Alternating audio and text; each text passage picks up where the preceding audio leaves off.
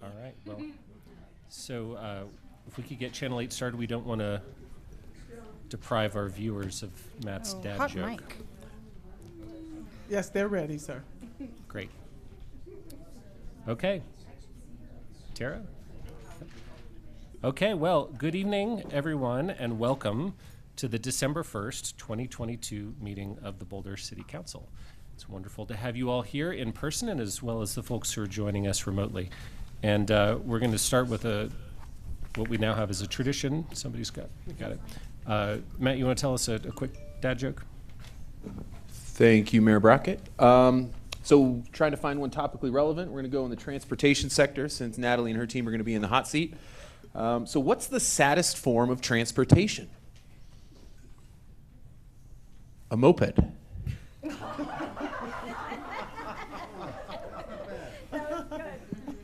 Right. Got a better reception that time than usual, Matt. All right, so we'll move right on into the one announcement that we have tonight. So this is about COVID-19 vaccinations. So for information and provider locations for free COVID-19 testing, go to www.boco.org/COVID testing. And the Boulder site for that is at 2445 Stasio Drive. It's open 7 days a week from 8 a.m. to 6 p.m. And for vaccine information and provider locations, go to www.boco.org/COVID vaccine. And with that, I will now gavel us to order and do a roll call, if we could. Elisha, please. Thank you, sir, and good evening, everyone. We'll start this roll call tonight with Councilmember Benjamin. Present. Mayor Brockett. Present. Councilmember Folkerts. Present. Mayor Pro Tem Friend. Here. Councilmember Joseph. Here. Spear. Here. Wallach. Here. Weiner. Present. And Yates. Right here. Mayor, we have our quorum. Thanks so much. All right, so now we need a motion to amend our agenda to add two things. One is item 1A, a Colorado Springs LGBTQ plus community support declaration. And 1C, consideration of a motion to suspend council rules of procedures to allow for 3 substantive public hearings. And to remove 1B, which was a motion to approve election returns, as those are not quite ready yet. So moved. Second. We've got a motion and a second. Do a show of hands here. All in favor? Very good. The agenda is duly amended. Thank you. So we'll now move to this first declaration. I'm going to be presenting this, and I'm going to come up to the front here.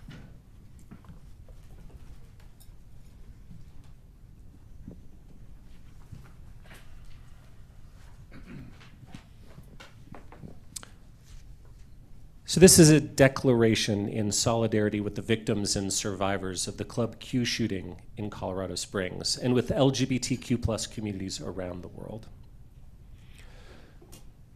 On the night of Saturday, November 19th, 5 fellow Coloradans were murdered at Club Q in Colorado Springs in a heinous act of gun violence and hatred. The people of Boulder know all too well the horror when a person in possession of a weapon of mass murder enters a public place and suddenly and mercilessly kills community members who are engaging in everyday activities. Our hearts go out to the victims and their families, to the people of Colorado Springs, and to the LGBTQ plus communities around the world.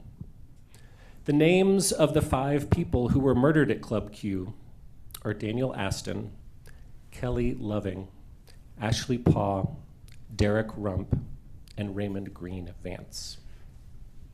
We remember their lives, we mourn their deaths, and we grieve with their friends and families who have suffered such deep, unimaginable losses. 22 others were injured at Club Q that night. We recognize that the road ahead for the survivors will be difficult, and our wish for them is that they may begin the process of healing. We empathize with the people of the city of Colorado Springs as they grapple with collective community trauma. And we stand with LGBTQ plus people across Colorado, throughout the United States and all around the world, who far too often face hatred, condemnation, assault, and death because of their sexual orientation or gender identity. As a society, we have a moral obligation to work together to create a welcoming place for everyone. Our LGBTQ plus community members should not bear this burden alone. It's incumbent on each and every one of us, no matter our own identities, to join together to protect and support people who face exclusion, discrimination, and inequity because simply of who they are. If we do not all stand together, then we ourselves are complicit in that hatred and violence. Therefore, we, the City Council of the City of Boulder, Colorado, declare our solidarity with those killed and injured at Club Q on November 19th, 2022, with the City of Colorado Springs, and with all LGBTQ plus people wherever they may live. And for those in our own community who are in need of additional support in this hard time, Queer Asterisk is able to help direct people to resources. You can find them at queerasterisk.com. And students, faculty, and staff at CU Boulder can also reach out to their Pride office for support and resources by emailing them at pride@colorado.edu. Thank you.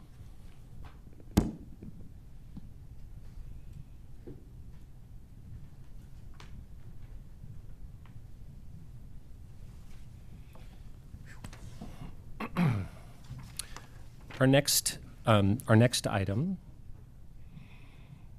is an International Day of Persons with Disabilities Declaration to be presented by Councilmember Tara Weiner. And I'd like to introduce you to Bella. Bella is a participant in our Expand program, which you'll hear about shortly. In 1990, the federal government passed the Americans with Disability Act, the ADA, which underscores the values of equal access and equal opportunity for people with disabilities and upholds that all people are entitled to a set of fundamental freedoms and protection regardless of ability status. We acknowledge the long history of isolation and discrimination of people with disabilities and esteem the decades of activism and advocacy by the disability community to combat systemic exclusion and injustice. These champions have paved the way for more individuals with disabilities to pursue their full measure of happiness. Despite the ADA, there are enduring challenges for this community that require ongoing support so that they may enjoy the same levels of protections and service as others. They face physical, social, and attitudinal barriers and are more likely to experience co-occurring health challenges and higher healthcare costs. And as a result, many live in poverty and are underemployed or unemployed. The City of Boulder strives to exceed the requirements set forth in the ADA and to create a welcoming and supportive community. This is in line with the importance the community places on being a city that supports those with disabilities as affirmed in the recent Parks and Recreation Master Plan, where 92% of respondents said that serving our community members with disabilities is very important and essential. To that end, the city's Expand program has been providing recreation and leisure activities to promote inclusion, health, and connection since 1980. Despite the isolating nature of the COVID-19 pandemic, Expand participants were able to stay connected through online programming, which provided an important space for rich company, building skills and community, as well as promoting emotional and physical wellness. Expand's mission, creating a community of all abilities through recreation, is strengthened by a strong community of participants, athletes, parents, care providers, partner agencies, Boulder Park and Recreation staff, and the Boulder community, who continue to support programs and services for people with disabilities. With over 100 programs, 3 camps, and 2,000 participants in 2022, Expand continues to grow and change to best support the inclusion of people with disabilities. We, the City Council of the City of Boulder, Colorado, declare December 3rd, 2022 as International Day of Persons with Disabilities Day, and urge our city government and community members to commit to the ongoing work of advancing the experience and protection for people with disabilities. Get to know these unique individuals and their lived experience so that we understand how systems could better serve them. Share and listen to their stories of joy and community significance. Lead with compassion and empathy so that we create a city for everyone to thrive. Now I'm going to introduce you to Bella. And by the way, she made this really nice bracelet I'm very excited about. Hi, my name is Bella Larson. I have developmental disabilities and a proud participant in the City of Boulder's Expand program. I'm honored to accept this declaration on the behalf of Expand. I like to thank City Council and the City of Boulder for this declaration and for your support of the disability community.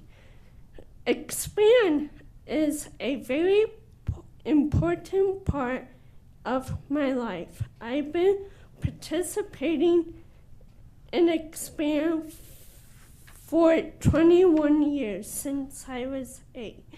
Since participating in Expand over the years, I have done a lot of activities, including Silly Saturdays, gymnastics, floor hockey, basketball, swimming, books and beyond, cooking, dancing, and much more.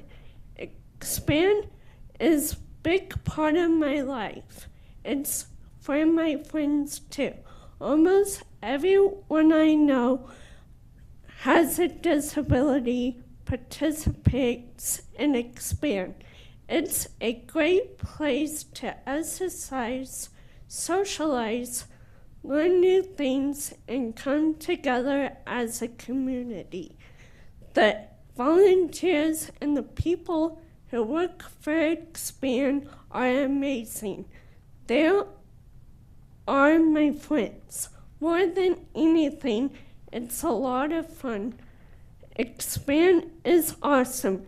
Thank you for recognizing International Day for Persons with Disability, for your support with people with disabilities, and for the Expand program.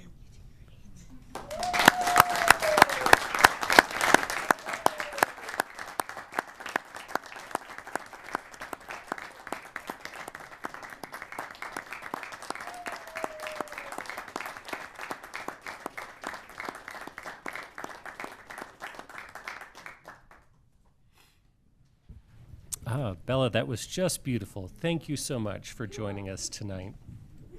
That was wonderful. All right. Our next item of business is item 1C. We need a motion to suspend council rules of procedures to allow for 3 substantive public hearings. So moved. Second. Great, thanks. And that's item 4A5, to be clear, in council rules of procedures. So we have a motion and a second. We can do a show of hands here. All in favor? Okay, that's unanimous. That rule is suspended for the evening. All right, now it's time for open comment, and I believe Brenda Rittenauer will be reading our rules of participation. Yes, thank you. Good evening, everyone. Happy to be joining you from our Zoom call today to share our meeting guidelines together and to facilitate our virtual participation this evening. So Emily, if you wouldn't mind bringing up those slides, that would be great. Or I could also do that. Wonderful. Thank you, Emily. So I know that many of you who are here with us tonight may have seen these many times, and we appreciate your patience as we go over them again for folks who may not be as familiar. The city has engaged with community members to co-create a vision for productive, meaningful, and inclusive civic conversations. This vision is designed to support the physical and emotional safety of community members, staff, and council, as well as supporting democracy for people of all ages, identities, lived experiences, and political perspectives. For more information about this vision and the community engagement process that went into developing it, please go to our homepage, bouldercolorado.gov, and in the search bar, search Productive Atmospheres. Next slide, please. The following examples are rules of decorum found in the Boulder Revised Code and other guidelines to support this vision.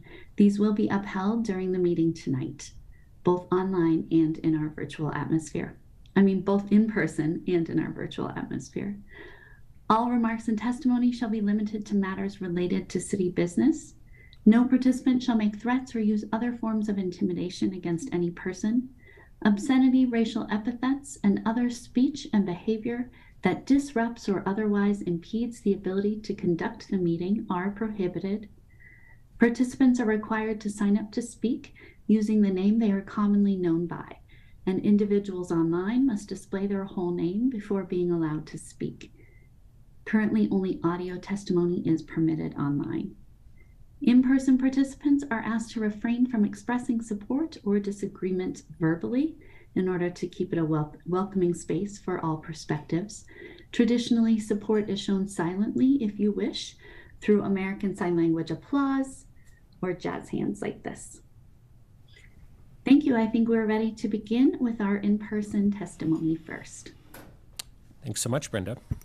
All right, so we're going to do all our in-person folks first. I'll read 3 names at a time, and so when you're like the next one up, please get ready and come on down. So, and people get 2 minutes to speak. Our first 3 speakers are Jess Liu, Van Bruce Arendt, and Todd Hatfield. Your mic isn't on. My mic is on, but maybe I need to speak closer to it. So Jess, you're our first speaker.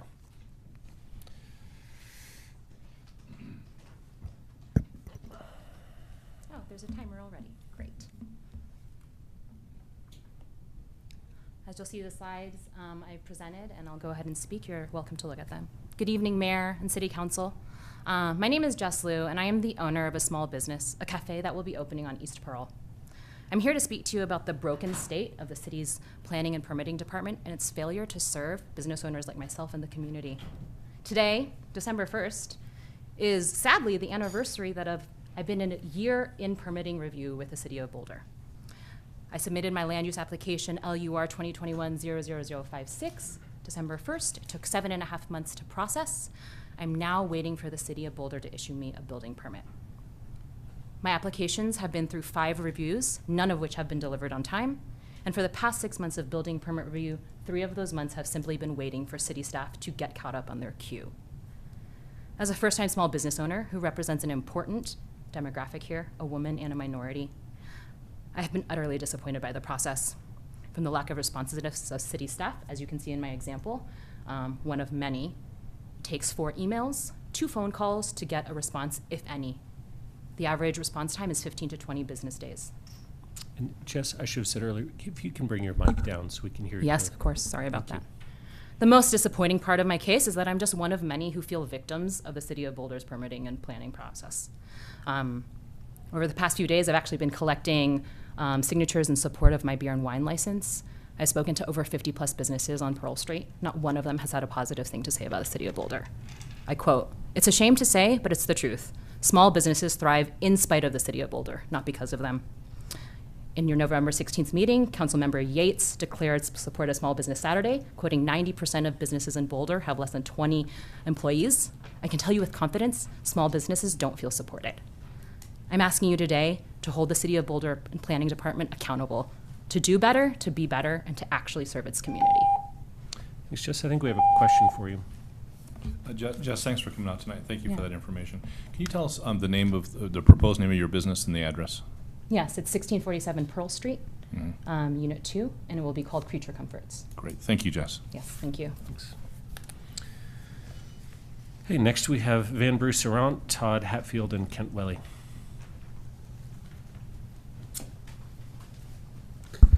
Hello, Van Bruce Rant, Morrison, Colorado.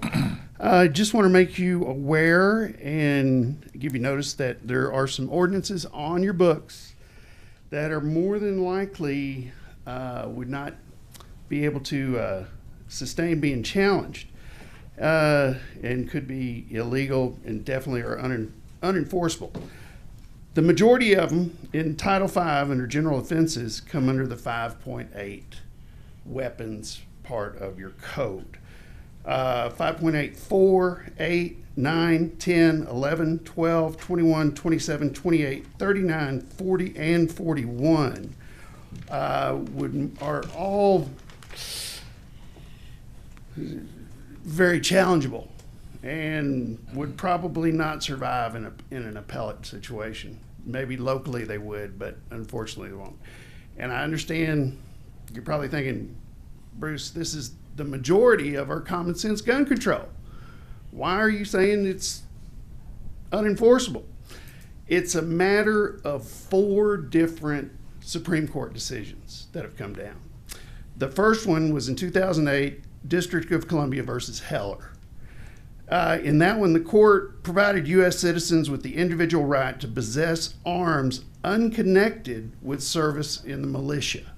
So they took the militia part out of it.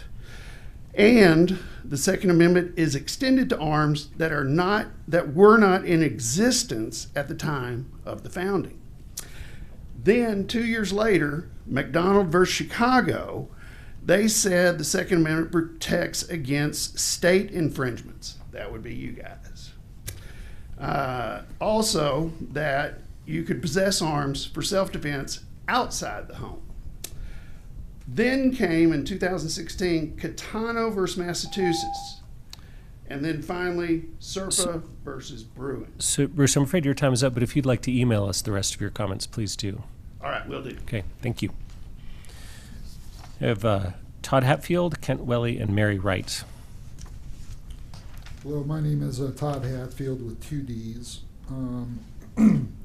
I moved here from Chicago in 2019. I was on several board committees within the city of Chicago, and I'm just here to discuss the public safety and homeless issue that seems to be continuing to develop within the city of Boulder. We have 2 major assets here within this town. That would be Boulder Creek and Pearl Street, and these are becoming further and further overrun.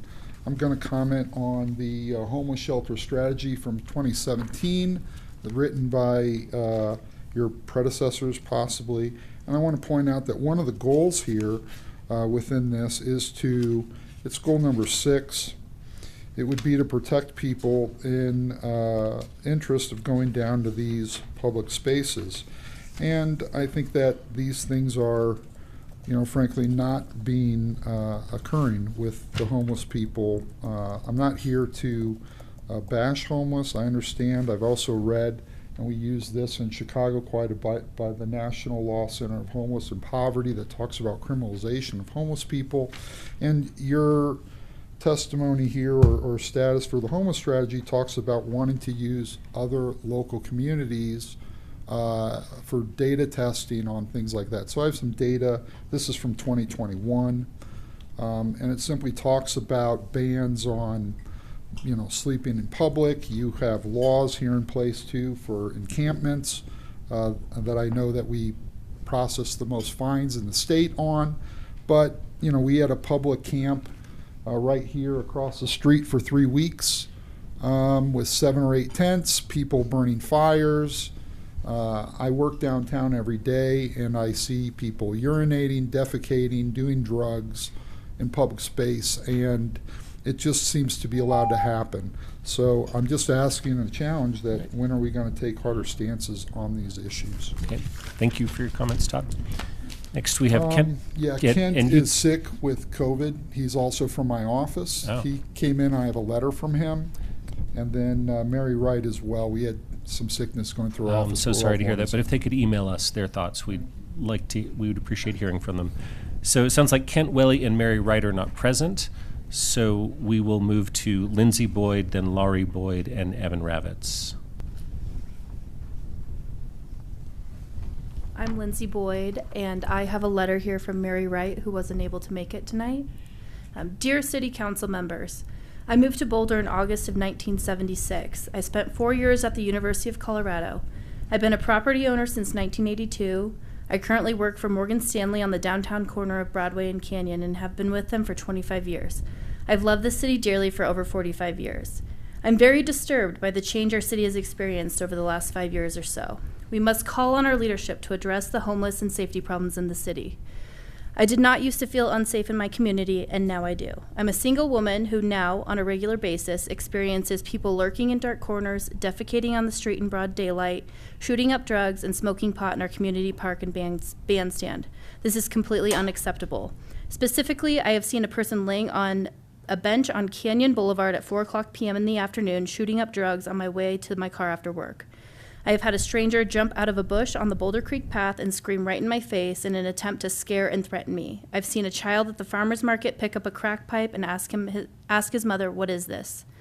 These are just a couple of horrifying events that I'm witnessing on a daily basis. I no longer feel safe, and this is not right. I'm a taxpayer and a law-abiding citizen and should not have to be at risk on a daily basis. The city must do something about the state of the downtown area. The current situation is unacceptable. People should not be allowed to set up tents downtown, even for a moment. People should not be allowed to congregate in the bandstand. They use profane language, they leave their garbage, and they accost people on a regular basis. We must clean up our city for the safety of all.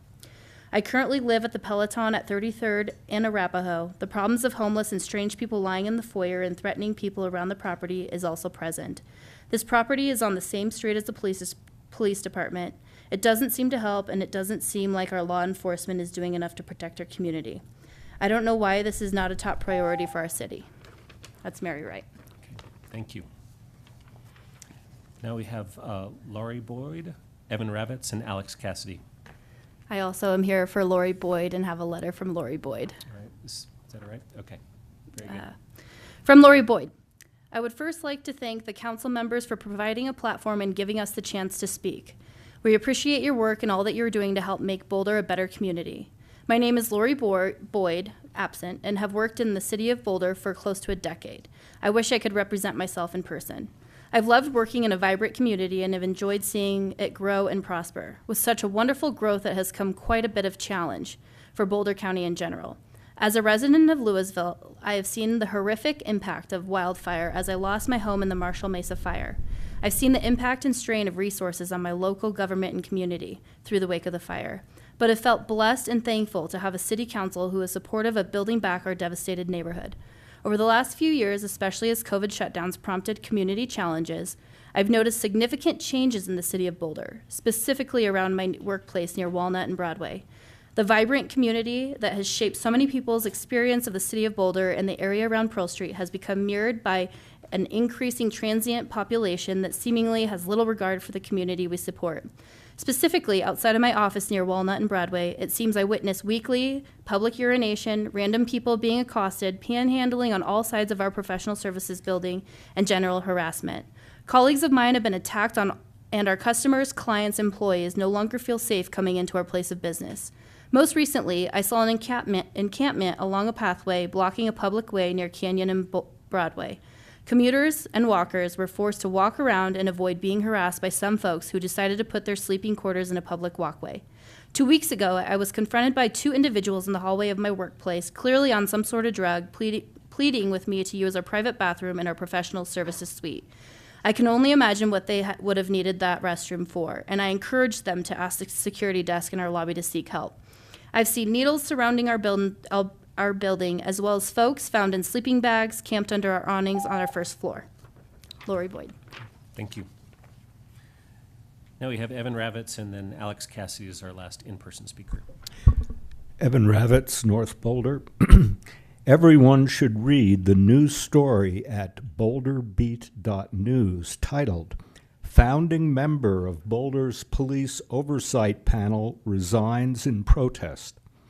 She called the process fake and its transparency to the public a pinhole. That's the city I've protested here for years. with baby talk every week before open comment about co-creating a vision for productive discussion, when council actually, against unanimous testimony in 2017, cut our time here from 3 to 2 minutes, less than any other large city in Colorado. There's the city's blatant lying, cheating, and defrauding taxpayers of $490,000 to obstruct the country's first online petitioning for ballot initiatives that I spearheaded and which has been in the city charter since 2018. All the proof is at tinyurl.com/petition story. There's Mayor Brockett flip-flopping from years of advocating for a legal camp for the homeless, like Denver has 8 of, to twice voting millions instead to sweep them from illegal camp to camp endlessly, now that he's seeking higher office. Just another tool in the toolbox. I'm increasing my reward to $100 for the suppressed camera article from 10 or 15 years ago, in which the Colorado Municipal League or some other civic league said that the real decisions in Boulder are made in, quote, smoke-free back rooms while council puts on a show for the public. One way to restore some truth and accountability here would be to get rid of this elevated days, which has only been here for 12 years. Thanks, Evan. Alex Cassidy.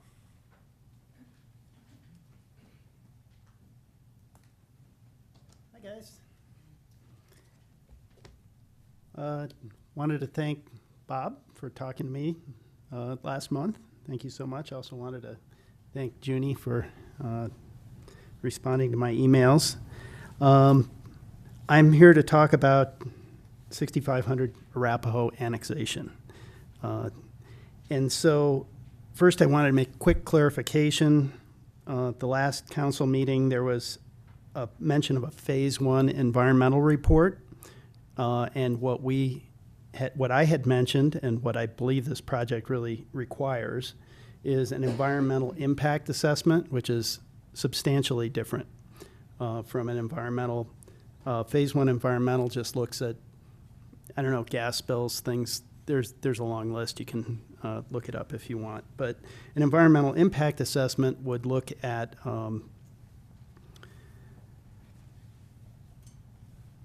wildlife in the area and people in the area, and it's also part of that is looking at alternatives for the project. So this project, this annexation project, and the factory in particular is really begging for a traffic study. So why no traffic study?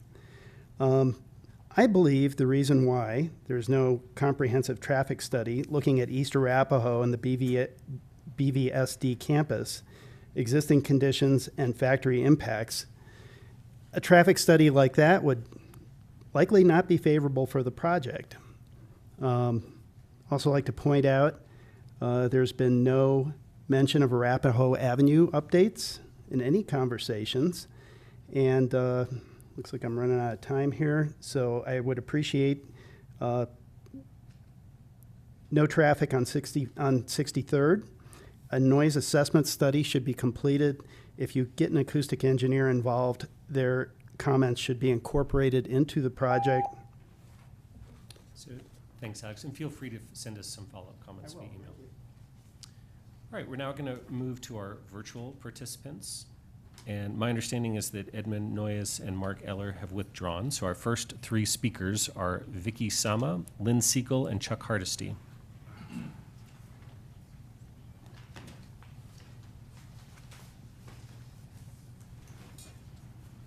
Vicky, you should be able to unmute now. Okay, thank you. Hope that didn't eat into my time. I'm here to address a public safety emergency that involves the use of motor-powered devices on the multi-use pathways around Boulder.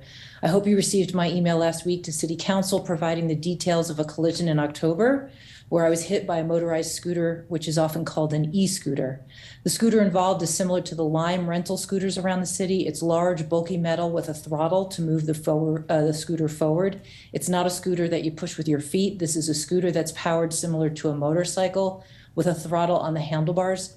Our multi-use paths are becoming highways for lightweight motorized vehicles. Unfortunately, the number of motorized devices far exceeds the room available for all users. The city needs to take immediate action to provide safety for the community before more people are seriously injured or killed.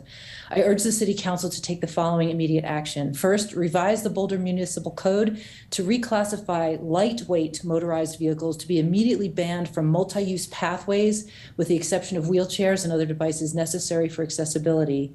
Secondly, revise the code to require licenses for motor-powered vehicles and devices, including e-bikes, e-scooters, e-skateboards, any other motor-powered device. Devices that are powered by throttle are particularly dangerous and need additional licensing requirements, especially given the number of people driving them on our pathways. Thirdly, add private motorized e-scooters to the municipal code where shared e-scooters and Lime scooters are referenced. And lastly, revise the law to add financial and other penalties, just like we have tickets and fines and other consequences for vehicles on the road. In my case, the person who hit me, causing severe injury, is still able to ride around on her scooter today and hit someone else. I urge the City Council to address this public safety emergency immediately to avoid further harm to the public and potential liability for the city. Thank you. Thank you, Vicki. Now we have Lynn Siegel, Chuck Hardesty, and Clay Thompson. Stop if the audio is affected in any way immediately, please. Can you? Yes. Thanks. Sombrero annexation, no, for manufactured housing factory. The 8,000-foot house that's being demolished, the Hunter, you know, it's like the library. It's fireproof. You're probably going to have to take a bomb to take it down. How could this happen in Boulder? 8,000 square feet, perfect shape building. And with all the retained from the very beginning from 1941, it's just stunning that something like that could happen. How can you allow LDRC to just okay a demolition like that? I have no idea. Something's wrong here. Brew House, this was part of 311 Mapleton, the Academy at 311, as affordable housing for 95 seniors. They were able to opt out of that. I remember going there for hours and hours of taxpayer paid city staffers, you know, working with them to get this Brew House Senior Center perfect. And all of that to waste because you can violate the city of Boulder because if you're less than 3 stories, which apparently they were at 311, you have the right. You can say you're going to have on-site facility, which was their affordable housing there at Brew House, but you can get rid of it in a flash. So Bob, what happened? We talked on the street about this. Where's Brew House? I want to know. Now, as far as LIHTC funds, low-income housing tax credits, these are costing the city of Boulder. It's not free money from the federal government for affordable housing. Done. Lynn? Okay, thanks, Lynn. Now Chuck Hardesty and Clay Thompson.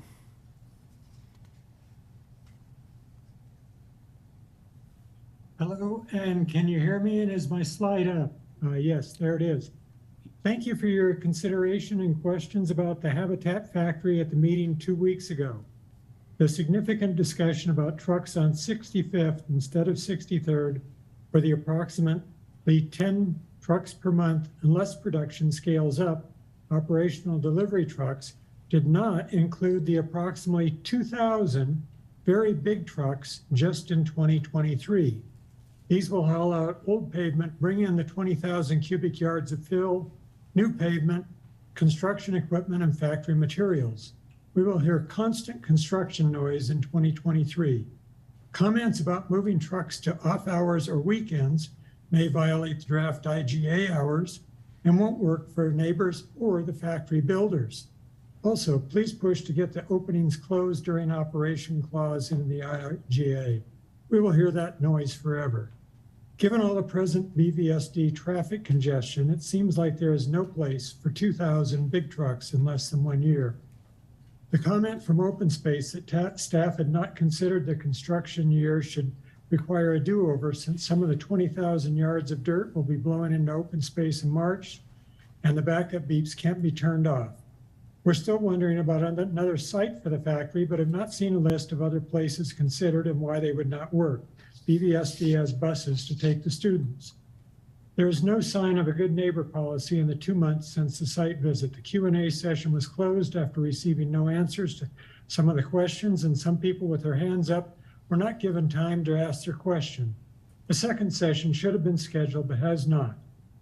I would not have bought my house if I knew a factory could be put in a public zone next to a residential neighborhood. It seems that zoning designations don't matter. Wondering how the neighbors can get a seat at the negotiating table instead of being left in the dark for several years. Thank you for your time. Thank you, Chuck. And our last speaker is Clay Thompson. Hi, can you hear me? Yes. Hello, my name is Clay Thompson, and I'm also calling about the 6,500 Arapahoe annexation and proposed industrial factory. I'm having a hard time understanding what the point of the factory is and why you're circumventing your own zoning code. I think we need to be transparent and clear that you're abusing your authority by allowing an industrial factory that is prohibited in an area that is zoned a public zone. You also have a conflict of interest and an internal conflict of non-transparency, having a City of Boulder employee, Jay Sugnet, being paid by BVSD to facilitate BVSD's portion of the factory process before it's even made public. Most of us want reasonable housing and appreciate the idea of modular housing, but this prohibited industrial build in a public zone would be the last plan that you would use if this was your goal. There are much better options for spending $8.5 million, and here are some of them. You could put effort into allowing higher densities along high traffic areas. You could allow more ADUs. You could increase your height limits in these high traffic areas. You really need to focus on policy because you're not a home builder. Number two, if you insist on being a home builder, go east and buy any number of cheap commercial buildings and employ a competent modular home builder that can guide the process. Or create a partnership and buy homes from a modular builder who already does it. The fourth option would be to go buy a commercial building in Boulder that is already zoned for industrial. We have these areas set out in our Boulder Valley Comprehensive Plan. And at least when we could possibly not be a home builder, you would have an asset to sell. And speaking of the Boulder Valley Comprehensive Plan, which is supposed to be used by the City of Boulder and Boulder County to guide long-range planning, where does becoming a modular home builder fit in the plan? It reminds me of $26 million spent on an unusable building at the Boulder Res, or a $100 million vacant lot, which you will own for the Boulder Community Hospital project on Broadway. Thank you, Clay. All right, that concludes our open comment for tonight. Thanks to all the speakers. Do you have staff responses to any of the open comment? Yes, I'd like to just thank everyone for both being in person or virtual to speak tonight. One item I just wanted to address was our first speaker tonight, Ms. Liu, who spoke about her application with PNDS. I did hear from our Director of Planning and Development Services, as well as our interim Chief Building Official, that they've been in contact with her and have another follow-up meeting scheduled for this coming Monday. It's good to hear. And I just wonder if we might, in addition, get a little bit of information on kind of service response times these days, because I think there were some maybe larger issues she was talking about. Yep, we can follow up on that. Okay, that would be good. Yes, Junie.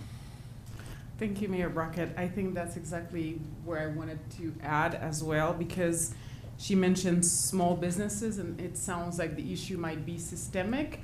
And I'm wondering, I can understand bigger businesses they have the money to not be in business for 6, 7, 8 months, a year. But when you have someone who's a small business, a woman who's trying to make it here in the community, they should not have to be dealing with a process that's taking forever, and then for them not to be in business. So it's almost like somehow our processes is taking so long. So maybe I would like to know from you, what are some of the equity guidelines that you have in place for smaller businesses so that they can enter our market and also be able to stay there. Thank you. Great. So if we can get that as well. Thank you, Judy. Seeing no other council members, I just had one thing. One of the speakers was saying that a city staff member was being paid by BVSD, which I wasn't familiar with. Yeah, I can address that, and I know, I think I saw Kurt in the audience as well, so Kurt, correct me if I get this wrong, but Jay Stugnet, who works in our Housing and Human Services Department, served essentially as the project manager for that annexation, so he was not paid by BVSD, but did assist BVSD in their application. Got it. And I guess any applicant to the city will pay fees, right? But he was Correct. not actually paid as a staff member. Correct. He was not paid by BVSD. Okay. Thanks for clarifying. All right. So, Alicia, can we move on to our consent agenda, please? Of course, sir. Of course. Our consent agenda is item 3 on tonight's agenda, and it consists of items A through F. And before we get to council questions, I understand we're going to get a little bit of a staff presentation on item E about the design and construction standards.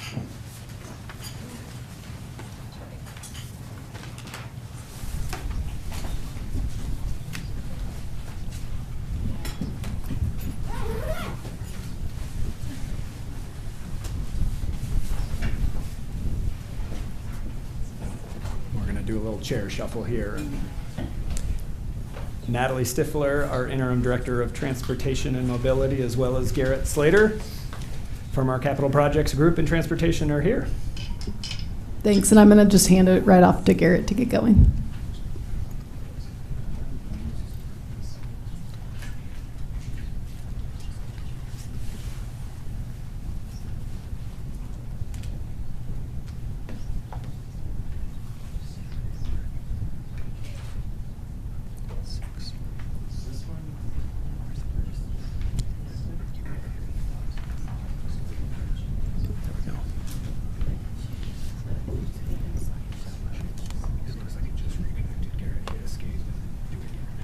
Okay.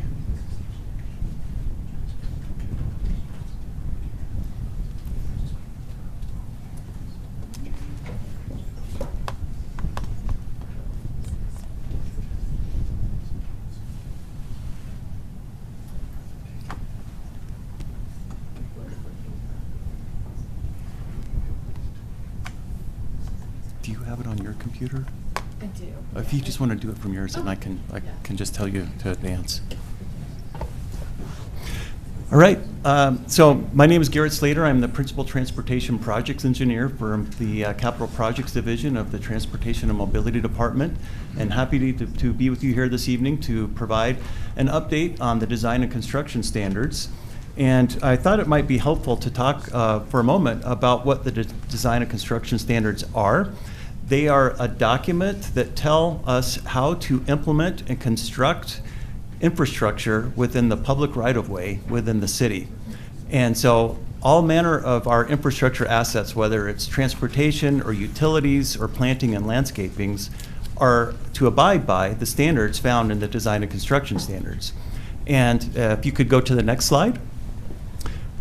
As a part of the document, we recognize that times change and standards evolve, and so our document, the design and construction standards, should follow suit.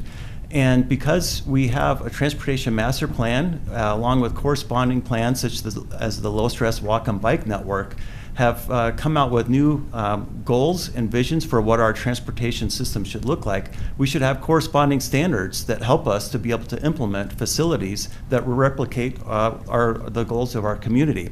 And so to that end, the DCS is recommending updates for various sections to include the street geometric design, landscaping standards, site triangles found within the Boulder Revised Code, as well as corresponding engineering standard drawings in Chapter 11.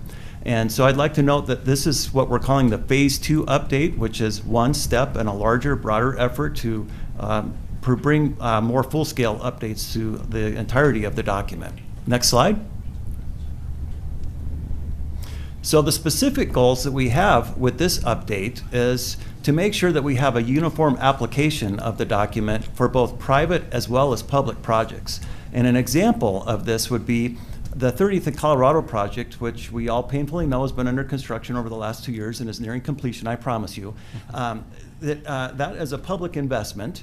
And if we were to find ourselves in a place where there were adjacent property that were under development and had some sort of adjacent obligation to approve that, we would have no means to be able to exact an obligation to which they could build those improvements to our desired standard. And so we need to make sure that we've got consistency so that as private development comes online and they're required to implement infrastructure, that they're doing it at the level our master plans want us to.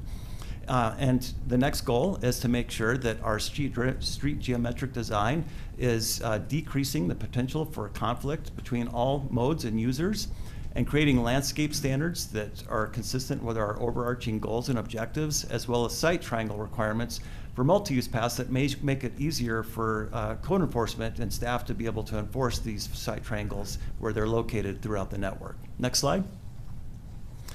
And so just to make sure that we're clear on terminology, I thought it might be useful also to talk about the difference between a goal and a policy versus a standard. So in general terms, a policy says this is our goal, and the standard says this is how to accomplish our goal. And so just a very generic example would say, we want sidewalks in the city to be usable for everyone. That's a policy. The standard says sidewalks should be 4 feet wide. That's just a generic example. I'm not prescribing that as a minimum standard. Should be 6 inches thick of Portland cement concrete and should not exceed an 8% grade. So just to help you get an understanding of the type of language that's found in the design and construction standards as a document. Next slide. All of these updates that we're bringing to you tonight tie back to our overarching goals found in the Transportation Master Plan and Vision Zero goals, which is to reduce through and turning speed, separate conflicts with users, and also to tie back to the sustainability framework of improving the physical ability to maintain our plantings and increase the resilience of the urban tree canopy. Next slide. Of course, a vital component of this effort over the last 1.5 years has been engaging with the community, with those who will be both impacted by as well as use the design and construction standards. And so to that end, we conducted an online questionnaire. We conducted office hours with the staff that have engaged with this update. And we've reached out directly to key stakeholders in the community, such as the Chamber of Commerce, Community Cycles, the Center for People with Disabilities, to make sure that these updates are reflective of the goals and values, not just of city staff, but also the broader community. Next slide. So key items that are included in this update and were items that we heard specifically from the community that we should incorporate into these updates are narrowing lane widths to slow vehicle traffic. That was something we heard at the onset. Midstream throughout the process, I just wanted to note the agility of the team to incorporate additional comments as we were going, as we heard a desire to minimize the number of left-hand turns at intersections to minimize crossing distances for pedestrians. We made that revision as well. We incorporated raised crossing standards as a part of the update. And so other items that we've also heard about, including some recent communication over the last few days, are items that we've identified to be incorporated as part of future updates concerning ways to accommodate pedestrians, excessive signage, sidewalk standards, radii at private driveway, and traffic study language. Next slide. So another important step in the community engagement was making visits to the Transportation Advisory Board, at which their September 12th meeting, they unanimously approved and appreciated the work that was done to carry forward these DCS updates. And next slide. On October 11th, the Planning Board also unanimously approved the recommendations to update the DCS and the BRC revisions. They did make one purpose and intent language amendment. This was not a substantive standard update, but more a preamble, if you will, modification to address the need and purpose to protect urban's forest canopy. Next slide.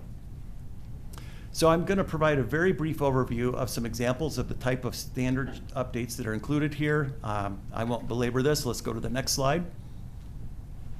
So an example would be lane widths. For vehicle lanes, we are looking to reduce lane widths, which we know has an effect on reducing travel speeds.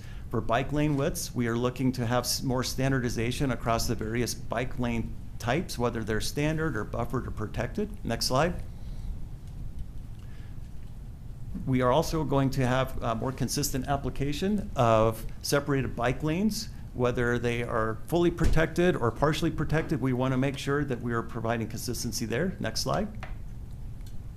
We also know that intersections where we have a high prevalence of conflict points between cyclists and pedestrians and vehicles, we want to make that a safer environment for everyone. So we are reducing corner radii to slow travel speeds and make it safer for people walking and biking. Next slide. We are also providing better standards for points between cyclists at driveways as well as at intersections, and enhanced figures and drawings and standards to bring this to fruition. Next slide. We've also added a new chapter on traffic calming, which speaks to neighborhood traffic circles, and introduced raised crossings as a new standard drawing. Next standard. Excuse me, slide. Then related drawings. So we updated a number of existing drawings related to multi-use paths and separations, and then introduced new drawings for curb extensions, floating bus stops, and a variety of other elements that help us implement the low-stress bike network. Next slide. Chapter 3 and 10 were updated to bring the standards to be consistent with the Green Infrastructure Plan for Transportation Landscape.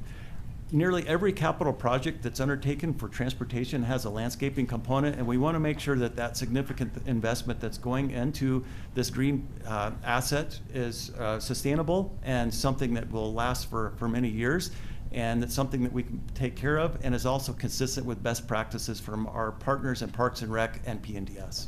Next slide. And finally, updates to the Boulder Revised Code include changes to multi-use path intersections at alleys and driveways, as well as the sidewalk triangles from how they're measured at sidewalk interactions, and protection specifically to trees and plants is addressed in the Boulder Revised Code. Next slide. And that is the overview that we wanted to provide to you tonight, and happy now to answer any questions you might have. Thanks so much, Garrett. That was very educational. My opening question is, so the floating bus stops, those are anti-gravity? Is that how they... Sorry, just had to get them in there. Any other questions for staff on this one? Mark? Yeah, I have about 3 questions. When you shrink the car lanes, I'm sorry, when you shrink the lanes for automobiles, will you be monitoring that to see how they perform for Boulder in terms of accidents and that sort of thing? I'm not sure everybody's going to get the message that a narrower lane means slower traffic. I've seen a number of Boulder drivers who, are going to put their feet on the pedal either way. So is there going to be any kind of monitoring to see how successful this is? There will be. As part of the Vision Zero efforts, there's a Safe Streets Boulder report, and as that effort is conducted, we could overlay where lane widths have been narrowed to see what the corresponding effect is. Okay, thanks. In Chapter 3, all of the decisions with respect to trees are made by the city manager. Yet in Chapter 2, most of the approvals are to be made by the Director of Public Works. It seems to be a little inconsistent, and I asked the question, is that the best use of our city manager's time? Sure. Mark, I'll jump in and answer that question. Sure. The way we construct and write the city code is typically, it will always refer to the city manager. And then we delegate the authority that the city manager has to various positions and staff within the city. So it's, I'd need to check our delegations list, but my guess is for many of the tree decisions, it's delegated to the Director of Public Works. Okay, then it would probably be more accurate to say, or her designee. Yeah, and in the code, we typically will refer to the city manager, and then it's through those delegations, just so it's consistent throughout the whole code. And my last question relates to the requiring a traffic study for all developments anticipating an increased traffic of 20 cars during rush hour. Looking at the standards and the information that's required in that traffic study, it seems kind of burdensome for small projects that increase traffic by 1 car every 3 minutes.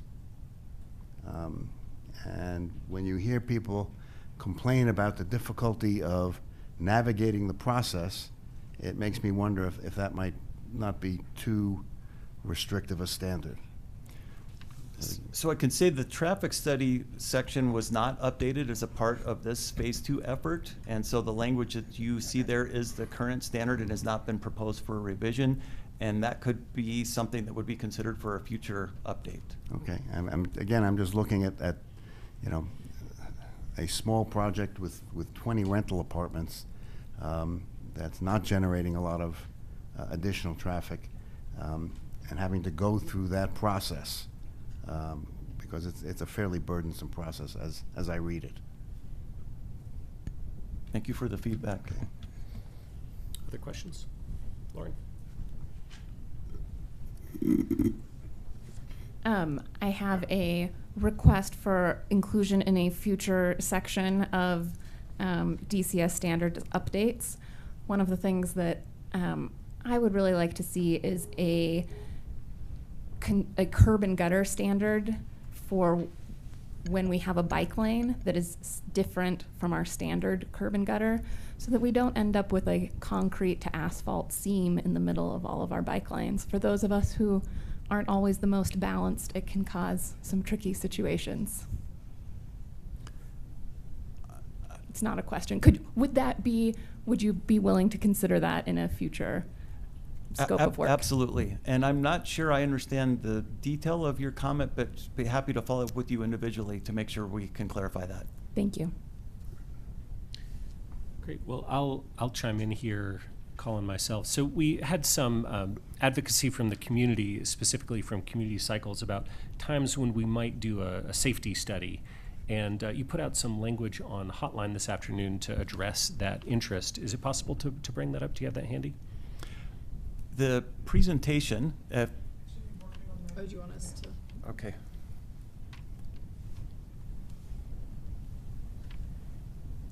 It's actually a crash analysis, I believe, rather than safety study.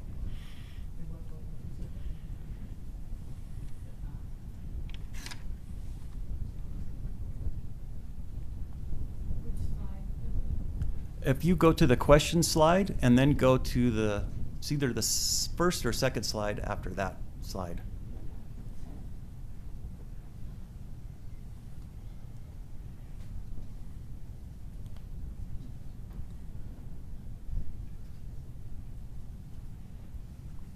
So this, yeah, there we go. One more. I'm sorry, not this one, this one here.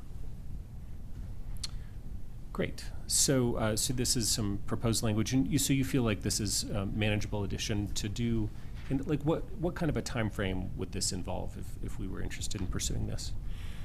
So if we were to go back and revisit this matter with TAB as well as Planning Board, we're probably looking at about a 6-month time frame, because we're in December and we're looking at a time of staff time vacations and so forth. We wouldn't realistically be able to jump into this until January.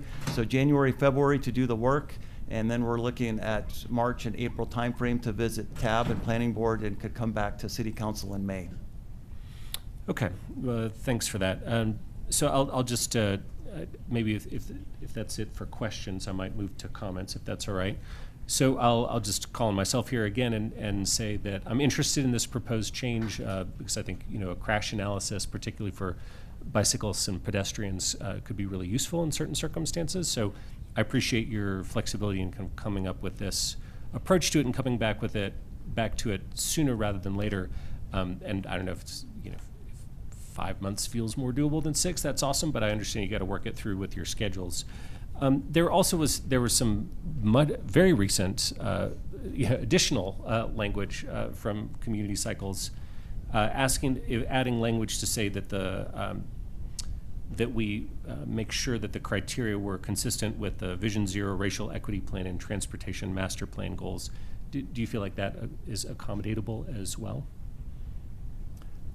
I think so, yes, yes. Great. So then I would just look to my colleagues and maybe do a kind of a quick straw poll if people are interested in having maybe this language plus those few additional words I just mentioned included in this. So maybe just maybe a show of hands if people like this idea.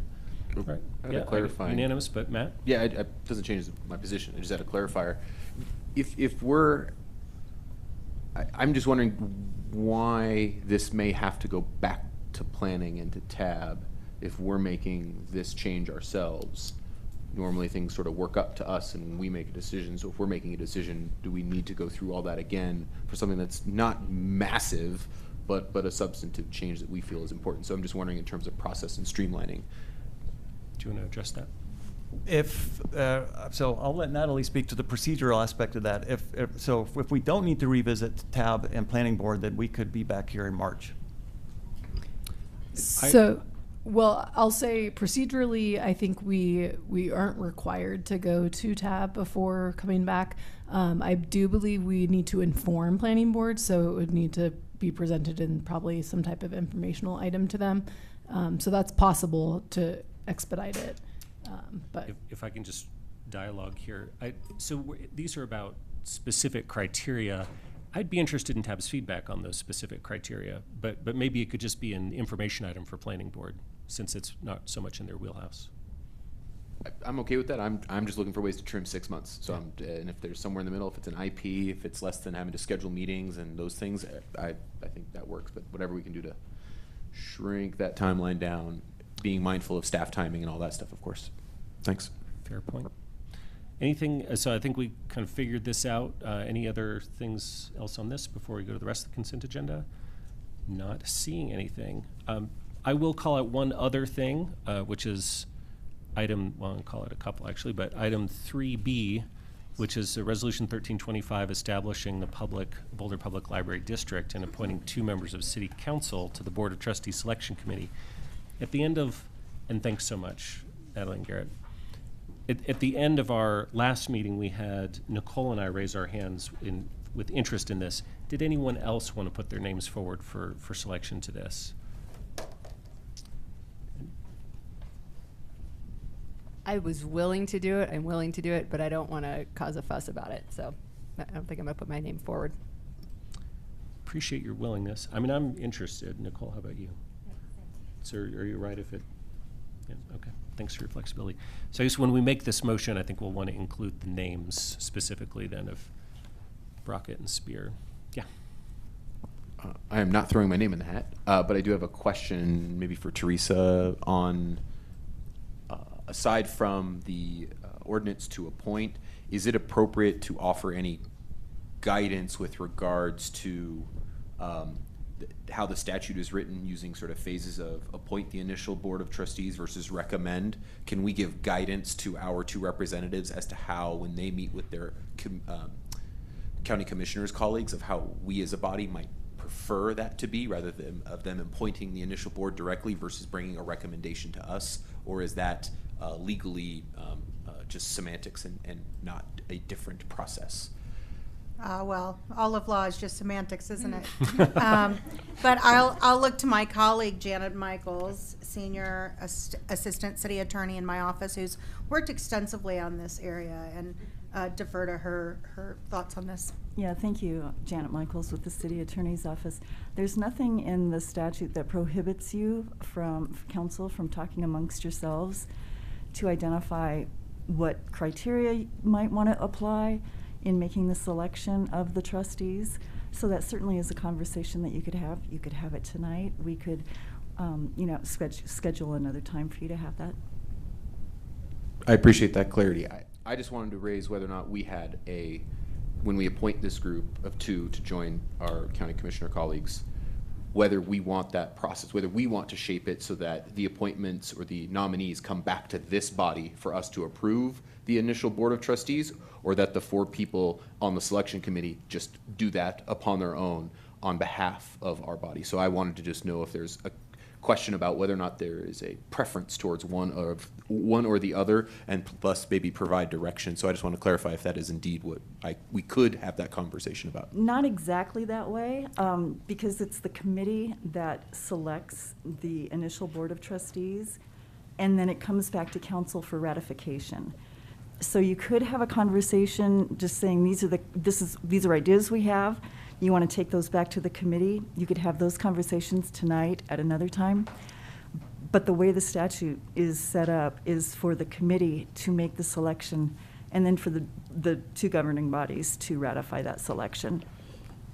Very good. And I'll just comment, and then I'll go to Junie. The intent to, I don't think our intent would be to go rogue. So I'm very interested in council's input on the process. But we might calendar a short discussion at one of our next two meetings for council to maybe weigh in on this and give us some guidance, if that's amenable to folks. Did you want to say something, Judy? Okay, sorry, I misunderstood. And just for motive, the only real reason is because there was if the county commissioners and this body were aligned on the formation of a library district, I think that might be a different conversation. There was some non-alignment, and so I think having a little bit greater clarity as to what our general goals are and what some of those criteria are might be a better way to make sure that we're shaping this with the right outcomes we want, and empower you and Nicole with what you feel you need in order to achieve those outcomes with regards to selecting the sort of inaugural group of trustees. Great. So why don't we take that as a CAC, Elisha, if we could take that as a CAC request to find some time this month to check in with council. Is that for just one meeting, sir? Just for, one meeting to. All right, I'll make a note. Thank you. Addresses them. Okay. Good on that. Any other questions or comments on the consent agenda? All right. I apologize. I feel like I'm talking a little too much, but I'm going to call myself one more time, which is about item C, Ordinance 8556, Use Table and Standards, Phase 2, Module 2. Just wanted to put out there, I know planning staff is listening carefully. We've gotten some interest from the community and some additional stakeholder engagement. Just wanted to support that request. And, I know you're already working on that, and hopefully that can continue. So just wanted to get that message out there. And feel free to respond to that, or I just wanted to get the point out there. Okay, great. We will note that. Thank you. Okay. Thanks so much. All right.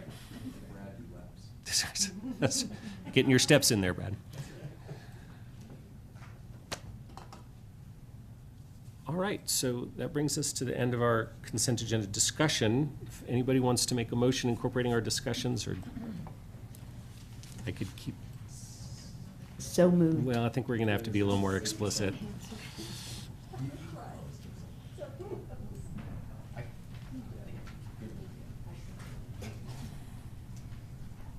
All right, I think I can pull this one together. So if I miss, there'll be probably an amendment if I miss this one. So we'll give it a shot.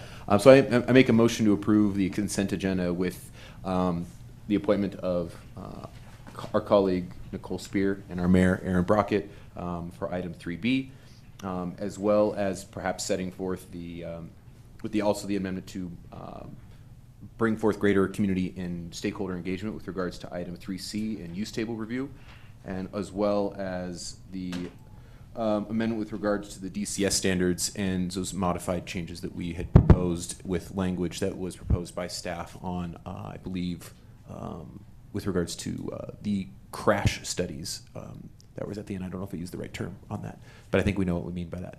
So I think that covers the 4 items that we were going to revise on the consent agenda. Nicely done. I just would add one thing, is that the staff language, but potentially with the addition of the final language of being consistent with Vision Zero, the racial equity plan, and transportation master plan goals. You got it. That's why you're the mayor. Clean that one up nicely, Aaron. Thank you. So moved. Thank you, Matt. We have a motion and a second. There's a roll call vote.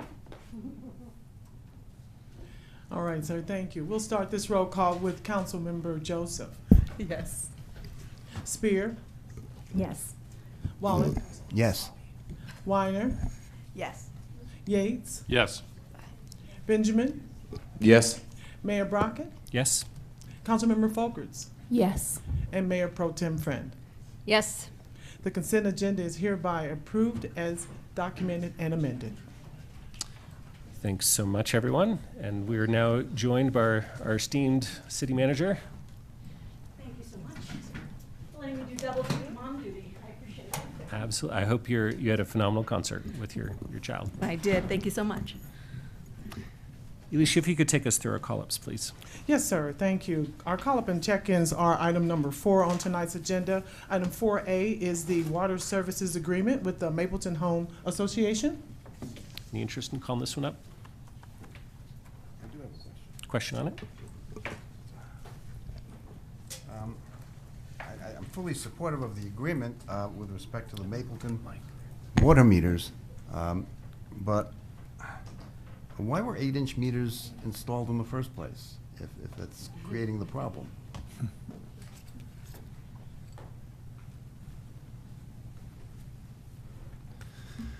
Hi, good evening, Council.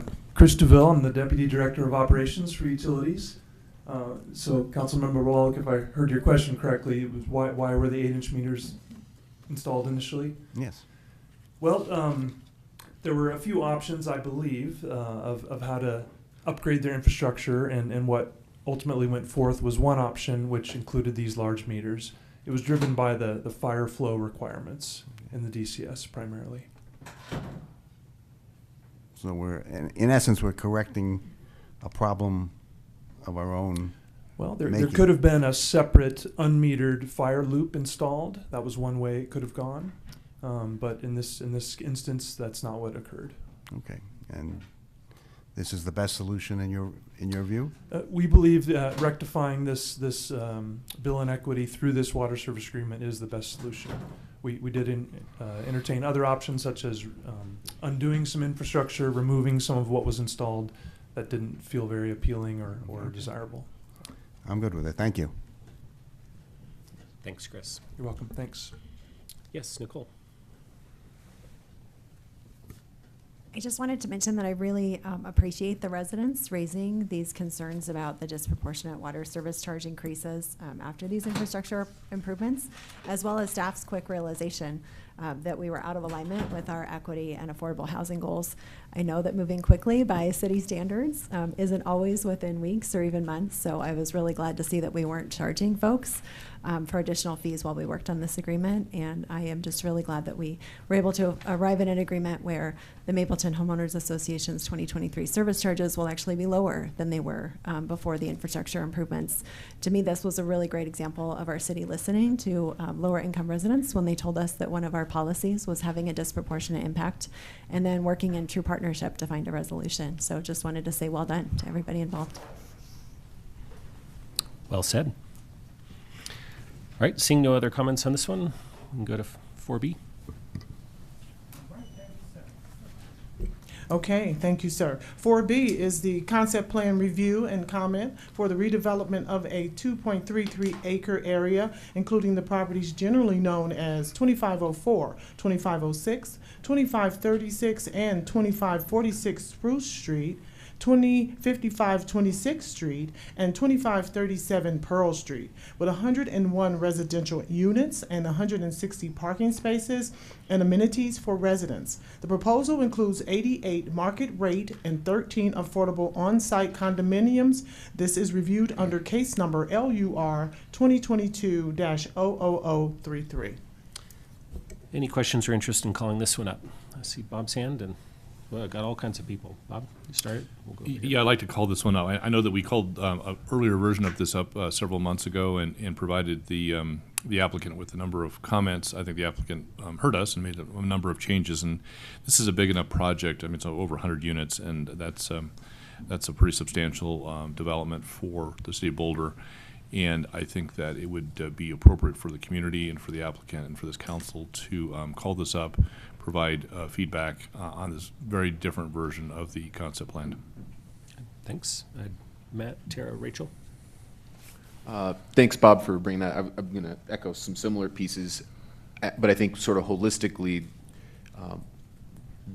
Allie and Chris heard our feedback and drastically changed their project to meet our general requirements. I mean, we have to, not reward, but we have to follow through with our end, that if you meet what we are asking for, we'll help you get the project done. So I think it's important for us to call that up and find a way to make this happen. otherwise we're just bluffing up here, and I think we have to be consistent with the goals and the actions that we set forth for the community in order to meet our goals. So this is just right in line with what we should be doing. So I'm glad we're going to hopefully get to call this up. Great. Tara? Ditto. Okay. Rachel? Would just add that the applicant actually wants us to call it up. Good. And I'll ditto my colleagues' comments as well. So maybe someone might like to make a motion on this. Make a motion to call this up. Second. All right. Lauren gets it. Motion to second. All in favor? This is a show of hands. Yep. That was unanimous. And it's also windy. Yes. Yeah, right. Very good. All right, so next on tonight's agenda, our next and final call-up is 4C. It is the vacation of a shared access easement at 5330 Sterling Drive. That's referenced under ADR 2022-00270. Any interest in this one? Seeing none, I don't think so. So I think that completes our call-ups, so we can go to our first public hearing. Oh, and actually, before we do that, I was remiss. Natalie and Garrett, thank you so much for all of your hard work on the design and construction standards. I know it's been a long time coming. There's a lot of great details in there, so really appreciate all your work on that. Yeah, thank you. And your flexibility working with us tonight. But now, if we could. Thank you, sir. Tonight's next item is item number 5, our public hearings. 5A is the DRCOG board update and a consideration of a motion to approve the proposed list of projects for submittal to the Denver Regional Council of Governments for the 2024-2027 Transportation Improvement Program sub-regional process. Great, thank you so much. We have Jean here who's going to kick us off as we move forward. Did not know if we were going to have a. Are we going to do that? Yes, sorry. Have an update? Yes, we'll have an update from Nicole and then. I appreciate that. Sorry, thank you. So Councilmember Spear, you were going to provide a brief update and then we'll move to staff. Thank you. No worries, and thank you for giving me time to do this, everyone. Really appreciate it. I think there are some slides that I'll just wait a second for them to come up. They should be on the. And we're hearing from you because you're our DRCOG board rep. Yes. Which we're very appreciative of.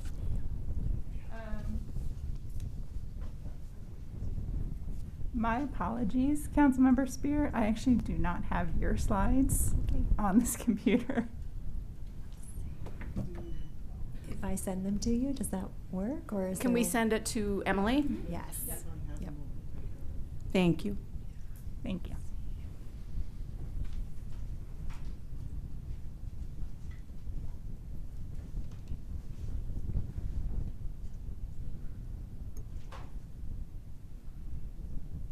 Jean, do you remember who we sent them to before the break? Was it Emily? It was right before the break. And we sent them to somebody, the slides. I don't think I did. Yeah, do you remember? I can find them real quickly. Yeah, well, I may be able to. No, we didn't get them. No, they weren't sent to us. Okay. By the way, I did just learn there was a high wind watch for Boulder County for this evening. So gusts of up to 75 miles per hour possible. Hence the shaking.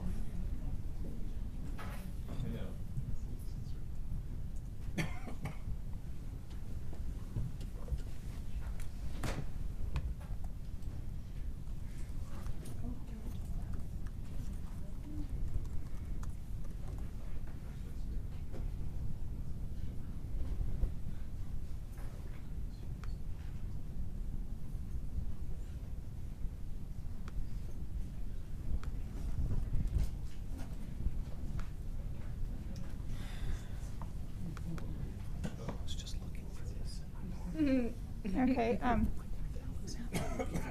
Where should I send that? Emily, they're heading your way. Thank you. I apologize for not checking on that beforehand. I think I checked out after we got them ready before the break. Not a problem. Thank you, Emily. Thanks.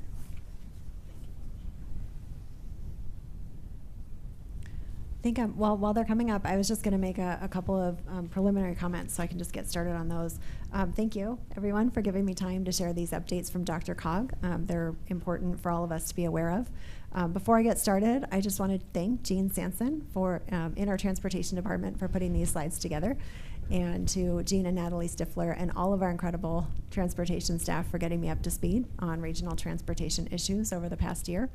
I also wanted to extend a big thanks to our Transportation Advisory Board members and our mayor for their work in my transportation education too. It really does take a village.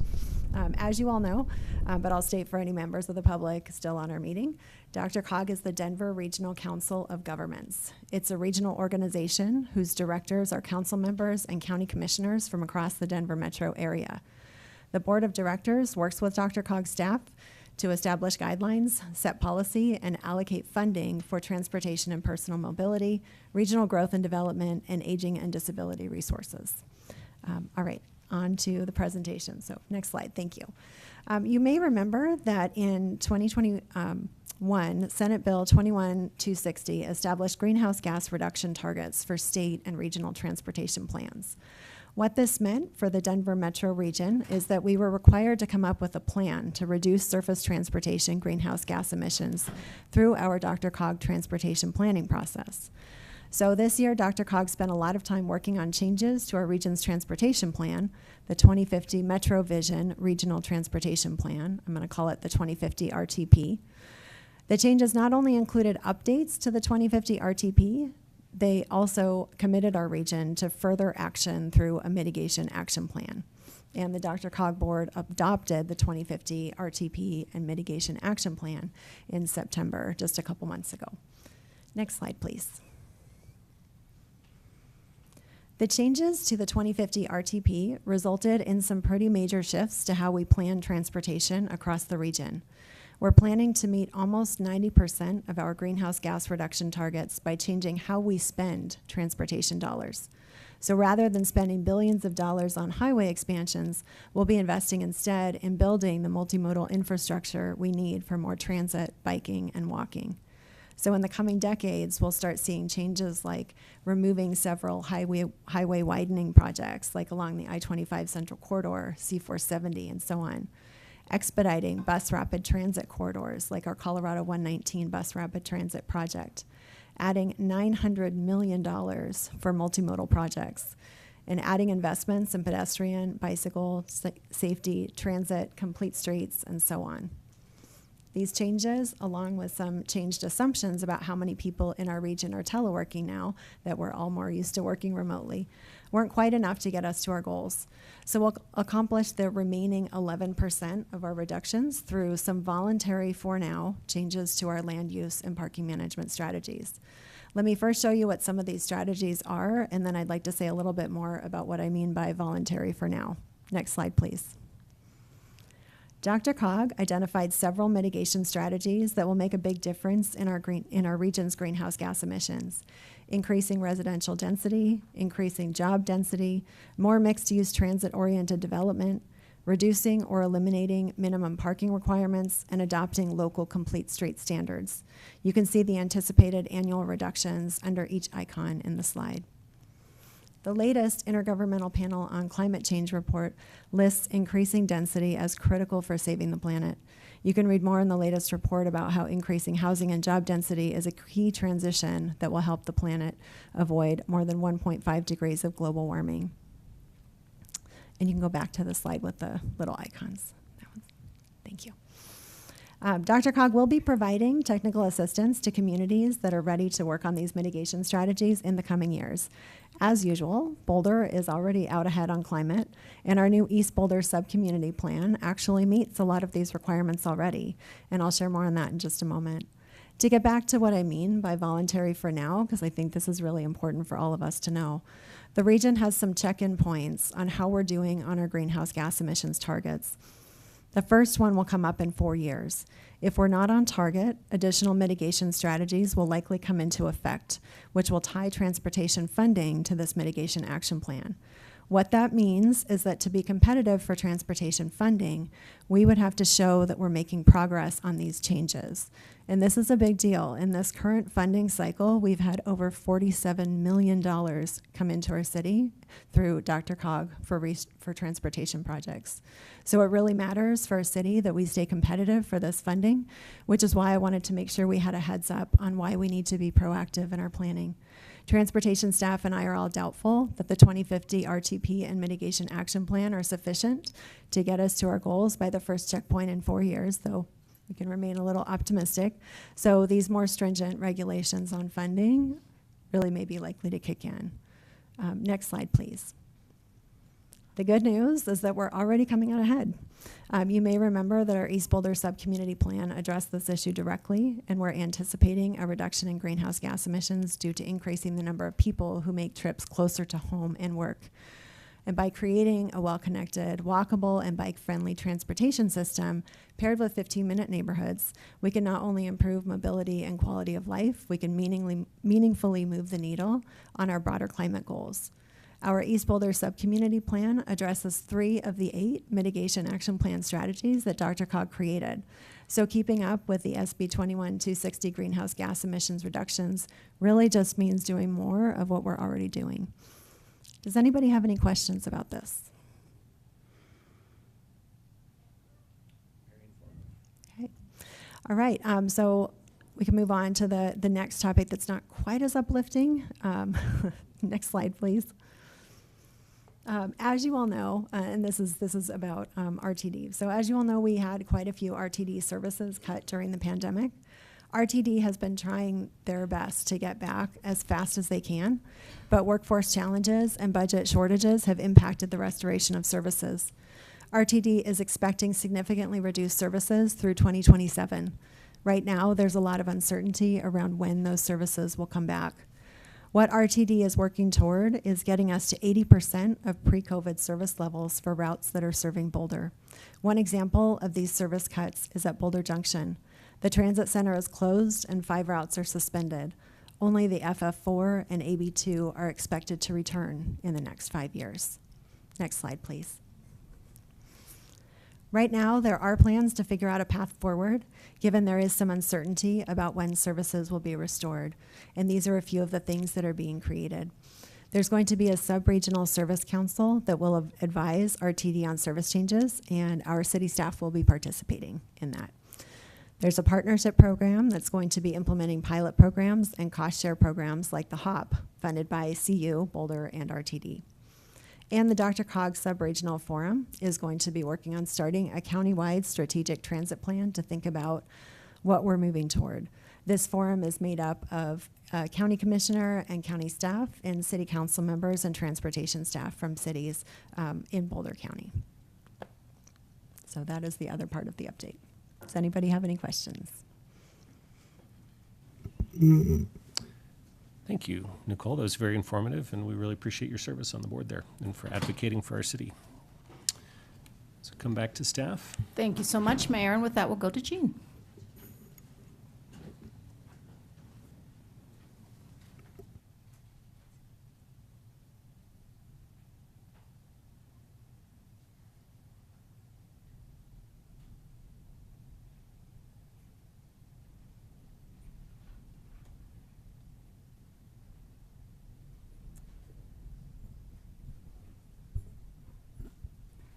Good evening, council members, and particularly Council Member Spear. Thank you very much for that DRCOG briefing and RTD briefing, all very important information that informs a lot of the work that you're going to see this evening. So again, my name is Jean Sanson. I'm a Principal Transportation Planner with the city, and I'm joined this evening by Garrett Slater, our Principal Transportation Projects Engineer. And tonight we're going to be presenting a set of projects we're recommending to submit to DRCOG for the 2024 through 2027 Transportation Improvement Program, or what we refer to as TIP. As an overview, DRCOG opens up this funding opportunity about every 4 years, and the City of Boulder has submitted for this funding since the program's initiation in the 1990s. DRCOG uses a project selection process that splits available funding into two shares. There are regional projects, which comprise approximately 20% of available funds, and then there are sub-regional projects, which comprise approximately 80% of funds. And we, the City of Boulder, are part of the Boulder County subregion. So for this current process, DRCOG has programmed projects in 4 tip cycles, or 4 calls for projects, as you see here. These meet the spending timeframes associated with different funding sources like ARPA, American Rescue Plan Act funds, state multimodal and mitigation option funds. That is new funding that was created by the state transportation funding bill. And then I'd also note that each tip cycle also has different anticipated funding requirements, spending requirements, and dates associated with them. So as you can see from this bulleted list, DRCOG has completed the first 3 calls, and we're now moving to the call 4 phase of the tip, shown here in red. This 2024 to 2027 tip call for sub-regional project applications was issued this week, and applications are due January 27th, so we've got a couple months to pull them together. This 4th and final call for projects is the topic of this meeting's presentation.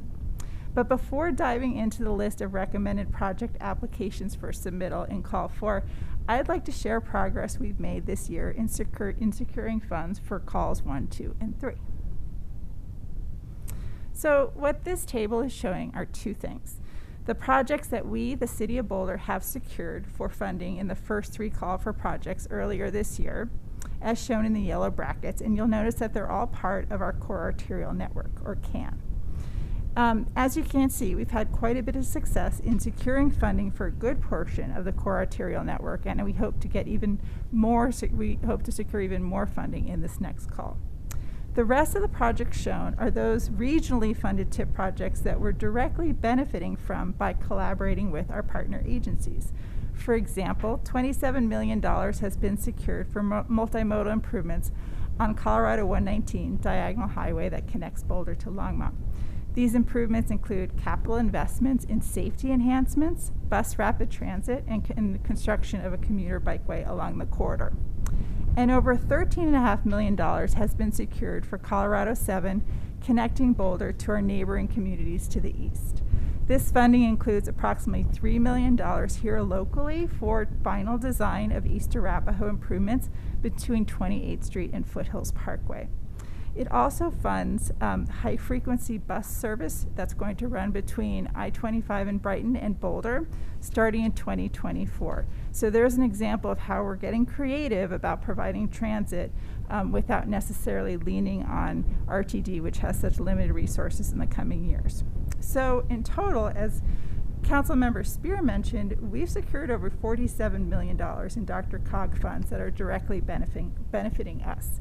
And we now hope to build on this success by securing additional funds through the sub-regional TIP Call 4, with $19 million available to the Boulder County subregion. So that includes the City of Boulder and all jurisdictions within Boulder County. So how do we, the City of Boulder, select sub-regional projects to submit for funding in Call 4? Well, essentially we replicated the process we used to select projects for Call 2, which were brought to Council earlier this year. We started with a long list of projects from our Transportation Master Plan, and with a great deal of input from our Transportation Advisory Board over the last several months, we narrowed down the list to those projects that further the adopted Transportation Master Plan, are competitive in terms of the TIP scoring criteria, and importantly, advance the safety improvements to the Boulder Core Arterial Network and our Vision Zero goals. I'd also note that we also look for those projects where we can leverage partner funds when they're available. Okay, so here is the map of the recommended projects shown in blue. The 3 projects are shown in solid blue lines on this exhibit, and the core arterial network is showing in the glowing yellow behind them. Here's a closer look at the projects. So from the north, we have the Folsom Street Multimodal Improvements Project between Pine and Colorado. Moving south, we're looking at West Colorado Avenue Multimodal Improvements between Regent and Folsom, and then 30th Street Multimodal Improvements between Colorado and Baseline. And I'll provide a little bit of detail about each one as we move forward. I'd also like to point out that there was a fourth project included in your council memo that's not shown here or being recommended at this time for a call for submittal. It's improvements to the Canyon Boulevard and 28th Street intersection. And later in this presentation, I will share our rationale for removing the project for a call for submittal at this time. So as shown on the map, the projects recommended here for this fourth tip call for projects complete key connections along the core arterial network. And aside from scoring well in our project selection methodology, these projects are also of high value to not only the CAN, but our transportation master plan goals of creating low-stress connections that will contribute to the mode shift, thereby reducing vehicle miles traveled and greenhouse gas emissions. And it's really exciting how this focus on 30th, Colorado, and Folsom will address some pretty important parts of the network and give us the capital dollars that we need to continue to build our world-class transportation infrastructure. These projects have also been extensively workshopped with our Transportation Advisory Board over the last several months. We have reviewed and discussed potential project applications at 4 separate meetings with TAB between August and November of this year. And staff is extremely grateful for TAB's role in shaping this project list. We're also grateful for our community members who have been a vital part of the project selection process. Over the last several months, we have sent out mailers to folks in the project areas, produced project fact sheets and informational videos, and posted all of this on our city's webpage. There, we offered an online feedback form and virtual appointments for office hours with staff. We also sent out a city press release and used social media. So what have we heard? Well, from this engagement, we heard a range of comments and some core themes emerge. Across the projects, respondents expressed a desire for more protection at crossings and intersections for people walking and bicycling, and a desire to see more separation from vehicles for people walking and bicycling. Community members also expressed a desire for improved transit facilities, and a few comments mentioned support for these projects with the caveat that there be close attention paid to ensuring that traffic flow continues adequately. So overall, we did see broad support for the project concepts. And we also asked respondents to indicate how they typically travel, mainly to get a sense for the spread of responses, and we saw participation from all modes, as you can see in this pie chart. So now let's switch gears and take a closer look at each of the 3 projects we're recommending for tip call 4. Let's take a look first at the Colorado Avenue Multimodal Improvements Project. So as illustrated in this exhibit, we have a lot of work going on along Colorado Avenue, as Garrett is much too familiar with. As shown in the salmon color, particularly between Regent, 28th, and 30th Street, we have active projects underway either in design or in the construction phase. So for this call for tip project, we're looking at completing improvements to the west side of the corridor between Regent and Folsom, as shown in blue at the west end with the yellow brackets around it. Specifically, the West Colorado Avenue project will extend the multimodal complete street cross-section that you see to the east and will include improvements like hardened separation for pedestrians and bicyclists from vehicles, intersection enhancements at Folsom Street, dedicated transit lanes, and construction of what we call a super transit stop, a transit stop that would be adjacent to CU to accommodate the high volume of transit users in this corridor. We're also in communication with CU Boulder to discuss the potential for them to be a funding participant and provide a donation of land for this project. Okay, moving on to the next project. For Folsom Street, we're looking at the CAN identified segment between Pine and Colorado, meeting up with the existing protected bike lane and crossing improvements north of this segment between Pine and Valmont, as shown in this illustration. Because we've not yet completed any pre-design or conceptual design work and associated community engagement, we're seeking design dollars in this tip call, as we would not have a competitive application if we had sought construction dollars due to the readiness application criteria. In other words, we're not quite ready to move into any sort of final design or construction, but we'd like the dollars to actually do the pre-design and community engagement work. I'd also note that TAB has been instrumental in encouraging staff to consider TIP as a source of funding for this CAN priority corridor, recognizing that securing pre-designed funding for the 2024 to 2025 timeframe aligns with our overall CAN work plan schedule. Okay. Next, so moving on, For the 30th Street corridor, the segment of focus for a TIP Call 4 project is the south end of 30th Street between Colorado and Baseline Road. As a reminder, we're currently designing and will be constructing improvements along 30th from Colorado to Arapahoe, and we received TIP Call 2 funding for the design of multimodal improvements from Arapahoe north to the Diagonal Highway. So this would really complete a very long extent of 30th. At the south end of 30th Street, this project will also construct raised protected bicycle lanes, improve sidewalks and transit stop enhancements to essentially make biking, walking, driving, and taking transit in the area safer and more convenient for our community. So that wraps up the brief description of the TIP Call 4 projects. But as I mentioned earlier in the presentation, there's one project we had previously recommended for a Call 4 project that we are no longer putting forward. At the November 14th TAB meeting, staff recommended a fourth project for consideration, and that would be the 28th Street and Canyon Boulevard Transit Signal Priority Intersection Project. The intersection improvement is one element of a larger regional Call 3 TIP application that the City of Boulder jointly submitted with the City of Longmont to construct transit and bicycle facility improvements connecting to the Colorado 119 Diagonal Highway. The regional project was not recommended for funding by the DRCOG project review panel, but it did score very well, and it will remain on the Call 3 wait list. So as funding becomes available, it will move up through the wait list. So at the November 14th TAB meeting, in an effort to be nimble and to respond to the outcome of Call 3, staff recommended pulling out this one intersection improvement from the regional Call 3 project and submitting it as a sub-regional Call 4 TIP application. This was supported by TAB and is also what you see reflected in your council memo this evening. However, over the course of the last several days, our staff has been working to refine the project scope and budget and has determined that the cost of this intersection project would be significantly less than originally estimated. And it's therefore not prudent to seek federal TIP Call 4 dollars for what will be a relatively low-cost project, but rather we will retain the project as one component of the larger TIP Call 3 project, which is waitlisted at this time. So as mentioned earlier, at the November 14th TAB meeting, the board held a public hearing to consider the four projects, or the three, I should say, that we just reviewed, and made a unanimous recommendation to council to approve these projects.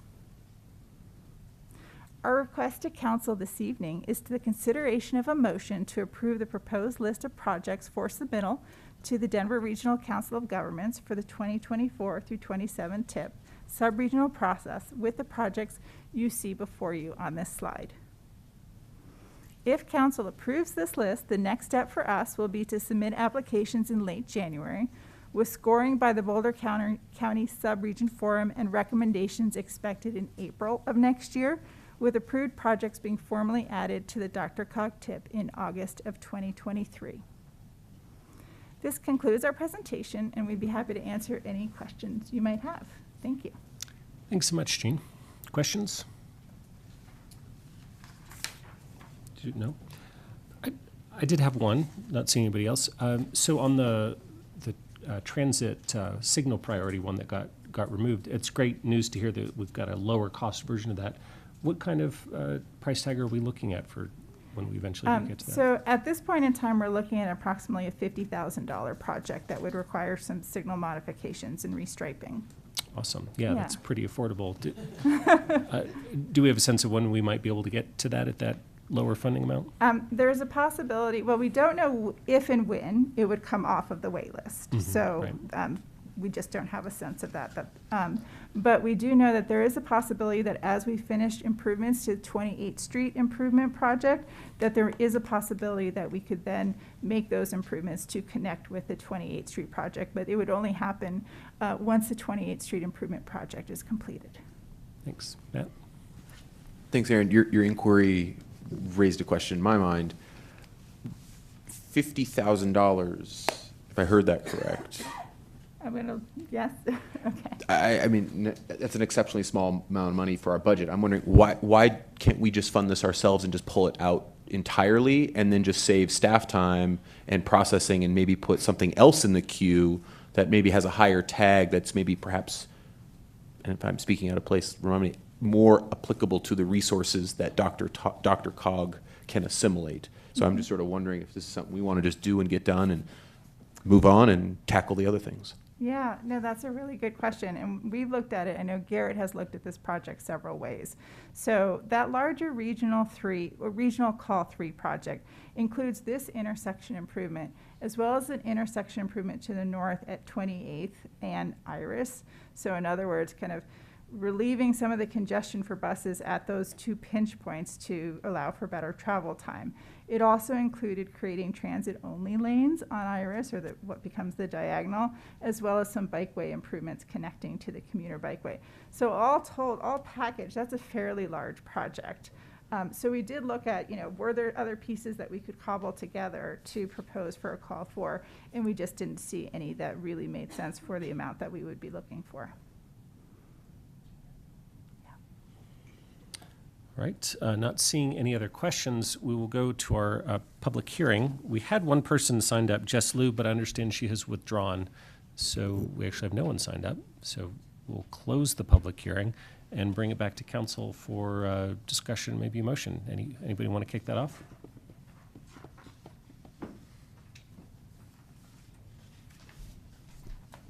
I don't really have discussion, but I would like to make a motion. Great.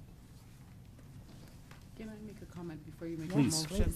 I just want to say thank you for the great work that you've done to staff and also to my fellow council member for this great work and on Dr. Cog. And also, I have to say, I read the memo. I was very happy, and I told her I was pleased because it was an easy read. You just follow the process as well. And I appreciate how you try to go through the process in a way that meets the objective of Dr. Cog, just from reading the memo. So it was very comprehensive. Thank you. Thank you. Jean, thanks for that great work. And I just want to tell you my favorite sentence. It's really exciting to be a part of a world-class transportation infrastructure. I think that is one of the most exciting things we're doing on council right now across the board. I agree. All right, then I would love to make a motion to approve the proposed list of projects for submittal to the Denver Regional Council of Governments for the 2024 to 2027 Transportation Improvement Program sub-regional process. Second? Right, motion and a second. We got a roll call here.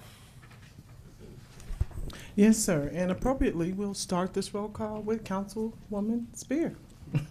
Yes. Wallet? Yes. Weiner? Yes. Councilmember Yates? Yes. Benjamin? Yes. Mayor Brockett? Yes. Councilmember Folkerts? Yes. Mayor Pro Tem Friend? Yes. And Councilmember Joseph? Yes. I'm losing my space, my apologies. The motion to approve the proposed list of projects for the Dr. Cog 2024 Transportation Improvement Program has been approved unanimously. Wonderful. Thank And then you. I'll just add my thanks, Jean, to you and to the whole department for your extraordinary work on this. And we've done so well in this tip cycle, and it's because of the incredible work of our transportation department. So just very grateful for all that you do. Thank you. And now we're on to our next public hearing. All right, sir. Our next public hearing is item 5B on tonight's agenda. It is the second reading and consideration of a motion to adopt ordinance 8558, approving supplemental appropriations to the 2022 budget, and discussion of the ARPA funding priorities and setting forth related details. Thanks so much, Alicia. And while I let Mark get himself settled as we move forward, today we really are initially coming to talk about a supplemental appropriations. But as we heard a lot of conversation during the course of the budget approval process, we certainly got questions about ARPA funds and the possibility of reusing those public health funds in different ways. So wanted to take advantage and come back and talk about those. So, Mark, I will pass it on to you. Thank you, Nuria. Good evening, Council. Mark Wolf, Senior Budget Manager. I've got the slides up. Happy to be with you this evening to discuss ARPA again, our third tranche of spending and our last adjustment to base of our budget for this year. So as I mentioned, and appreciate that this item is coming to you in multiple parts, and so to just be super clear before we get going this evening, we're in two different parts for this agenda item. The first one will be Ordinance 8558. That is the budget adjustment. And then separately is our ARPA discussion. And I'll get into a little bit more detail on that. But we'll have a few parts of the ARPA presentation. We'll provide you a little bit of background of all the progress that we've made with the initial two tranches of ARPA spending. We'll discuss the proposed recommendations for Tranche 3, and then talk about that remaining funding in the public health reserve that we've spoke about. All right, so that first part is 8558, our supplemental appropriations. Just very quickly on budget adjustments. You all are pros now. We have budget adjustments throughout the year, in addition to and separate from our adopted budget.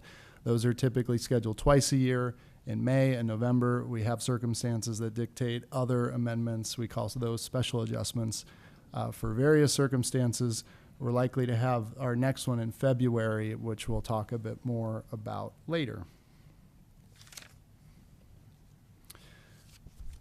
I'll spend just a brief time talking about the budget adjustment, but we are available and have other staff available for questions on the budget adjustment itself.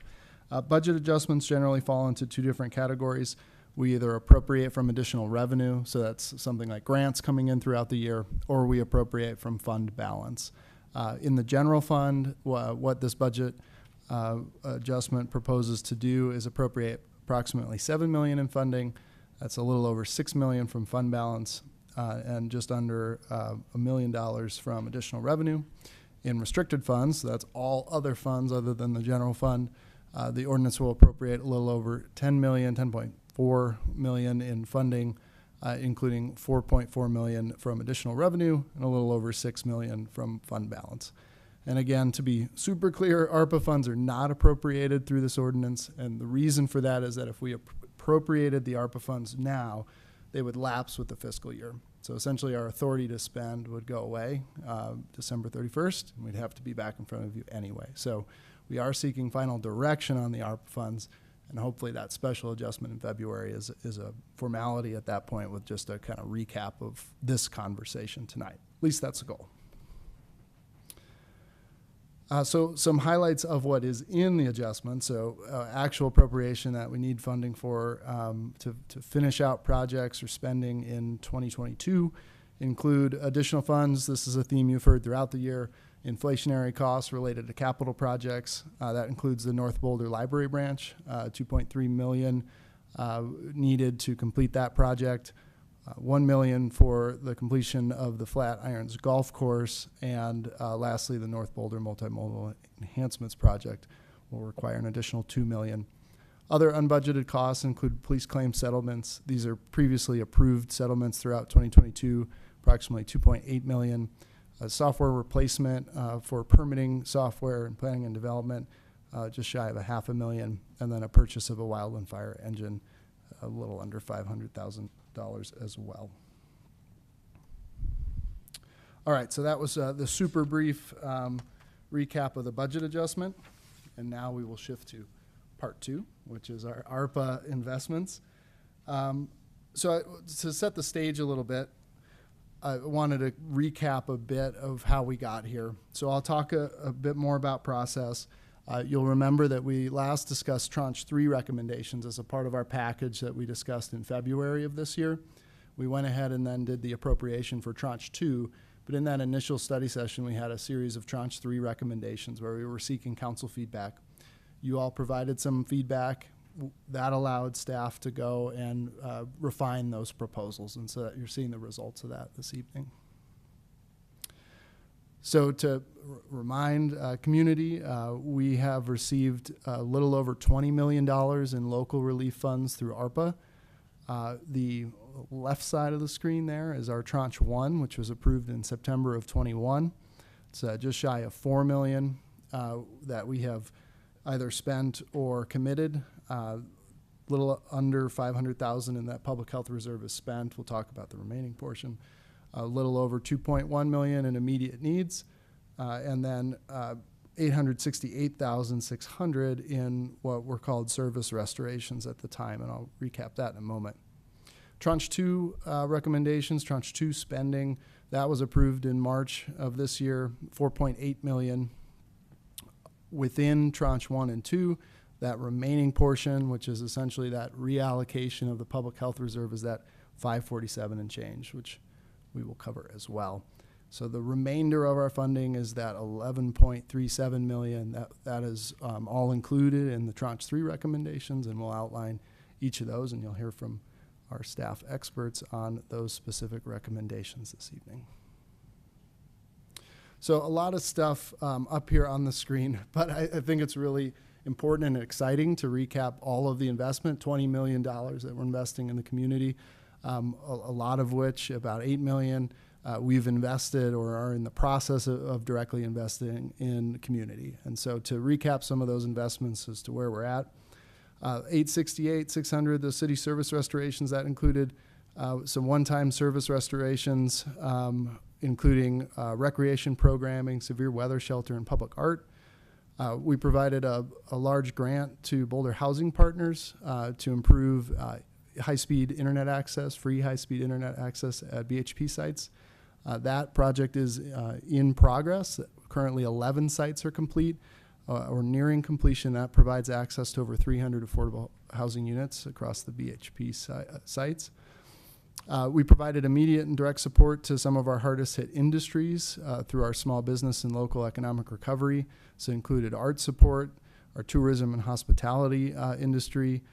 We worked on delivery fee subsidies through to support restaurants, programming to support underserved businesses, and our outdoor dining program. We set up a program in partnership with the county to provide assistance to our water customers. That support has been provided through a combination of county and city resources to date, and the remainder of that funding is still available for that type of financial assistance. We've provided immediate assistance for rental assistance, the continuation of investments that we made all the way back to the Coronavirus Relief Fund, and then we also made some investments in our workplace transformation to accommodate hybrid work.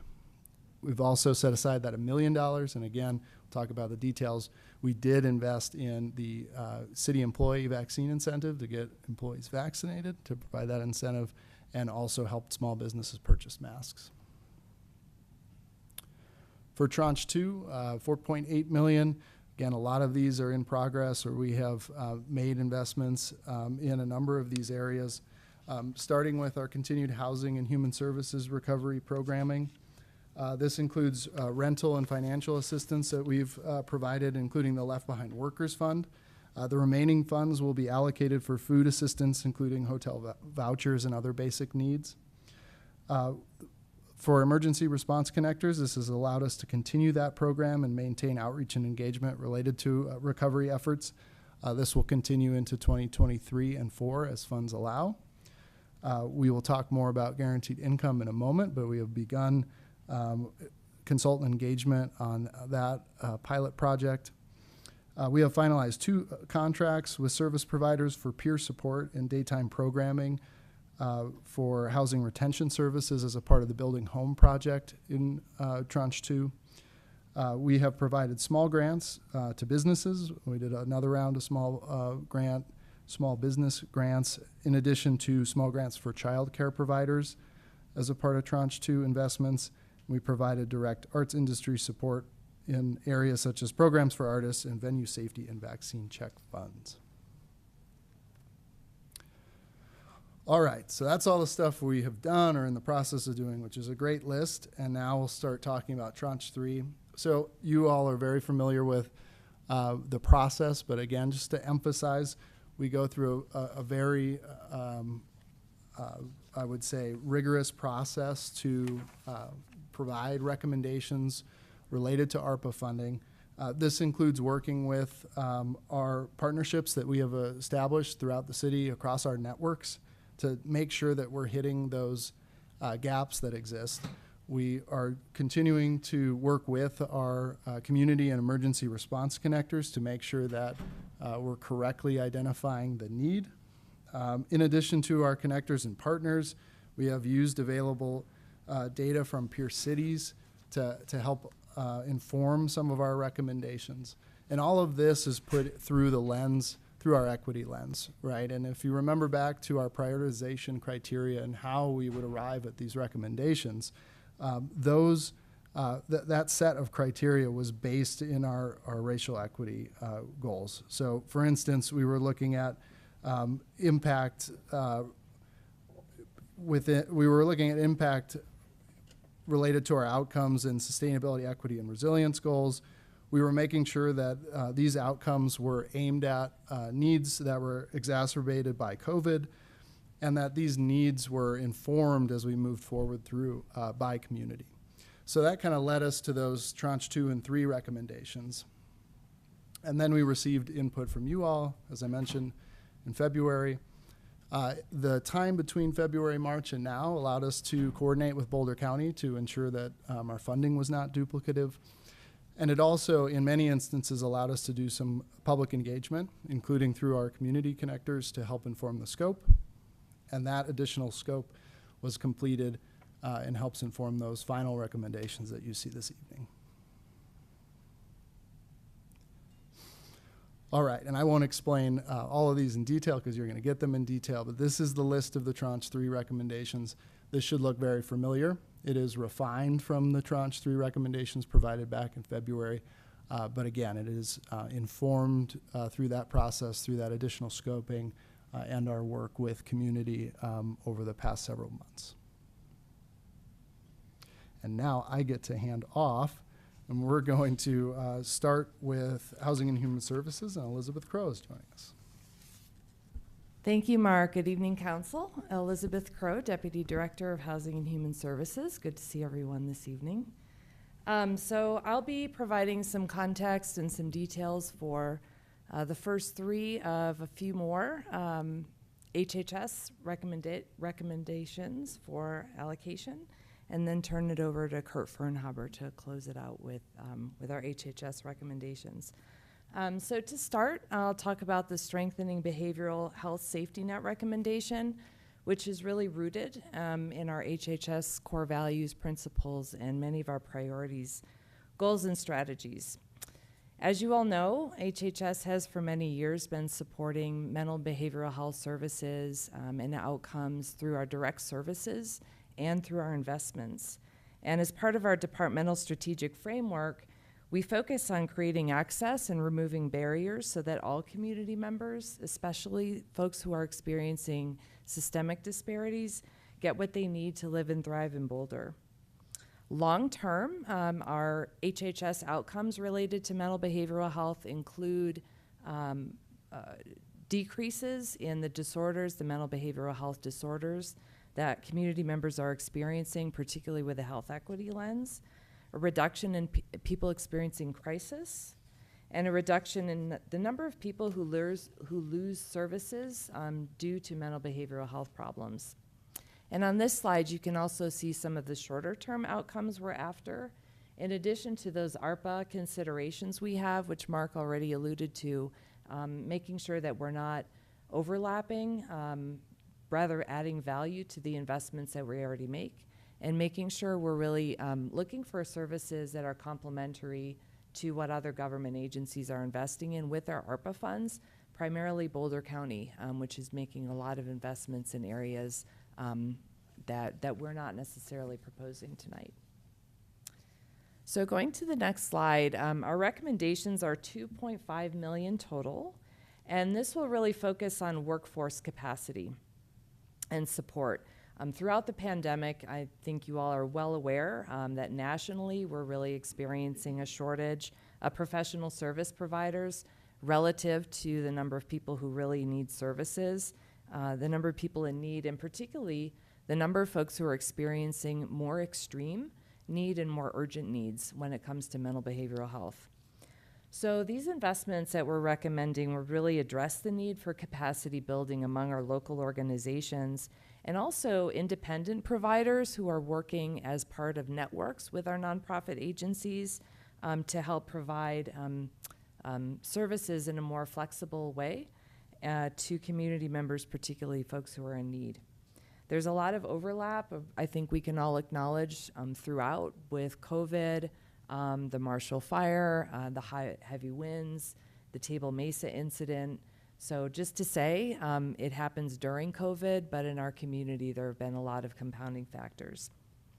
There are some transformational elements to these recommendations that I'd like to point out, such as addressing systemic challenges that a lot of these private providers have in accessing Medicaid and administering Medicaid. Those are the things that are really preventing them from being able to provide more services to our low-income community members. So some of these recommendations are really trying to get at that problem, and we hope that if we get the results that we want through some of these investments, it can also give us some insights as to how to continue to improve our services investments along with our partners. One of the other elements here that we believe is transformational is being able to include the mental behavioral health case management for people who are experiencing, who are already experiencing and engaged in HHS services such as eviction prevention, but they really need more temporary support just to get through that process, and can be a good example of where investment in this short time frame could again really help us look at ways that we can transform our system and serve our community members better. Lastly, I would just say for this slide, and Mark already shared that we have been engaged in with community and getting their input all along. And I'd just like to really call out our appreciation to some organizations who really did provide some good input and feedback on this strategy. They include Mental Health Partners, Out Boulder County, Queer Asterisk, Rise Against Suicide, Clinica, Jewish Family Services, El Centro Amistad, and many others. And lastly, I did mention this previously, but a lot of the investments that we are making here are complementary to what we know now that Boulder County is making. That includes some grants out to local organizations to expand their services, which is maybe a different shade from expanding workforce capacity, but we check in with them pretty carefully, including which organizations have supplied a request for information, how much are they planning to give out, what gaps do they have, where are they holding back strategically, so we can help fill that. So if council affirms some of these recommendations, then we'll work on with each other, with our own staff at HHS, and with our community partners to advance these ideas. So then moving on to childcare, this is definitely another area in which our community and our nation have really experienced so much strain and stress and severe impact, not only to families who are really in need of these services, but the providers who are trying to meet those needs. Locally, we know that many of our childcare agencies have struggled to make financial ends meet. They're facing staff shortages, they're challenged to deliver services when families and their own staff are still getting sick. Unfortunately, our HHS department and community vitality departments have a history and current experience of supporting childcare providers, and HHS funds several direct services and investments in communities every year to support providers and families. So to frame our ARPA investments, I just want to draw your attention. You may not be able to read the fine print on the big screen there. But this slide really describes our high-level outcomes that we want to see through our ARPA investments. And these outcomes are really evergreen, but where we really want these ARPA dollars to make a difference. And so they include things like increasing the diversity on the pool of childcare providers, sustaining existing childcare provider centers, and increasing these options, enabling agencies to recruit and retain staff. That staff retention piece has been such a huge part of the problem. Increasing the level of quality care. Oftentimes, if a child care agency can actually increase their formal level of care that enables them to be able to take more families, to serve more families with kids who are on the child care assistance program, for example. So it's this very particular benefit to our low-income community members. And lastly, what's all about, again, like we're just really making sure that community members in Boulder are able to live and thrive in this community by solving some of these child care issues. So next slide, we'll talk a little bit about what the specific recommendations are. We're looking at 1.5 million total, and there are three main components to this. A bulk of the funds, 700,000, we're hoping to actually use to renovate a city facility that's managed by Parks and Rec, the Salzburg Community Center. It's been underutilized, and we've had a situation over the last couple of years where several providers have actually had to at least temporarily move out of one space into another, and it's been really hard, if not impossible, to find a place that they've been able to go. So we'd like to work with Parks and Rec to renovate this facility for care for kids as 2.5 to 7 years of age. And that will at least provide initially some temporary location in case we have a situation where a provider's been kind of put out from another location. And ultimately, this would be about creating more slots for childcare. Then the next two categories, kind of similar to mental behavioral health, are about really trying to support the workforce. So one of the things we'd like to do is utilize the city's existing child care subsidy program and actually expand that to include people with even greater diversity of income. What we know from all of our family resource centers and other assistance agencies, child care facilities, is that more people are experiencing income challenges and economic challenges that they've never had before. And that includes with childcare, where a family can be experiencing a lot of financial pain, but not quite be eligible for the federal child care assistance program. Maybe they're not even quite eligible for our own child care subsidy, but they really need the financial help. So we want to look at just expanding that program, which actually helps providers as well as families. And then lastly, we want to be able to invest in some additional training opportunities for community members who are providing child care at home. And these are primarily providers who are lower income themselves. They are Latina, they are reflect other immigrant and people of color populations, and they're also serving disproportionately that same population. And so this kind of training and capacity building gets at several of the outcomes, as well as the other items here that are about diversifying the pool and just creating more access points for care.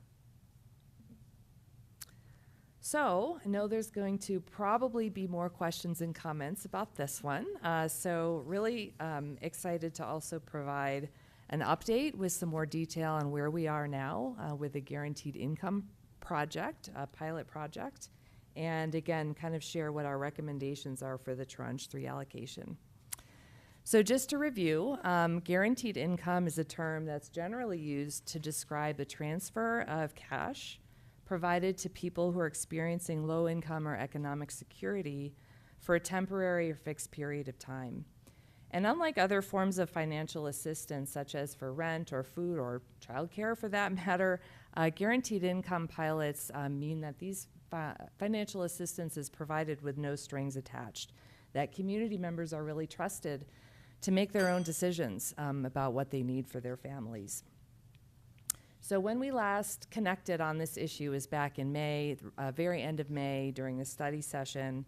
And we noted then in that presentation that the initial $250,000 in Tranche 2 funds would be used for a project manager consultant position, funding associated with the community task force to recruit, to outreach, and to communicate with them, possibly a stipend for people who are giving their time, and we want to focus on people who have that lived experience with what it means to live in Boulder with low income or economic insecurity. And then a process to begin developing other elements, including research and evaluation and reporting. So these do still remain the primary areas of expenditure for Tranche 2. Next slide, please. So here's some of the staff activities of how we've been spending our time since May. We have been, well, the list of activities on this slide are a summary, and the results of which is that we're continuing to build our own knowledge base and understanding about pilot project, best practices and what some of those hurdles are and how to overcome them. And examples of that are, again, we talked about it with May, and I promise I won't rehash the entire study session, but just the ongoing challenges or of how we would run a pilot in such a way that avoids a benefit cliff where people actually experience a disparity because they're getting a little bit more income. And as time goes on, there are more and more examples of how to resolve and even avoid some of those challenges. So time has been on our side in that sense. In the same time frame, the momentum for guaranteed income has certainly increased. There are more pilot projects in place, increased recognition on a federal level, including from our own Colorado delegation, of the profound impact of things like the 2021 expanded child care tax credit, which lifted so many thousands of families out of poverty. And participants in these pilot programs continue to share about how transformative this kind of process can be. Just in the last several months, there are more dashboards available from existing pilots, including St. Paul, New Orleans, where they're really now being able to report on some of the outcomes that we'd like to be able to see for our community.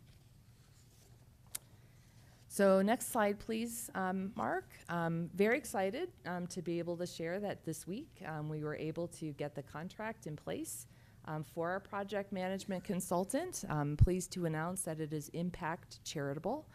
This is an organization some of you may be familiar with. We actually have had a relationship with them already as a city because they manage our Left Behind Workers Fund, which is a state fund. We made some investments in this program back in 2020-21 and are using some of our ARPA Tranche 2 funds to support it as well. And they've got such deep knowledge about guaranteed income projects. They are one of the groups that's working a lot on the Denver Basic Income Project, and I really don't think we could have done better at having them interested in working with us and being able to choose them. So in May, also, we just shared very high level the kind of projects that we wanted the consultant to be able to undertake. And the scope of work that we now have in place includes setting up the project design, supporting and guiding the implementation, and ensuring that we have the data that we need to determine possible project sustainability if we choose to do that post-ARPA. The consultants will be working really closely with myself and a team of city staff on this project for the entire time frame. So kind of not just helping us make some of these initial decisions, but actually working with us for the full extent of the project. And even though we're coming up on the holidays and end of year activities, we are planning to advance really quickly to get that community task force in place. Again, this is the body made up largely of folks who have the lived experience with low income or are really familiar with financial safety nets that we have now. To really inform the key elements that we know are important to us and also to you, as we move toward the final kind of formality of the allocation in February. So one more slide for guaranteed income, just to show, again, what the recommendation is. So to recap, for Tranche 2, Council allocated $250,000 so that we could get the consultant in place and begin to advance in all of the design work. And our Tranche 3 recommendation is $2.75 million for a total of $3 million budget. And the vast majority of this funds, we anticipate around $2.4 million, would actually be what would go out in the direct cash payment assistance. And initially, when we were creating this budget, of course, we wanted to create a draft budget even before we had the community task force input, so this might change. But pilot projects can include it's very common for the monthly amount to be $500. They go anywhere from 1 year, 18 months to 2 years to kind of make sure we set the bar at the outer level, depending on what we would hear back from community members. We created that $2.4 million estimate on 200 participants at $500 a month for 2 years. So again, we might hear differently from community participants that would change that number, but really comfortable making the vast majority of these funds going out to community members. So it's not just a pilot project to prove a point, it's actually helping a lot of families at the same time. And the remainder of the funds in total would include things like that which we need, well, the consultant expenses, obviously, that which we need to provide language translation, interpretation, media services, knowing that most pilots have a storytelling element. People want to know, how are people being impacted throughout the project? Making sure we have at least a base amount for evaluation, critical, right, for the success of a pilot and to know whether it would get the results that we think it will. So staff research on other pilot projects that we've done, starting, back a couple of years ago, continue to keep in touch and keep tabs on a lot of the best practices and norms, are that it's pretty common and accepted for around a quarter of a total budget expenses to be allocated for administration or operations, if you will. And so given that, this initial budget that we've outlined is pretty close to that mark. So I'd be happy to answer questions at the appropriate time about this project. I would be remiss if I did not add for Councilmember Yates that we have not forgotten your request to not have guaranteed income in the project name, and please be assured that coming up with a name that we all really like, is inspiring, and avoids those two words is also on our charge. And with that, I will turn it over to Kurt to share about the rest of the HHS projects. Thank you. Good evening, Council and community members. Kurt Fernhaber, and I support the Department of Housing and Human Services. So I'll be talking about two aspects of the ARPA funding this evening. The first is the winter sheltering support, and you'll remember from the homeless update that we had this summer that we outlined some of this as well. So it's $435,000, and it's primarily going towards additional shelter beds from the middle of November to the end of March. And it both increases the number of beds that we had last year that are available, but it also provides staff and capacity support to manage that, manage the food. And we've also changed the location of the hotel has actually changed this year as well, which requires additional coordination, transportation, and support as well. It's also increased the cost of the hotel rooms pretty significantly this year as well. But we're excited to be able to provide this additional support, both within the hotels, but also at the shelter as well on critical weather nights. With that, I think we can go to the next slide. So the Ponderosa community, you've hopefully heard about that for years. I think there's 2 or 3 of you that were on council when this this community was annexed into the city. At that time, the community was quite active in expressing some of their concerns. One of them is that they'd be able to stay in their community, and that the solutions that we would work with them on would enable them to stay. So there was a real commitment made by council at that time. And so one of the the infrastructure has been completed on Ponderosa. When we purchased the property, I think it was in 2017, it had infrastructure that was built in the 1950s that wasn't even built for a mobile home park. It was built for summer travelers to Boulder to park their caravan way outside of the city. So that infrastructure has been replaced. Roads have been installed. We now have water quality in place with detention, and so it's changed significantly over the last couple of years. Now we're commencing on the construction of homes. Households are working on building their own homes, and soon they'll be moving into their homes.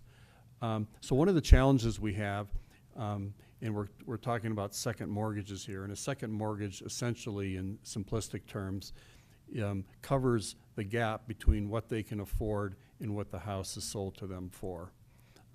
So an example I will give of a house that they can move into for about $180,000. That's the affordable price.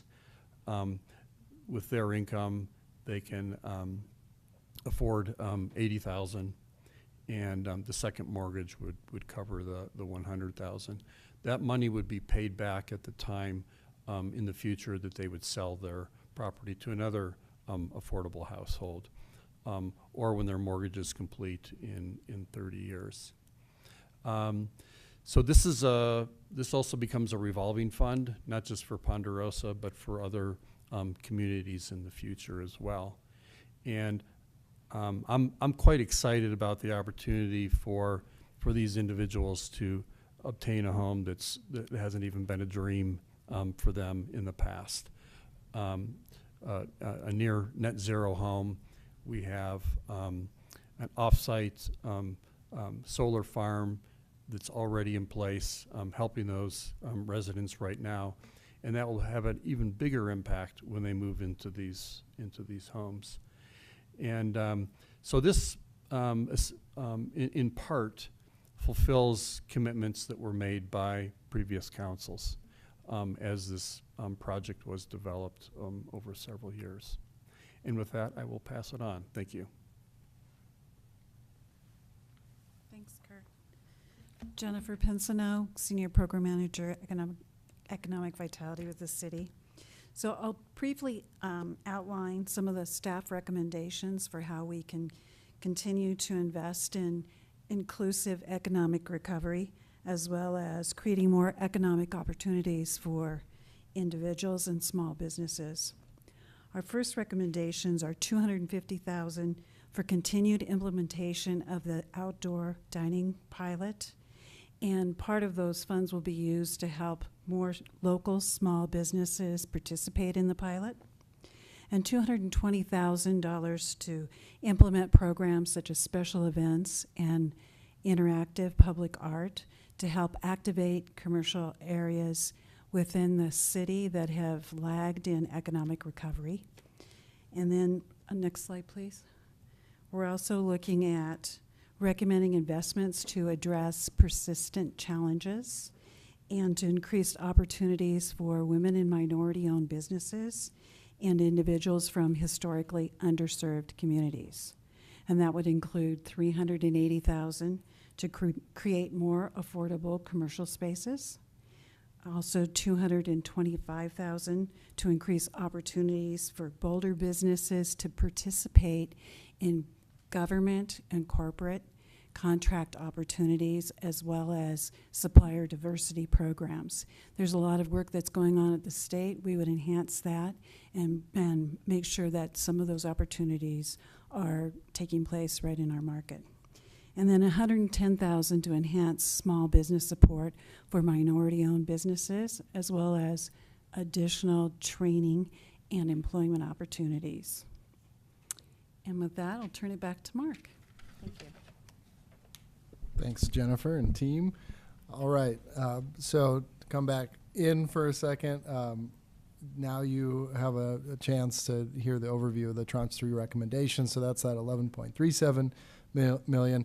Now we'll move on to that green sliver, the remaining funds. Again, that's the reallocation of the public health reserve that we spent some time talking about in October.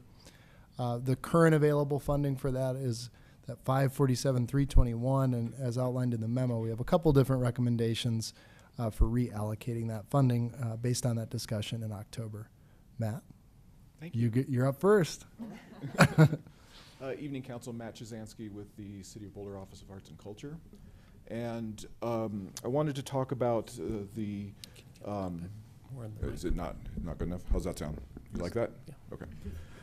Based on the feedback that we've heard from council in previous meetings, especially on the aspects of the arts community that are not keeping up with the recovery of the rest of the economy, we were particularly listening to the discussion of the vulnerability of artists and the affordability of arts venues for the community.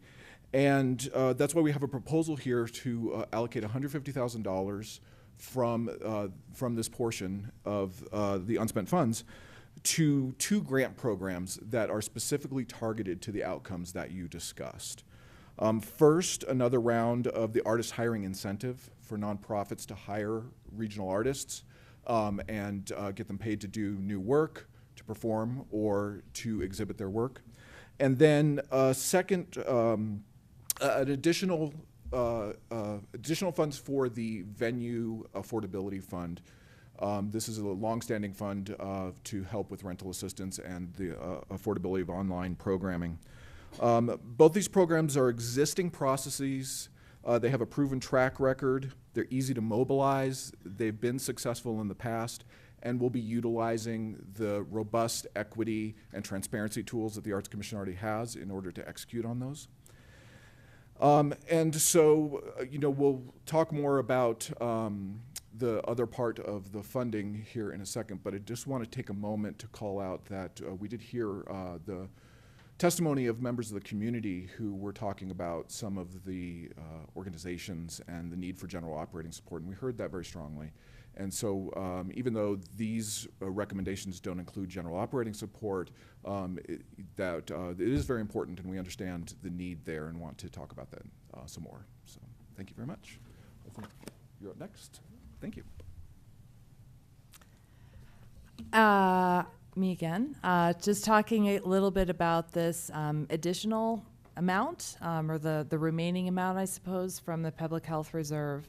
So we're also recommending the remaining $397,321 to really maintain those funds to make them available for a wide range of basic needs. One of the things that we're really watching carefully, along with our colleagues at the county, folks across the state and nationally, is what might happen when the federal public health emergency order is rescinded. It will happen eventually. Right now, Congress has continued to renew it, keep it going for a while yet, but at some point we know it won't be there. And that will leave some number of community members who may have a gap because they've been covered by Medicaid, they've been receiving food benefits. Now they're not because they're just no longer eligible under the public health emergency order. We don't know when that will happen, but it's a kind of situation that we really want to be prepared for, and in some ways was some of the original intent of the Public Health Reserve. So we may be in a situation where we actually need to help people in an insurance gap or help them with COVID testing or vaccinations that the state has so far been providing. We're really thankful for that, but we don't know if they will. What we do know for sure is that the need for rental assistance, other financial assistance, food security, all things that are being increasingly experienced by community members that have never been in this situation before.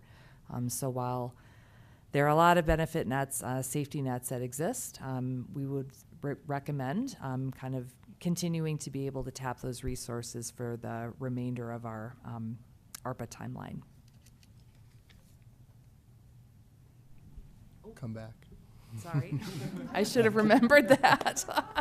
So, okay, last slide, at least for me, is just to let council know, for those of you who will remember back in 2020 when we had funds through the CARES Act, the Coronavirus Relief Fund, we set up a really simple dashboard to provide that information and public transparency as to how the funds were being utilized. We really just focused on 3 main categories of funding, and then more information as it came down if you want to click through one more time. The 3 categories that we used then were city operations, business support, and people. And our team has been really working on putting together a draft dashboard for our ARPA investments as well. So this currently is just a mock-up. But we would really like to be able to provide this on our website again and be able to use it just kind of as a focal point to let people know what's happening with these funds and link it to the outcomes that we have in place or will have in place for all of the investment categories, so people not only see here's what's going for it, but what are we actually getting from it. And even though the expenditures have to be completed by 2026, it may be some time after that that we're still really gauging the impact. So we do intend to get this up and running as soon as possible for the tranche 1 and 2, and then given the results of council's approval and allocations for tranche 3. Thanks, Elizabeth. All right, last slide is just to say we have future touch points. So as Elizabeth mentioned, we'd like to periodically report out on our ARPA investments and the impact. And to, again, mention that these investments, we will need to appropriate those funds in February. We're hoping that is a brief conversation or a briefer conversation. So we are seeking that final direction tonight on those Tranche 3 initiatives.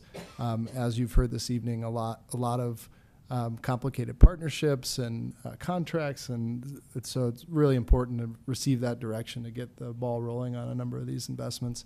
That's not to say that you couldn't certainly make alternative recommendations or make changes as has been suggested. Now would be the time to do that so we can make those adjustments between now and the appropriation in February. And with that, we are done with our presentation. Great. Well, thank you for that comprehensive set of presentations. Appreciate all that. We have questions for city staff. We got Junie out of the gate. Nicole, Bob. Well, this was a really great presentation, but I have so many questions. I have 4 questions based on the presentation on behavioral child care, guaranteed income, and Ponderosa. For the behavioral, my question is, once that money is spent, what is next? Thank you so much for that. I think that's a question in all of our minds, quite frankly, for almost every dollar in ARPA funds, because what we don't want to do is set up ourselves or any other organization or people for a cliff effect, in a sense. And what we've been working on so far with these recommendations for behavioral health is looking for those opportunities when we talk to our nonprofit partners about, if you had a one-time, what would you do with it? And there are actually quite a few things that fall into that category.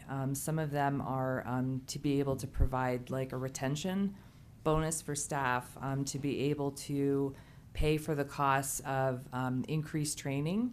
And for some organizations, they're really working on increasing the kind of their level of certification as an organization so that they can receive different funding, be able to serve a broader number of community members, et cetera.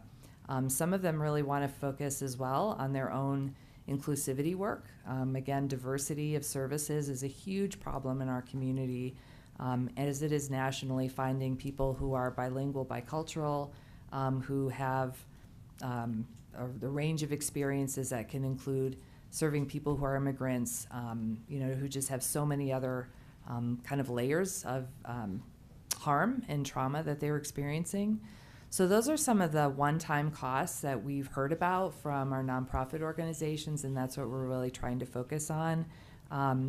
Similarly, the being able to try to step in and provide some support for provider networks who want support with things like being able to administer and access and get reimbursed for Medicaid.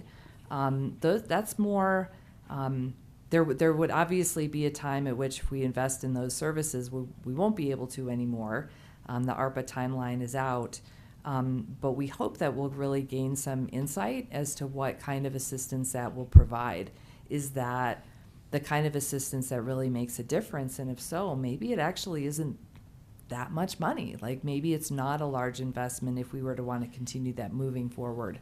So we're also looking at some of these investments as an opportunity to learn more about how we can sustain organizations and providers. Yeah, thank you. I have one last question. Because you mentioned working with the county, and I understand that, but is the money being spent, would it be spent in the city of Boulder, or would it be spent in the county? Yeah, definitely benefiting city community members. There are a lot of organizations whose scope is far beyond the city of Boulder, but just like it is now when we allocate a grant to, mental health partners, Boulder County, Rise Against Suicide, any of those organizations, our dollars go to support their work in the city. and we have the ability to track that pretty carefully with the ARPA reporting. Thank you. And I have more questions, but I'll reserve comments for later, right? Okay, thank you. I do have, I suppose that's not a question, for a slide 18, for the non-English speakers, for the Spanish speakers, I understand that, because of our population, we have a large population of Spanish speakers. But if somebody who doesn't speak Spanish or another language want to apply, just having Spanish speakers, they might not apply. So having non-English speakers might be more welcoming to other people as well. So just consider that for the update or whenever you decide to get this particular program going. For the guaranteed income, I love it. I want to start that I really love the idea. I think it's great. And I thank Nuria for bringing this forward. But I'm wondering, again, in this type of program, and I think even here it's even starker, what is the sustainability beyond 24 months, especially if you're giving people $500, right? For some people, that's a lot of money, and I support that. But beyond that, how do you intend to continually support them, or how do you transition them to be able to get that $500 themselves? Right. Thank you for that. I think that the desire to have a project that is successful, and we hope it will be, to be able to continue that is I think something that's really deeply felt, I think, among our staff and our partners as well. There are a handful of pilots that are in place now that are planning on extending for a period of time. But one thing that we have learned from other cities that are already putting these pilots into place is that it's really important and critical and baked into the design to let people know ahead of time that this is only temporary. And even if we were to continue the program further, we'd want to probably get to different folks. So they're not designed to be forever programs. They are designed to be temporary. And that is also just the nature of a pilot. We need to kind of have a beginning and ending so we can see what happens, and I know you know that. So I think that's really kind of the answer, right, is that that the model is to, of these nationally, is to get them up and running, see what we can learn, to really build that understanding and capacity on a national level. And there are a lot of advocacy tools that are happening, or advocacy initiatives that are happening at the same time. I just mentioned one earlier in the presentation where there's quite a national movement to try to get the federal government to look again at that expanded child care credit, which was so impactful, did come to an end, and there's more momentum for trying to get that on the table again and supported. And so these pilots also just have the ability to let us learn so that hopefully there is a sustainability element. Jenny, do you mind if I colloquy on that? Please. Elizabeth, it seemed from my readings, like with the Mayors for a Guaranteed Income Network, what I remember is that they have completed some of these pilots of limited duration. And my understanding is that the studies have shown lasting impacts, even though the programs were temporary. Do I have that correct? Yeah, absolutely. Right? So it's not just that we're trying it out. I mean, we want to learn from it, right? But we also, there is evidence in other communities that temporary programs still have lasting impacts. Yes, that's absolutely the case. Yeah. And I think some of the kind of the best known examples of that are for people who were able to use at least some of their kind of this additional income to take, one example of a person who I've met, so it sticks in my mind, is 3 jobs, a partner with 3 jobs, multiple kids. He was able to actually quit that one of those jobs to enable him to look for better employment opportunities. So full-time, 1-job employment at a better rate. He's spending more time with his family. It just overall just helps so much. There are other people who have utilized the funds for many other similar situations where they knew it was limited and were able to kind of, knowing that some more was coming every month, make different decisions and really kind of change their life in a more transformative way. Great, thanks for that. Go ahead, Jenny. Thank you. I just have one last issue, which is the Ponderosa. I start thinking, and you can tell me if I'm crunching the numbers wrong. $3 million, $100,000 per person, so that's about 30 people, right? For the duration of the program or the life of the fund that we have. How big is the park? Do you remember? I think there's currently 52 or 53 households there right now. Okay, so it would help a lot of people. That's correct. Okay. And we've done some initial, assessments of what we think the incomes are from the information that we've received from them. So it's sort of based on that information. It also went from about 80,000 average per household to 100, just simply based on the changes of interest rates that have occurred. Okay, thank you for that. And I once had a real estate license, and I'm gonna try to put my real estate knowledge to the test here.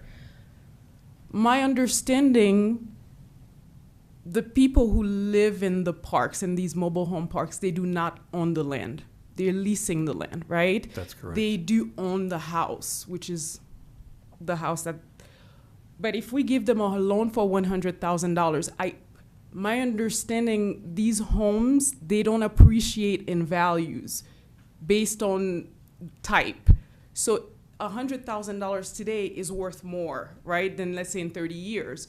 So how do you expect someone to pay you $100,000 30 years from now on a depreciating asset? So the asset actually does appreciate. It appreciates at about 2.5% per year. Okay. So it would stay in line with that. Well, because these are the new fixed foundation houses, That's right? correct. They're not the mobile yes, homes. That's, Yeah, oh, yes, I'm yeah. sorry. Okay. That's correct. It's not for the mobile homes. Okay, it's not for the Yeah. mobile homes. Yes. Thank you, because that's what I was thinking. Sure. Yeah. Yep. Thank you. That's my Thank you. my only questions. Thank you. Nicole, Bob, and then Mark. I have a question that I think is probably for Elizabeth. This is just about the childcare, and it's just a curiosity. I noticed the renovation of the Salberg Community Center is really to make it a childcare facility for 2.5 and ages 2.5 and up. And I was just wondering if there was some discussion about having it available for younger kids or anything like that. So imagine you Yeah. all talked about that. Thank you so much. We hear and see every day how there's the dramatic need for infant care. One of the challenges we may encounter with trying to get that Salberg property to infant care, and I'm ever going to pretty quickly get to the bounds of my knowledge, is that with that property, the footprint, it would take a lot more investment to make it accessible and available for infants. But because there's so much infrastructure there, because it's been used in the way it has, getting the 2.5 to 7 years old is quite achievable. And we do have that need as well. We are kind of mindful as a department about what other options may exist for enhancing or being able to support more infant care as well, but it doesn't seem like it's a good fit for that particular property. Can I colloquy off of Nicole? In terms of infant care and mental illness, do you think that pushing more infant care would help in that way, especially new mothers? Quite possibly. I mean, I'm sure it would.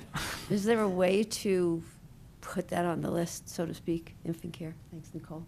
For increased infant care? Or I mean, you're starting from nothing, right? You have no center for infant I mean, care. we actually, as a department, there's some other projects that we're tracking. We also have investments going out annually to support a lot of childcare facilities, Boulder Day Nursery, the YWCA's, Persimmon Early Learning Center. There are a lot of other childcare centers that we actually do support annually. So I think we're kind of watching that as well. We know that the need exists. One of the interesting things, speaking of like complementary investments, City of Longmont is using some of their ARPA funds to engage in some research to get more specific information about the actual supply and demand, because it's actually really challenging sometimes to know exactly what that is. And we're really interested in seeing what results they have from that investment, and whatever methodology they put in place is something that we really want to look at, because that could be a huge and a way in which we can know better what the needs are with our community and where some of our other investments are going. So that's a long way of answering. We haven't kind of seen the same kind of opportunity for infant care in terms of, renovation of facility, getting more providers with the amount of ARPA funds that we would have available. But we're always looking for that, and I think we'd really love to, hear if council has any suggestions or leads or ideas for where else we could be looking. Nicole, do you have anything else? Yeah, I just had another question. I think this one's probably for Kurt. I'm going to make you all play musical chairs a little bit. Thank you. Hi, Kurt. My question is just about the winter sheltering. And one of the things that I was wondering about, so I know on critical weather days, the shelter, the Boulder shelter, is open during the day, right? That's correct. And for folks who are in hotels too, does the additional money for winter sheltering cover the cost of them staying in the hotel for the day as well? So it does. they would. Okay. Yes. Yep. Okay. Thank you. And then Junie sorry. asked. Yeah. Sorry. No. Junie got my other question, so I'm all good. Thank you. Very good. Bob? Just one question. This is for you, Elizabeth. Sorry to call you back up. Elizabeth, there was something on one of your slides on the guaranteed income program that I wanted to make sure to highlight, because I think I understood what it was, but I wanted to give you an opportunity to maybe elaborate on it a little bit. Going back in time, I think it was I know we talked about the guaranteed income program at several stages. I think we had a discussion in February, again in March, again in May. It may have been the March discussion where we talked a little bit about the $250,000 that you were investing in the exploration and the study, or the work that you're doing right now, and then the potential for 275 for distribution. Sounds like that's more like going to be 2.4.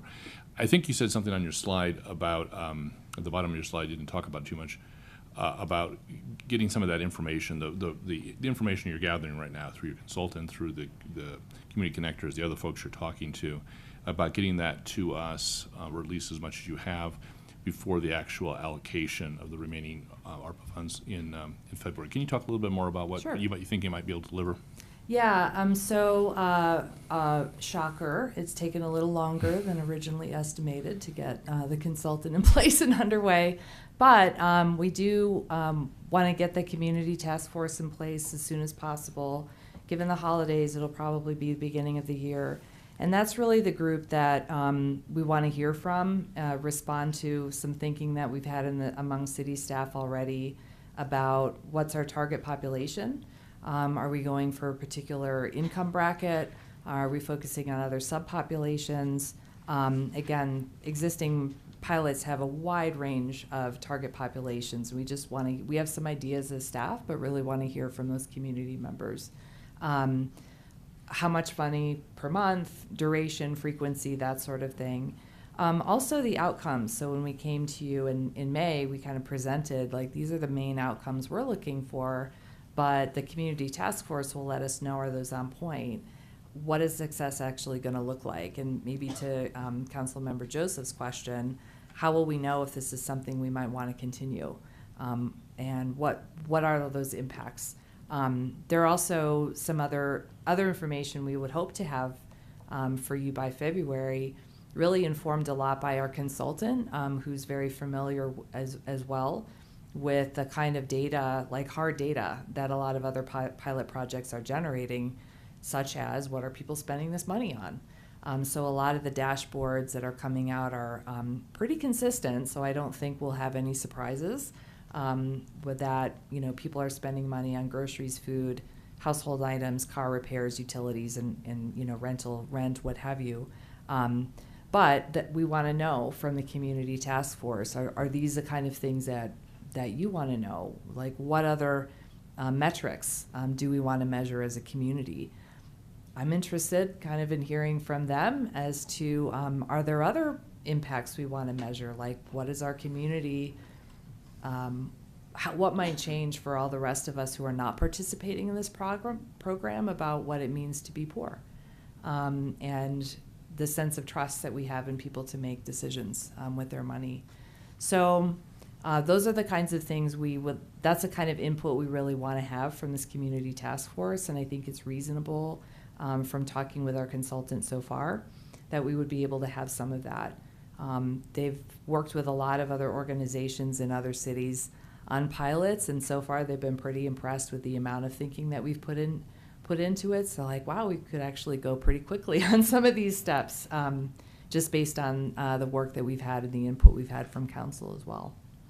So is that kind of what you were looking for? Yeah, I think so. Just to play it back to you, it sounds like you believe you'll have a lot of the information by the February allocation. You may not have all of it, but you're going to have a lot of it. Is that right? Good. That's pretty consistent with what I think we were hoping when we talked to you about late winter, early spring last year. Yeah. Great. Thank you. Yep. Mark, and then Matt. Just a couple of questions, and I want to key off of something that Junie said that I think is very important. Can somebody estimate for me the amount or percentage of the, about $20 million in total ARPA funds? Is a one-off versus something that's going to require continuing funding? Because if we're going to be amending our budget as a result of ARPA, I think we need to know that. And I'd like to know how much we're going to be amending our budget by, because there are a lot of programs involved here, none of which I disagree with, but I would like to know, let me make the question a corollary. What percentage of our total ARPA funds is going to programs that we will discontinue after the money is spent? I mean, that's just something we need to know. It's not a judgment on the ways in which we're spending the money, but it's raising a very significant issue that Junie expressed. How much of this is something that we are going to have to account for after this money is spent, as opposed to, say, the renovation of the Salzburg Community Center, or the Ponderosa program, or the grant to BHP, where it's truly a one-off. Can you address that and tell me what those numbers look like? Yeah, thanks, Mark. I appreciate that question. It's an important one, and it's something we've highlighted in the past of some potential ongoing impact of ARPA investments. To your point, all ARPA investments have to end. They have to end by the end of 2026. So that is when we have to spend our ARPA allocation. So what our general strategy is that we'd like to work with council on is to have those conversations about which ARPA investments are implicating ongoing funding, and add that to the list of ongoing needs. We'll have part of this conversation as we gear up for this library reallocation discussion, but more specifically through the 2024 budget processes, given all of these needs, and adding some, certainly, through these ARPA discussions that we know may be important into the future once ARPA funding is no longer a possibility. Where do they fall on the list of priorities? What are those one-off investments, as Elizabeth talked about, that may have impact and that's good enough and that's a great investment for recovery, versus what we need to look at in terms of longer-term sustainable funding? But can you estimate now what portion of the 20 million represents programs that will need to be addressed in terms of sustainability versus investments that we're making that are over and done with? I can't. I think we had a rough range back in March, but it depends. It depends on which programs we, council community, decide to extend, and which we decide are more of the recovery efforts associated with the ARPA-related investments. So, is that something you can provide to us subsequently? I would appreciate understanding that. Mm-hmm. I just wanted to add too. I mean, I think what you're getting to, Mark, and I appreciate your comments, is the depends really is about, I mean, most of how we've come to ARPA is that it's one-time funding. We know this, right? We know that moving forward, the question isn't so much, are we anticipating that we're going to continue it necessarily? We're going into it trying to set expectations that at some point this is temporary and it could end, not necessarily creating ongoing obligations. However, if the data and the evaluation and the information then we get makes us rethink and say, hey, the benefits we've gotten long-term about this is something that we may want to invest in the future, then we will come to council with a program, because the pilot has proven itself to be something that we want to sustain. So the expectation as we go in, and I know it's a delicate dance, right, as we're talking about people and providing, particularly with guarantee income, but it could be a variety of things. Setting up expectations and making sure from the get-go that we are not over-promising that this will go beyond ARPA dollars, I think is really critical.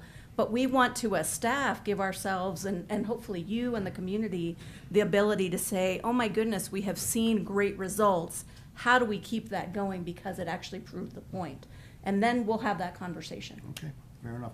I have only one more question, which is, there was a line item for $380,000 for more affordable commercial spaces. Obviously, if you'll remember, when we looked at that from a community benefits perspective, we ended up with a system that it just didn't work. Are we just looking in terms of grants to small businesses, or is there some other mechanism that we're looking at in terms of providing affordable commercial spaces? Yeah, we're looking at other mechanisms. We have a couple of affordable commercial pilots going on right now, and we want to expand those and also do more research to look at other communities and what's working, and then start to develop other programs. We're not sure what those look like, but it's probably not going to be as complicated as what we were looking at before. Will you be coming back to us when you figure out? Absolutely. Okay. Well, I'm looking forward to it greatly. Thanks, Aaron. Mike, I'm going to start with a question about the public health reserve, and then I'm going to move to a question for Matt on the arts. I think, Elizabeth, you brought up the point that there's perhaps a bit of a concern about, one, there's an expiration date, so that we know that, but also that, you know, given the potential for the feds to rescind the public health order is yet another piece of volatility with regards to that fund and the impacts that it has.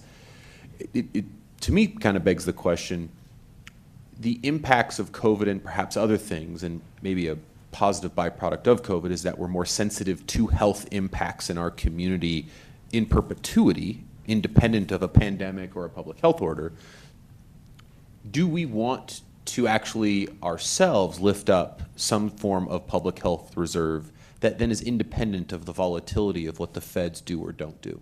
So it's a question I have in terms of longevity, so that we can be nimble to things going forward, and in which case maybe the conversation about holding on to this money for what we might need might change if we lift something up with our own criteria with no expiration outside of the purview of the feds. And so I'm wondering if there's a way to more or less have our cake and eat it, where we can have that in protection for our community while also freeing up money for more immediate use, knowing we still have the other part in our back pocket should we need it later.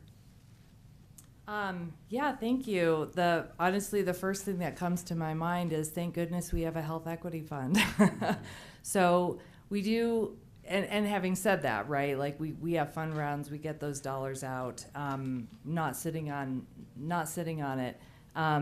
So yeah, I mean, it's an interesting idea. I don't think, I think that goes more to what, you know, kind of Mark and Nuri were saying about what do we know about the impact of having a reserve like that for whatever might come ahead, you know, in the future. Because the ARPA funds are time stamped, I think, from HHS perspective, we don't just want to sit on the money and think like, well, it's going to rain tomorrow. Nope, it might rain tomorrow. But knowing that we still have a few years of pandemic, and knowing that the cadence of need for some of our nonprofit agencies really isn't that they can kind of as effectively take a whole bunch of money at one time, be able to report on it, and then know like, well, is there going to be anything left? Can I space this out? You know, there are some other state funds, perhaps even county funds that are going to end sooner, and we know there's going to be a need in 2024. So I think that's kind of how we're looking at, you know, utilization of that. I forgot the number now, but 397-ish, to be able to use that. Space it out somewhat, not sit on it. And if we can learn that it's helpful to have a reserve like that, I think that would go back to Nuria's point of how do we want, as a city, want to approach that in the future. Is that helpful? I'm not sure I answered your question. You did, Okay. But I think it's maybe more of a policy question for us to discuss down the road. Sure. But thank you for that. So I have a question for Matt. You know, these two grant programs that you mentioned that this $150,000 will fund, in terms of artists, hiring incentive, and then the venue affordability and online event fund. In sort of a timestamp of a year or whatever, how many different artists or arts organizations are impacted by those grants? So for the venue affordability fund, we've had that, it's pretty long-standing. And we get dozens of applications for that over the course of the year that, you know, we fully fund. And it includes a sort of a range of uses, right? And so the artists and organizations that apply to it can have sort of a set of impacts, right? So even though it's, you know, sort of these, you know, 12 to 20 organizations and artists that get it, they use it for online events. Some of them take advantage of free rent at Mackey, which is another grant that and they apply that to that. And so sometimes it's several events in a row. But yeah, as far as individual applications go, it's in that realm of 12 to 20. For the artist hiring incentive, that's specifically something that's been mobilized with ARPA funding over the past year. I don't have it in front of me. I'll look it up when I sit back down and get you the answer in just a second. But we've had a couple of rounds. They're given away on a lottery, and they are given to nonprofits to hire artists. And so the individual artists served is sort of related to, you know, the nonprofits that we give it to, and, you know, how they divide up that money in the course of a program. Sometimes it's not just a single artist that's involved in a program. So let me look up exactly how many grants were given out. I'll give you that information in a second. Yeah, I appreciate that. I mean, kind of where I'm leading is with this 150 that is currently designated in the plan. Mm-hmm. Do you see that helping existing ones longer, or or just more people? I mean, is there a number of groups you just can't help because there's too many applicants, or do you say no, we can reach them, but if with more money they can sustain for longer, or they can work to elevate to maybe higher premium venues or opportunities? So I'm just sort of wondering where the efficacy of that heads. What I can say is that we'll do a little analysis with the Arts Commission on how to divide that money up effectively. The artist incentive, that program, this additional funding, I think, will basically fully meet need. We have just enough of a gap in need that this will fill it in. With the venue affordability, this will not meet need. We have a lot of people asking for that sort of rental assistance for venues. And so, you know, can't say exactly what we'll decide on how many grants to give out with the Arts Commission right now, but I can tell you we could spend all that money on rental assistance and not meet that need. So I'll lead it to comments. My question to you, if we were to find a way to provide more than the 150, you would feel that would be used up almost instantaneously and meeting an immediate need now for artists that need venue support? Yeah. If you agreed with the direction on venue support being part of that, yeah, we would not meet that need even with all that funding and more. Okay. All right, and so I'd like to do a time check here because we're supposed to do that at 9 o'clock. It's 9:15. Still have our public hearing, right? We have got 4 people signed up. Yep. And then a public hearing after that. Neither of these are optional, right? We got to get through it all tonight. So if you haven't asked questions, you certainly should have the chance, but just wanted to call attention to that, right? People agree, right? We got to finish this all out tonight, right? With that in mind, Lauren? And I didn't mean to, that wasn't for you, focused on you. Okay. Matt, it's for you. I have a question about for venue assistance. Do we have stipulations that has to apply to Boulder venues, or do we? Okay. Yeah, it does. Thank you. And while I'm here, 12 artist incentive hiring grants, so 12 artists were hired out. That was fast. Nice work. Thank you. Thank you for the answer. Okay, that was a fast one, Lauren. All right. So we good on questions? Very good. So it's now time to go to the public hearing. I think we are going to revisit our code of conduct guidelines. So if Brenda is still around, so that will apply to this and then the next public hearing as well. I am still around, and I was anticipating for the next one, but I have them up and ready to share, and so I will do that now and save Emily the trouble. Thanks. So can you see my screen? Yes. All right, I will actually go into slideshow mode so that's a little easier to read. Here we go. And nice And curtains, thank by you the for way. the opportunity. Thank you. Thank you. My little upstairs home office. Thank you for the opportunity to share these guidelines again. Just for folks who did not join us at the top of tonight's meeting, but are joining us now for this public hearing and for the next. We wanted to share these again. I won't read this whole slide again. It just highlights that we worked with community members to create a vision to protect the safety, physical, emotional, and the safety of our democracy for everyone. The following are examples of rules of decorum found in the Boulder Revised Code and other guidelines that support this vision and will be upheld during tonight's meeting. All remarks and testimony shall be limited to matters related to the city business at hand. No participant shall make threats or use other forms of intimidation against any person. Obscenity, racial epithets, other speech and behavior that disrupts or otherwise impedes the ability to conduct the meeting are prohibited.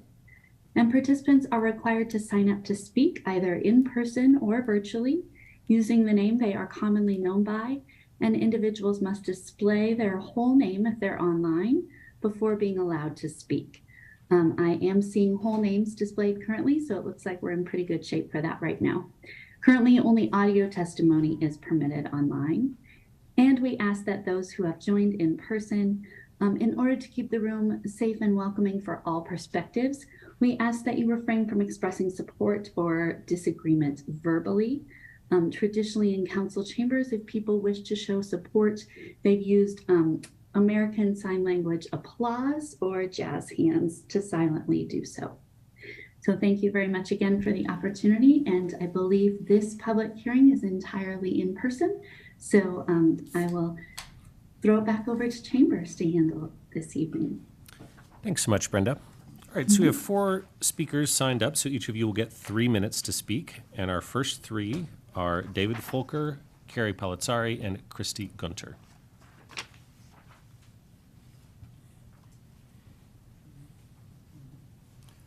Good evening. Good evening, and thank you for this opportunity. I'm Dave Folker, a Boulder resident for 60 years.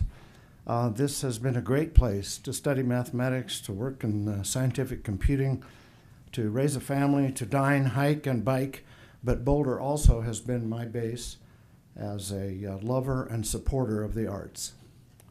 Tonight, I'll focus on those arts, specifically the Boulder Philharmonic Orchestra, where I'm a board member, a former president, and for about half of the orchestra's 65-year existence, the principal trumpet player.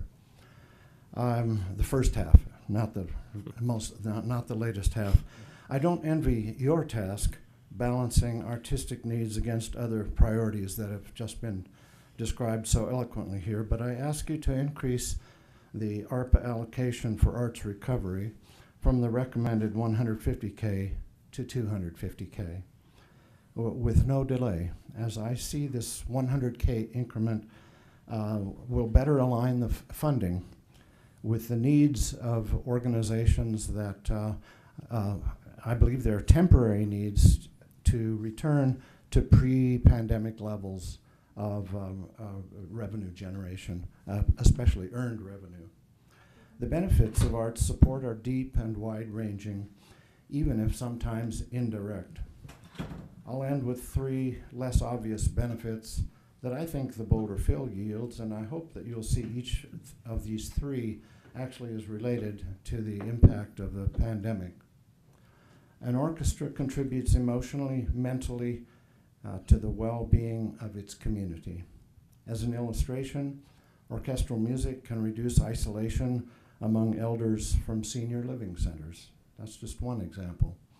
The arts are proven multipliers, generating economic gains far beyond their costs, empowering businesses to recruit creative workers. Finally, our nutcrackers, our discovery concerts, and our school visits give 5,000 or 6,000 children every year opportunities to learn how musical instruments played in synchrony and harmony tell stories, evoke emotion, and bring people together. As COVID loosens its grip, city support has never been more important or more urgent. Thank you. Thank you, Dave. Now we have Carrie Palizzari, Christy Gunter, and Julie Van Domelen.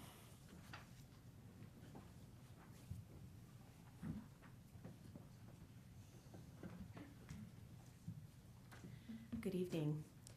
My name is Carrie Palizzari. I serve as the Executive Director for Studio Arts Boulder.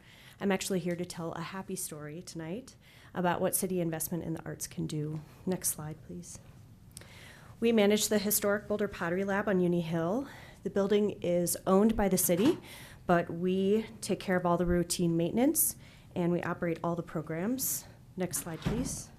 This partnership resulted in over 60,000 participant hours last year and even more this year. And yet, next slide, please. Despite maximizing every square inch of the Pottery Lab and increasing programs, we still cannot meet community needs. Next slide, please. Coming off the pandemic, people are craving the physical, mental, and social benefits of community art programs. These are just a few of the recent comments from our students. Other speakers, Dave just mentioned economic benefits as well. We see the human benefits of the arts every single day. Next slide, please. Our mission is to make sure that these impacts are felt across all constituencies in the community. So during the pandemic, we integrated pay what you can fee structures into our programming. In the past, we had a few dozen applicants for scholarships each year, but you can see on this slide, over 500 people took advantage of reduced rates this year because pay what you can was embedded into our registration process. That's equity in action. Next slide, please.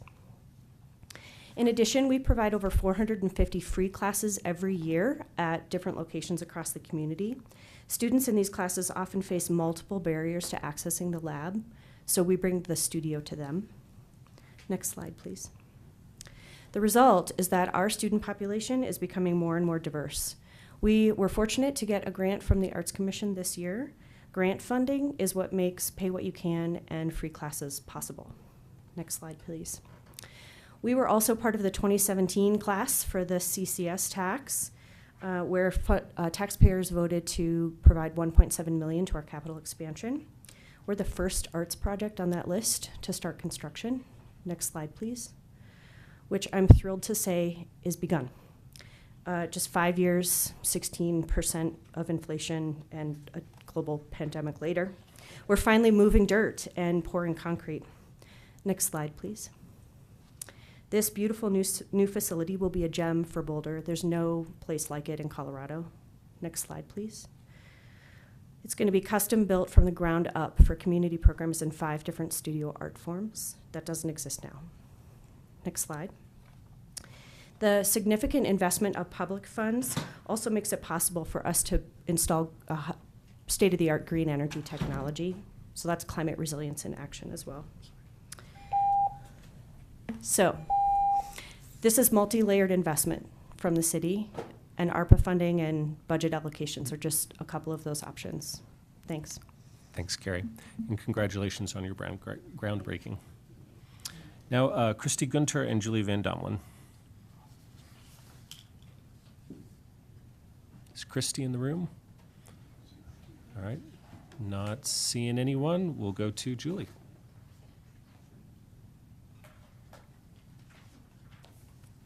Good evening. My name is Julie Van Domelen. I'm the Executive Director at EFA, the Emergency Family Assistance Association. I know many of you, and I wanted to come tonight to share a few things. First, what we're seeing at EFA. We are the canary in the coal mine for the local safety net. And I have to say, as life returns to normal post-COVID, we're seeing some really disturbing signals in our community. The vast majority of folks that come to EFA are still dealing with the negative effects of COVID. Over half are reporting less income than prior to the pandemic. The inflation of the last 6 months is crippling low-income households. To give you an idea, our food bank is seeing record numbers in its 100-year existence in Boulder. If on an average day before COVID we would see probably about 60 households, and then in peaks during COVID it was about 80. In our most recent week with data, we saw 134 households per day that week. So it's really dramatic. We're also seeing increases in families with kids that are going homeless, losing their housing, having to be hoteled, and a spike in rental assistance demands. And unfortunately, we expect the situation to worsen in coming months. Elizabeth had mentioned a few of the trends with the finishing of the federal rental assistance money that the county has been channeling. We're worried about that. And that ends in the next couple months, as well as the possible lifting of the public health emergency, which would reduce SNAP benefits, as well as reduce Medicaid eligibility. So there's a number of, all things are pointing in the same direction to a very, very difficult winter. So I came tonight to speak in support of staff's recommendations on reallocating the remaining public health reserve funds to essential human service needs. Our safety net's going to be sorely tested this winter, and the city has been a fabulous partner in quick response for buying essential culturally relevant food, for rental assistance, et cetera. So to keep them funded and nimble is important over the next 6 months. The second thing I want to support is the items in the packet about the ARPA funding. And I don't understand all the tranches, to tell you the truth, but in particular, childcare and the guaranteed basic income. Childcare is the hardest thing for us to help families with in this community. And in fact, that lower income may be attributable in part to the loss and the contraction of childcare options for low-income families. The guaranteed basic income, I kind of agree with Councilman Yates on the term, but it's a really important time to inject financial resilience to the lowest income households. We have 18,000 jobs in the city of Boulder that pay under $15 an hour. So they need help. Thanks so much, Julie. You're welcome. And for everything your organization does to support families in our community. Okay, so we'll bring it back to council. So we've got two pieces here. One of them is the supplemental appropriation to the 2022 budget, and the second is the ARPA funding priorities. So I wanted to start out by just checking in to see if people had comments or changes that they would desire to the supplemental appropriations to the 22 budget. Any issues there? Do you want to make a motion? Do we get that out? Yeah, well, let's get it out of the way. I'm sorry, what was the ordinance number? 8558. I move that we adopt ordinance 8558. Second. Motion is second. Roll call, I believe. That is correct, sir. We'll start this roll call with Councilmember Walling. Aye. Weiner, Yes. Yates, Yes. Benjamin, Yes. Mayor Brockett, Yes. Councilmember Folkerts, Yes. Mayor Pro Tem Friend, Yes. Councilmember Joseph, Yes. and Councilmember Spear. Yes. Ordinance 8558 is hereby adopted. Great, thanks so much. So now let's turn to the ARPA funding priorities. And what we will be doing here is giving direction to staff that will lead to an official appropriation in February, I believe. Right, so we are more or less making the decision tonight, but the actual vote will be in February at the time of appropriations. So I'll just open it if anyone would like to suggest any changes to the staff recommendation on the ARPA funding. Yes, Tara, and then Matt. First, I want to thank you, Elizabeth. That was a great presentation and so heartfelt. And also thanks for the people that came and spoke. I know a lot of you, and really those presentations are equally as great and heartfelt and also moving. So I didn't speak much tonight. I might have a short speech, but I'm going to make it super short for you. So in the past few months, a lot of us have read many compelling emails and listened to stories during open comment about many of the artists, the musicians, the dancers who are really struggling financially, as well as the arts organizations who really give their lives supporting these artists. Some of the arts organizations have not received GOS funding this year, which Matt Jasansky mentioned. The Boulder Phil, the Boulder Ballet, the Greater Boulder Youth Symphony, and we know there's a lot more. So to me, is this not what the ARPA funds are for? Artists, musicians, and dancers who, because of the pandemic, can't really make ends meet. Organizations are having a terrible time, impossible time raising needed funds, and it's really the organizations that provide the jobs also for the musicians, dancers, and artists, and so they are really crucial. And by the way, I want to give a big thanks to the arts community for making me aware of this and for your commitment to Boulder as a city that really aspires to be there for our arts community. So the arts community is still not out of the woods yet from the financial adverse effects of the pandemic, and these ARPA funds, as we know, are a one-time, they're a one-time payment. And so, and they're a one-time opportunity to really help both the individuals and the organizations. So as you know from reading my Hotline post, if you did read it, I would like to increase the $150,000 of ARPA funds we're going to allocate to the arts community to $250,000. Now, I want you to know ahead of time that I'm not saying in any way that the safety net is not the most important thing. So this is my idea. To fund this increase, I suggest that $100,000 of the $2,750,000 plus, actually $3 million, allocated for the Guaranteed Income Pilot Program be shifted to arts recovery in 2023, increasing the ARPA allocation for arts recovery to $250,000. But my thinking is the Guaranteed Income Pilot Program is not starting immediately, and we can reallocate this $100,000 extra, and that will still allow us to backfill for the Guaranteed Income Program in a 2023 adjustment to base. So maybe Mark, Kara, the other Mark can speak into this if you want, unless Matt wants to do the colloquy first. I don't know. You want a colloquy? Love a colloquy. Love a good colloquy.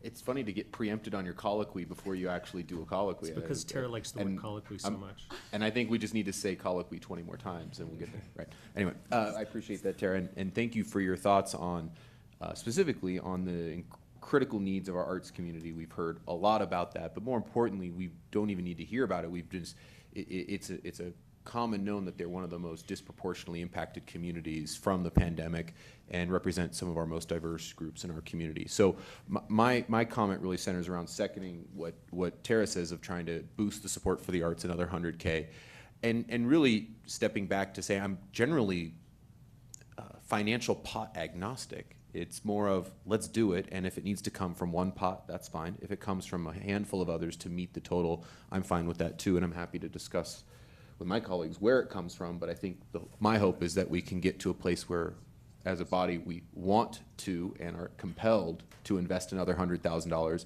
and really the discussion is from where. And so I'm hoping we can evolve the conversation to not if we do it, but we will do it, and then from where do we pull the money. So I'm hopeful that that's the place we go. And so I'm happy to have it come from some part of the public health reserve, some of this from Guaranteed Income Pilot. If there's other places or some of the parts, I think it's really critical that we invest another $100,000 into the arts, because we heard from Matt that it would be an instantaneous need, especially to support the those needing venue affordability and online event funds. Okay, thanks, Matt. So what I'll say is we've got a proposal on the table for $100,000 in additional art funding to come from somewhere, some discussion on that. Does anyone else have any other proposals for changes they'd like to get out on the table? Because I think it'd be good to have the full set that people are thinking of before we go into the discussion. Any others? Does anybody have? All right, so I guess, oh yeah, Lauren. Well, I have a question related. Okay, well, but no, so it looks like no other proposals. So then let's zero in on this one and maybe additional thoughts on that. And so Lauren, if you have a comment on, or And this is more maybe a follow-up question to staff. I see that, so under the continued economic recovery, we also have $200,000 that look like they're mostly used to develop and implement special events, interactive public art, and other programs to activate and increase the number of visitors.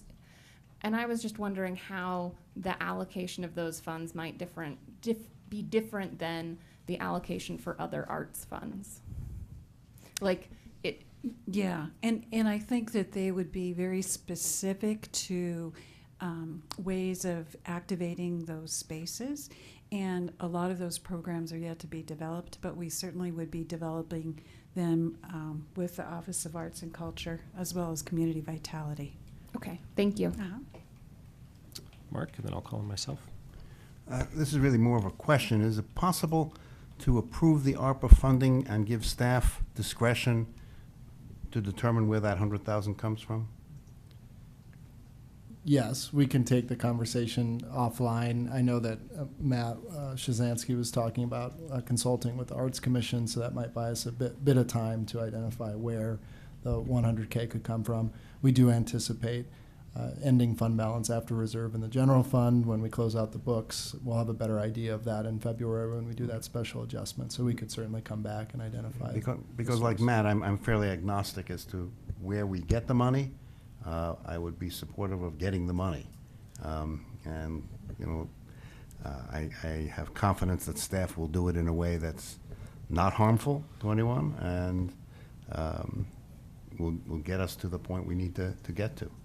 So that would be my suggestion. Great, thanks, Mark. I would call on myself, and then I'll go to Nicole, because I was going to ask more or less the same question, and I think that makes sense to me. My impression is that we're likely to have fund balance at the end of 2022 from looking at the sales tax receipts and such like that.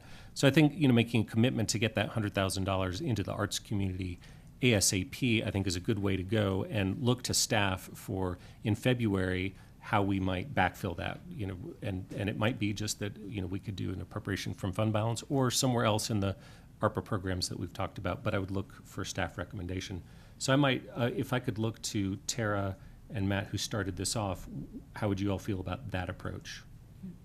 Okay, very cool. So that's, I think, what's on the table right now. And Nicole, you want to, and then Bob. Yeah, and I just thank you, staff, for answering all our questions. Thanks to everybody who spoke in public comment. Really appreciate it. And I think, one of the things that I'm thinking about is that the process for how to spend these ARPA funds and do it in a way that centered the things we were really interested in centering, like equity, was really quite thorough. There were specific guidelines for what we were going to do. There was a lot of engagement.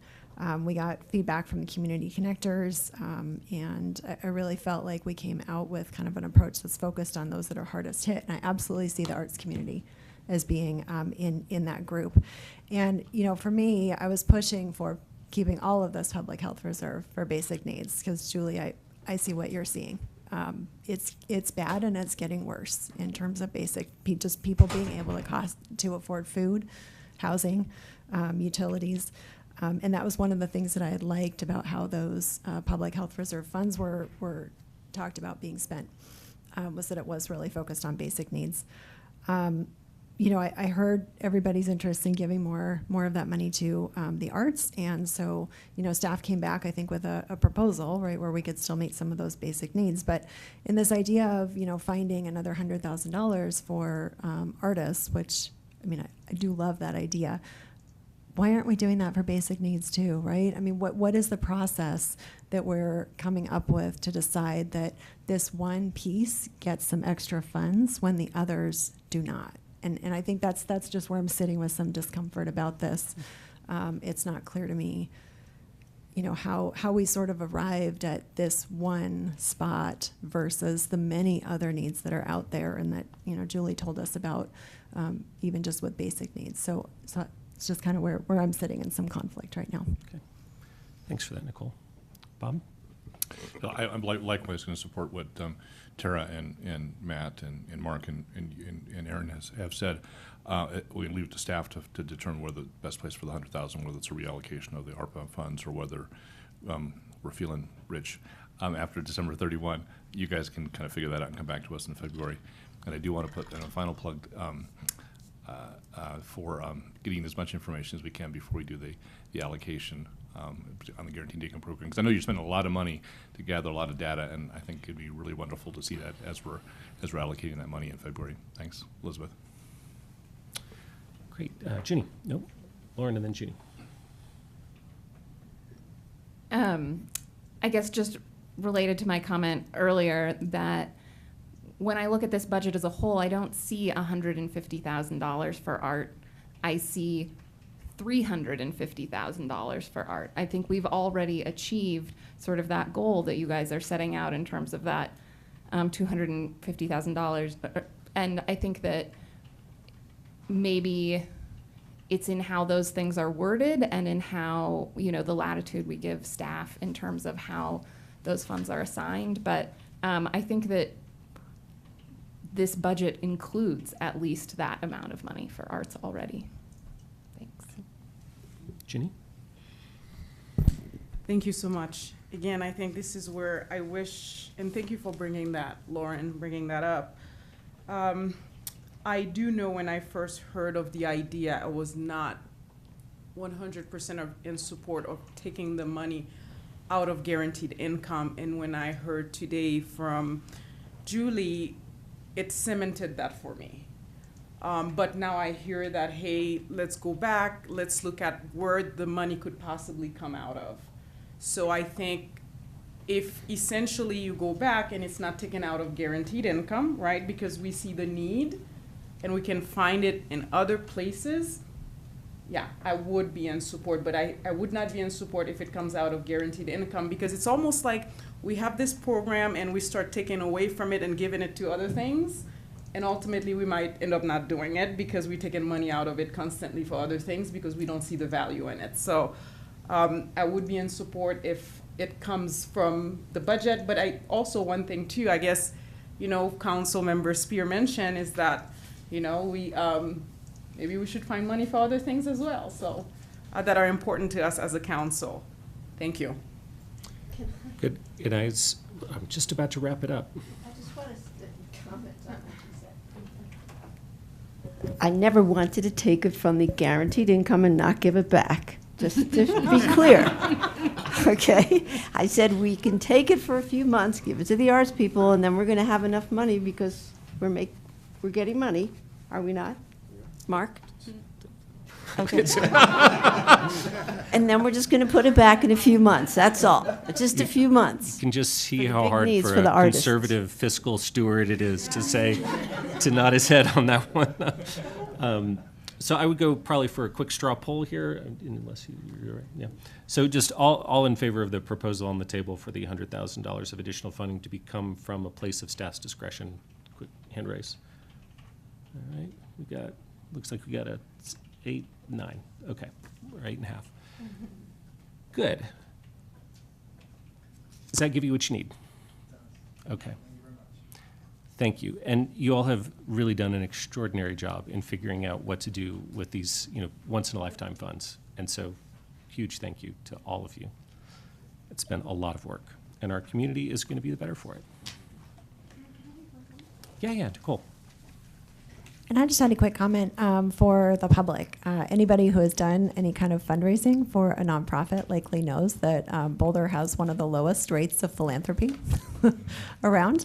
And so I just want to make a plug for the public, for those who have some extra funds right now. We've heard tonight from some organizations in our community that are doing amazing work and providing a lot of support for people who were hit hard by the pandemic and need it now. So if you do have some extra funds, especially as we head toward Giving Tuesday and the end of the year, please think about some of these organizations that spoke tonight and the other nonprofits in our community, because we can all really use some extra help right now.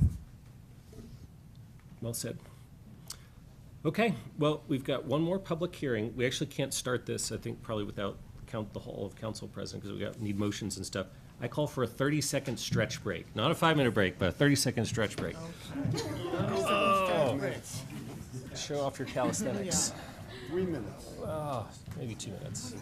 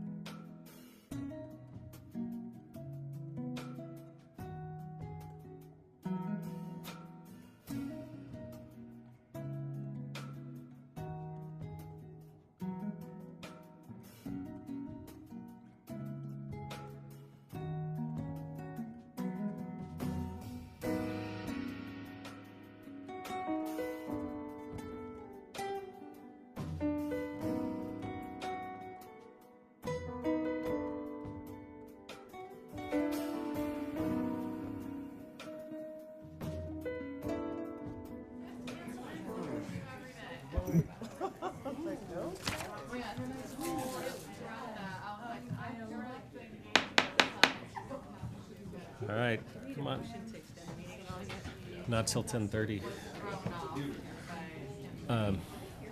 All right. So I think we're ready to get back to things now. Oh, okay. Because I really didn't understand what she was doing. So, Elisha, if you could get us going on our final public hearing, please. All right, sir. You are correct. It is our final item on tonight's agenda. Item 5C is the Mayor Pro Tem election. All right. So, in accordance with this is a very formal process. I got to read all the words. In accordance with the council rules, section 9, we will now conduct the election for Mayor Pro Tem. I will first go over the procedure. Council members Spear and Wallach have expressed their interest at our November 3rd meeting. We will hold the public hearing first. Then I will call for nominations. No second is needed for a nomination, but I will look to the council member nominated for acceptance. You can turn down a nomination. After all nominations have been made, I will call for a motion and second to close the nominations. Then I will open the floor to nominated candidates to make any final statements if they choose, as well as any other council members. If more than one candidate has been nominated for the position, I will then ask the city clerk to flip a coin. Well, there it is. To choose whether we go in alphabetical or reverse alphabetical order to vote on the candidates. We will vote by raising hands unless council chooses to use paper ballots. Which I think, can we just raise hands? It's like, is that, right? That's for anonymity. What's that? You can do it for anonymity. Well, you could do it anonymous. Huh. No. All right, we'll just raise our hands, right? Okay. The candidate to receive a majority vote shall be elected as Mayor Pro Tem for the next year. And before we get going, I just want to thank both Nicole and Mark for putting their names forward. The community would benefit from either of your service. So thanks for your willingness. All right, so I will now open the public hearing for Mayor Pro Tem. We've got 3 people signed up to speak in person and 16 signed up to speak virtually. 1 virtual speaker is in the house, so will be the 3rd in-person speaker. So our 3 in-person speakers are Chase Cromwell, Matt Hess, and Claudia Thiem, and all speakers will have 2 minutes to speak. So Chase, you can get us started. Don't look at Chase in his suit. Go ahead, Chase. Good evening, Council. My name is Chase Cromwell. I'm the Director of Legislative Affairs with CU Boulder's Student Government. We're here on behalf of the Executive CUSG and the broader student body, and we're here to urge you to support Councilwoman Nicole Spear for Mayor Pro Tem. One of CU's taglines is "Be Bold." As we enter the next year, we really want to urge you and urge the rest of our community leaders to be bolder in our leadership. We, collectively, our team, spend our time fighting for the needs of our students and exploring ways to deepen the connections that this generation of Buffs have to our community. It's critical that our local leaders outside of the university campus understand and believe that our students are welcome here and support our students as they progress through their university experience. That means supporting them when they're off campus and as they learn how to become part of a community outside of their own age and interest groups. We need our local leadership to be as diverse and representative as the many communities that call Boulder home. Not because we need to check boxes and be performative. We know that Boulder at its best is above that. We are excited and encouraged by Nicole's deep commitment to bettering Boulder and by engaging humbly with our community. Nicole has worked hard to build connections with our team and our students and regularly connects to ask questions, share info or ideas, and better understand how her work, and consequently yours, can better serve us all. Nicole Spear has been a champion for our students' needs and for the place that we call home, school, work, and life. We support Councilwoman Spear's desire to lead council in the role of Mayor Pro Tem, and we hope that you will too. Thank you. Thank you, Chase. Now we have Matt Hess and then Claudia Thiem. All right, good evening, Council. My name is Matt Hess, and I am here to speak on behalf of Nicole Spear. I currently live in Lafayette, but I went to Crestview Elementary, then Centennial, and then Boulder High. I currently attend First Congregational Church of Christ, United Church of Christ in Boulder, and then I I'm the executive director of a nonprofit that does include Boulder in the service area as well. So special thank you to Nicole for shouting out Giving Tuesday. That's just definitely an example of her leadership that she can bring to the community as a whole, beyond just even what happens within these chambers, and I really appreciate that. And I'm going to be pretty quick tonight because it's late, and I think my point is pretty simple. Boulder presents itself as a diverse, inclusive, equitable community, and unfortunately we still have a ways to go, and a vote for Nicole is a vote in that direction. Thank you all. Thank you, Matt. Claudia Thiem.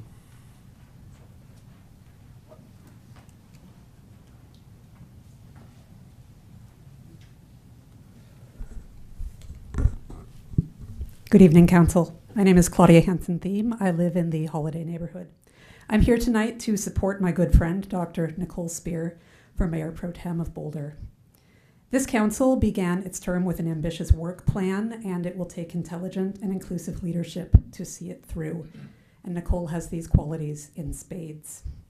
For as long as I've known her, Nicole has been committed to making space for the knowledge and needs of folks who, no matter how easy we make it, will never be in the room on nights like tonight, to say nothing of having the opportunity to influence the agenda.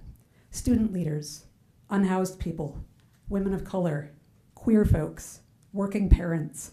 We need these perspectives to make equitable and effective policies. And our choice of leadership, even in what some call symbolic positions, sends a strong signal about which voices matter when we set priorities and evaluate our actions as a community.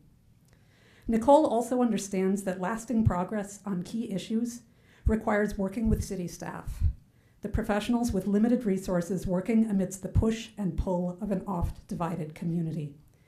Before she was a candidate and council member, Nicole had a long track record as a manager, team builder, and cultivator of people.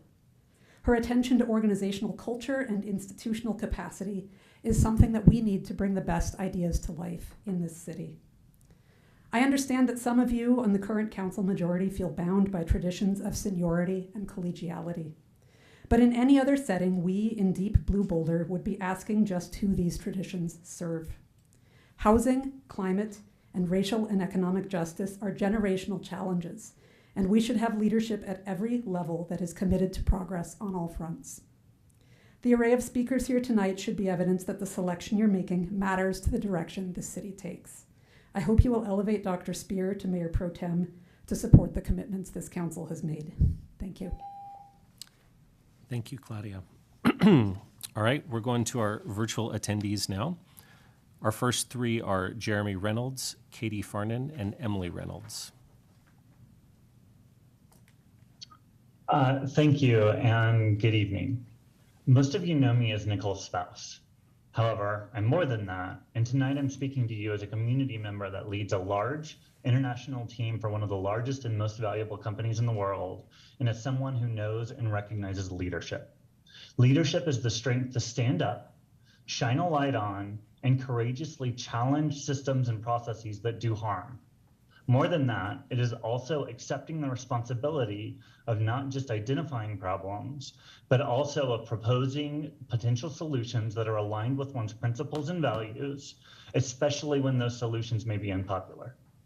As most recently demonstrated by her role in prioritizing and bringing forward even-year elections in the work plan and its overwhelming support at the ballot box, Nicole is the leader that this city needs today and tomorrow. She leads through service, sticks to her inclusive principles, and pushes this city to be a better place for everyone. This election is not just honorary or perfunctory, nor is it apolitical. It will have real impact on the voices that are heard and on how agendas are set. This election is a decision of consequence, and as such, your vote should be values-based. Your vote speaks volumes regarding the values that guide your decisions. A vote for Nicole values inclusion over a short-lived tradition that won't be relevant in even a year's time. A vote for Nicole values moving this city forward over the status quo. Please consider your core values as you decide your vote, and please vote for Nicole because she's the leader that will help move the city forward to become the inclusive place that we know it can be and that we want it to be. Thank you. Thank you, Jeremy. Now, Katie Farnan, Emily Reynolds, and Schuler Bailey. Thank you, Council. We have made great strides in this town toward progress and a more inclusive community, but we have a long way to go. It's amazing that this council has the opportunity to ensure that its leaders reflect the values of the electorate. This is a council whose majority represents progressive values. Those include affordability, community safety for everyone, regardless of their housing situation or ethnicity, diversity, equity, inclusion, public investment.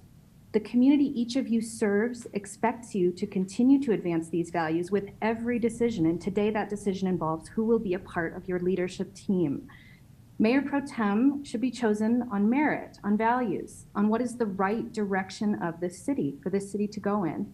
Choosing based on seniority reinforces exactly the kind of structures that delay progress and reduce community trust. Please don't vote based on whose turn it is next. This council needs direction and conviction, and we need progressive leadership to tackle these big issues. That is why I urge you to support Nicole Spear for this role. She's shown her commitment to inclusive governance and strong, outspoken, progressive values, which people in this community have worked hard to deliver and which voters have shown they embrace. We just don't have time to uphold a process that doesn't advance the important goals many of you were elected to advance. Let's keep going. Let's keep making progress. All right, thank you, Katie. Now, Emily Reynolds, Schuler Bailey, and Karen Holweg. Good evening, Council. Mayor Pro Tem has always been a non-political appointment, going to the council member with the longest tenure, who has not previously served. Mark Wallach has served 3 times the tenure of his challenger, 3 years to 1 year. Part of serving is having experience with the procedures and processes of council over time. Mark has earned the position of Mayor Pro Tem, serving his 2nd term on council. He's one of our hardest working and brightest council members. He fully supports Boulder's residents' mission of improved public safety, and he received an historical record-breaking number of votes last fall. The stated objective of having public city council meetings is to gather input from the public. Mark listens when citizens speak at public hearings and open comment. He's not reading the packet or checking his phone or avoiding eye contact with the speakers, a fact that is indicative of his genuine interest in doing good for the city and the people of Boulder. Mark prepares carefully, reads and studies the packet material to ensure a solid understanding of issues. You saw his pertinent questions this evening. He proposes strong arguments and ideas. He listens and engages when there is disagreement. Mark respects rather than ignoring the advice of city staff on issues. When Chief Harold indicates the kind of support she needs, he reinforces that with his public speaking and actions instead of ignoring it or trying to counter it. Mayor Pro Tem is an honor typically bestowed on a senior council person, and Mark is not a newcomer. He knows city business thoroughly. Please support Mark as our next Mayor Pro Tem, the candidate without a personal agenda. Thank you, Emily. Now we have Schuler Bailey, Karen Holweg, and Martha Palmer. Thank you for having me. I would like to express my strong endorsement for Mark Wallach for Mayor Pro Tem. Mark represents all of Boulder and recognizes and prioritizes the values of the whole community. He is fair, thoughtful, engaged, thorough, balanced, and inclusive, and he votes in a way that will benefit our entire community. The mayor, and thus Mayor Pro Tem, should represent all of Boulder and be free of partisan influences. The fact that Mark received the highest number of votes in the last council election is a testament to his broad appeal and speaks to his ability to vote based on the will of the people, not a personal or fringe agenda. Mark has been willing to engage with all sides on the many challenging issues council deals with, and he does so with an open mind, brilliant intellect, and sound judgment. He is the most senior council member, and this experience gives him valuable insight and context to tackle the many new challenges Boulder is facing. namely public safety and crime. Mark Wallach is a subtle but strong leader that has the best interests of Boulder at heart. Please appoint him for Mayor Pro Tem. Thank you. Thank you, Shiloh. Karen Holweg, Martha Palmer, and Michael Schreiner. Thank you, Aaron. I'm Karen Holweg, and I've been reading Mark Wallach's op-eds on civic matters for over 6 years and have followed his work on City Council for 3 years. I'm speaking tonight to urge you to select him as Mayor Pro Tem for 3 reasons. First, Mark's values and skills resonate with members of our community. I believe that's at the root of why he received the most votes of any council member in recent history. Second, he listens carefully and provides thoughtful comments on the full range of issues before council. He commits the time necessary to fully review and digest council packets, as shown in the substantive hotline comments and questions he posts before meetings. And finally, Mark's ability to provide in-depth financial analyses based on the community's identified priorities are very impressive. Since we are in the process of coming out of the pandemic with its large federal subsidies and are now entering a period of decision-making regarding how to allocate literally millions of dollars based on our election decisions, I want the depth and breadth of his thinking present at CAC as well as council meetings. For all these reasons, I hope you'll select Mark tonight as our next Mayor Pro Tem. Thank you. Thank you, Karen. Martha Palmer, Michael Schreiner, and George Boone. Can you hear me okay? Yes. Hi, my name is Martha Palmer, and I've lived in Boulder since 2005. I came here to join CU as a professor, and for the last 12 months, I've been trying to retire. I saw my first city council meeting 2 weeks ago, and I am still astonished at how exhausting it was. I am incredibly impressed by how much time, energy, and effort each one of you puts into the job of being a council member, and thank you all very much for what you do. I'd like to speak in favor of Nicole Spear's candidacy for Mayor Pro Tem. I've known Nicole more than 5 years. I first met her through the university since her neuroimaging lab is part of the Institute of Cognitive Science, which I'm also affiliated with. At work, she is intelligent, organized, and efficient. She makes a complicated job seem easy. I soon realized that we also attend the same church, First Congregational. At church, I've seen a devoted partner and mother who meets others with honesty, vulnerability, and openness. Finally, more recently, I've gotten to see her in more political arenas, Democratic Party events, and that last public council meeting. There, I see a tireless commitment to understanding every issue in detail and ensuring the best possible outcome for everyone concerned.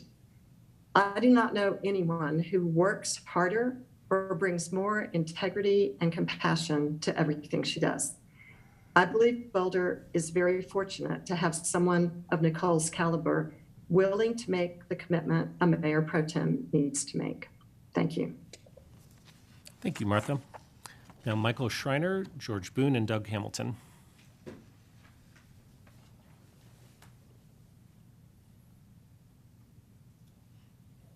Good evening. My name is Mike Schreiner, Pine Street, Boulder, Colorado, and thank you for the opportunity to speak tonight. I'm speaking tonight to strongly urge you to appoint Mark Wallach for the Mayor Pro Tem position. As to merit, as you undoubtedly know by now, Mark is smart, thoughtful, fair, and inclusive. His posts on the hotline and letters to the editor and the camera clearly show his fair and unbiased approach to all issues before council. Is detailed, incisive, and he does a deep dive on all council issues. As you know, he gives all sides a fair shake, is very approachable, and does not advocate a specific agenda, but listens and decides the issues on what is best for all citizens, not just a few. When it comes to diversity and inclusion, Mark has walked the walk. Look at his bio online. Finally, Mark earned this position. He is on his second term on council, won the most votes in the last election, and has demonstrated the chops for the job. This appointment should really be a no-brainer. The fact that it's apparently not is disappointing and foreshadows increasing local political divisiveness that to now we've been able to rise above. Thank you for your time. Thank you, Mike. I've been informed that George Boone and Doug Hamilton are not present, so we're going to move on to Lisa Spalding, then Ryan Schuchart, and Christian Kerr. Lisa Spalding, University Hill. I've known and worked with Councilmember Wallach since long before I ran for City Council. He has a keen intellect, thoroughly studies every issue that comes before him, weighs facts impartially, and works with all interested parties in an effort to reach the best possible result. He's also an excellent listener, which is a basic requirement for any elected official. It's been the practice of the City Council to elect the most senior member who has not previously served as Mayor Pro Tem to that position, which you've heard previously. You will be upholding that tradition if you elect Councilmember Wallach. As a longtime Boulder Democrat, I believe our traditions and council collegiality are extremely important.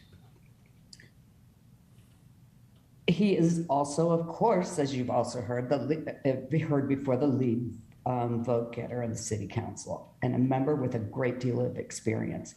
I can guarantee that Council Agenda Committee meetings will be a pleasure for all involved, since Councilmember Wallach is a genial person with an excellent sense of humor that tempers even the most serious or fractious discussions. Thank you. Thank you, Lisa. Now Ryan Schuchart, Christian Kerr, and Sarah Silver.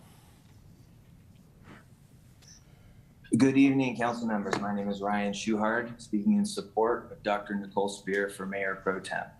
Until this race, I hadn't given the position of Mayor Pro Tem much thought, so I reviewed Dr. Spear and Councilmember Wallach's speeches. And then I had to do it again because I felt like I was hearing candidates running for different positions. And then I realized, yes, this is a job that could be different things. On the one hand, the Mayor Pro Tem role could be mostly ceremonial, a job that is not actively seeking to agitate for change. On another, it could be a podium to cue up dialogue about big problems and strategic reforms. It could be a voice that reminds us about the ease with which our everyday meeting language and customs tend to enshrine the status quo and seek to create more practical ways for discussing real creative problem solving. One thing that's not is neutral of politics. The decision to say things are fine like they are is every ounce as political as is proposing change. No agenda is an agenda for things to remain. And so even if the role of Mayor Pro Tem is heavily administrative, it carries a lot of power. In fact, the functions of this position in a body trying to make new changes mean that it is a role that has quite a lot of power. That power includes setting the tone among our community on who City Council represents and the concerns that have the most priority. It includes personal connections with community members who can help to advance the work of the city. And it includes being instrumental in setting the table for decisions council undertakes and how the ideas and the choices around those decisions are framed. There's a whole set of things that many of you councilors care about, including safe streets, inclusive access to transportation, solutions for housing scarcity, climate action, and equity. And for those issues, this job could be decisive for results. Dr. Spear is a candidate who brings an incredible amount of force. Regardless of the outcome, I'm grateful to both contestants for their service through this race, prompting more dialogue about what Boulder is and what it can be. Thank you. Thank you, Ryan. I understand Christian Kerr is not present, so we're going to go to Sarah Silver, then Matt Bissonette, and Lucy Carlson-Krakoff. Good evening, council members. My name is Sarah Silver. I live in Whittier and have been a Boulder resident for 16 years. I serve on planning board, but I'm here tonight in my personal capacity. It's a little weird to be on this side of the podium. So thank you for the opportunity to speak tonight in support of Mark Wallach for Mayor Pro Tem. In his 3 years on council, Mark has proven himself to be judicious, hardworking, well-prepared, and wicked smart. I happen to be a big fan of his hotline posts. They always give me great insight into the challenges council is working on. Mark seeks to understand the factors underlying Boulder's challenges and works closely with staff, the public, and his fellow council members to identify effective solutions to those challenges. He's not driven by ego or agenda, but rather by the desire to solve problems. Mark will bring his focus on problem solving to the role of Mayor Pro Tem. He will make sure all questions are asked, everyone is heard, all ideas are considered, and that council finds points of agreement that result in progress for Boulder. Mark will bring to the role of Mayor Pro Tem the values of respectful, inclusive, and productive discourse required for this role. I urge you to support Mark for Mayor Pro Tem. Thank you for your time. Thank you, Sarah. Now Matt Bissonette, Lucy Carlson-Krakow, and Chelsea Castellano.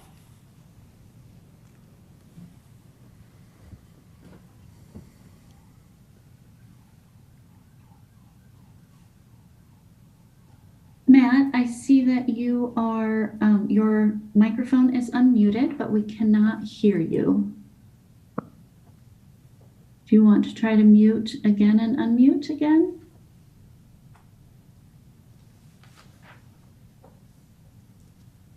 And you also may need to adjust the settings of your microphone. You can do that using the drop up button next to your mute, your microphone icon.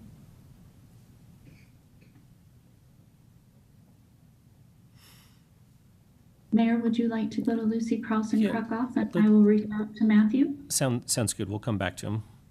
Great. So, thanks, Brenda. So now Lucy Carlson-Krakow and then Chelsea Castellano.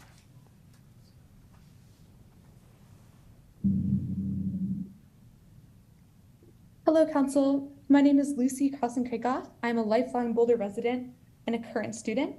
I have some music to accompany my speaking. It's a song from Six, the musical, about women getting to do what they've always wanted to do. So I'll play it on my speaker and talk at the same time. Can everyone hear my song? Okay. No. It is with enthusiasm that I asked City Council to elect Dr. Nicole Spear as Mayor Pro Tem. I met Dr. Spear while working to translate her City Council campaign's social media into Spanish. This was Dr. Spear's initiative, which speaks to her strong values of inclusion and accessibility. I bring up this example because as a young person passionate about Boulder's future, I am concerned with making sure the voice of every Boulderite is included in City Council. Dr. Spear will uplift and amplify these voices, as evidenced by her past work spearheading inclusive housing initiatives and her involvement with Feet Forward, a direct support organization for the Boulder houseless. In addition to Dr. Spear's obvious merits, I recommend her election because, as a young woman, I am dismayed by the possibility of an all-male council leadership directing majority female council. We are past the point of gender role mirroring structures such as these. Speaking of the past, some say we should elect the most senior council person as Mayor Pro Tem just based on the amount of time they have been on council. This makes no sense to me. Instead, let us select the person that most represents our values of forward inclusion and love. Boulder should be a home for climate resilient and a humanitarian future, not a relic of the past. Dr. Spear exemplifies everything I seek in my Mayor Pro Tem, progressive values and experience. Join me in supporting a strong, independent woman for the position as we move towards the future. Thank you. Thank you, Lucy. And now Chelsea Castellano, and then we'll try back with Matt.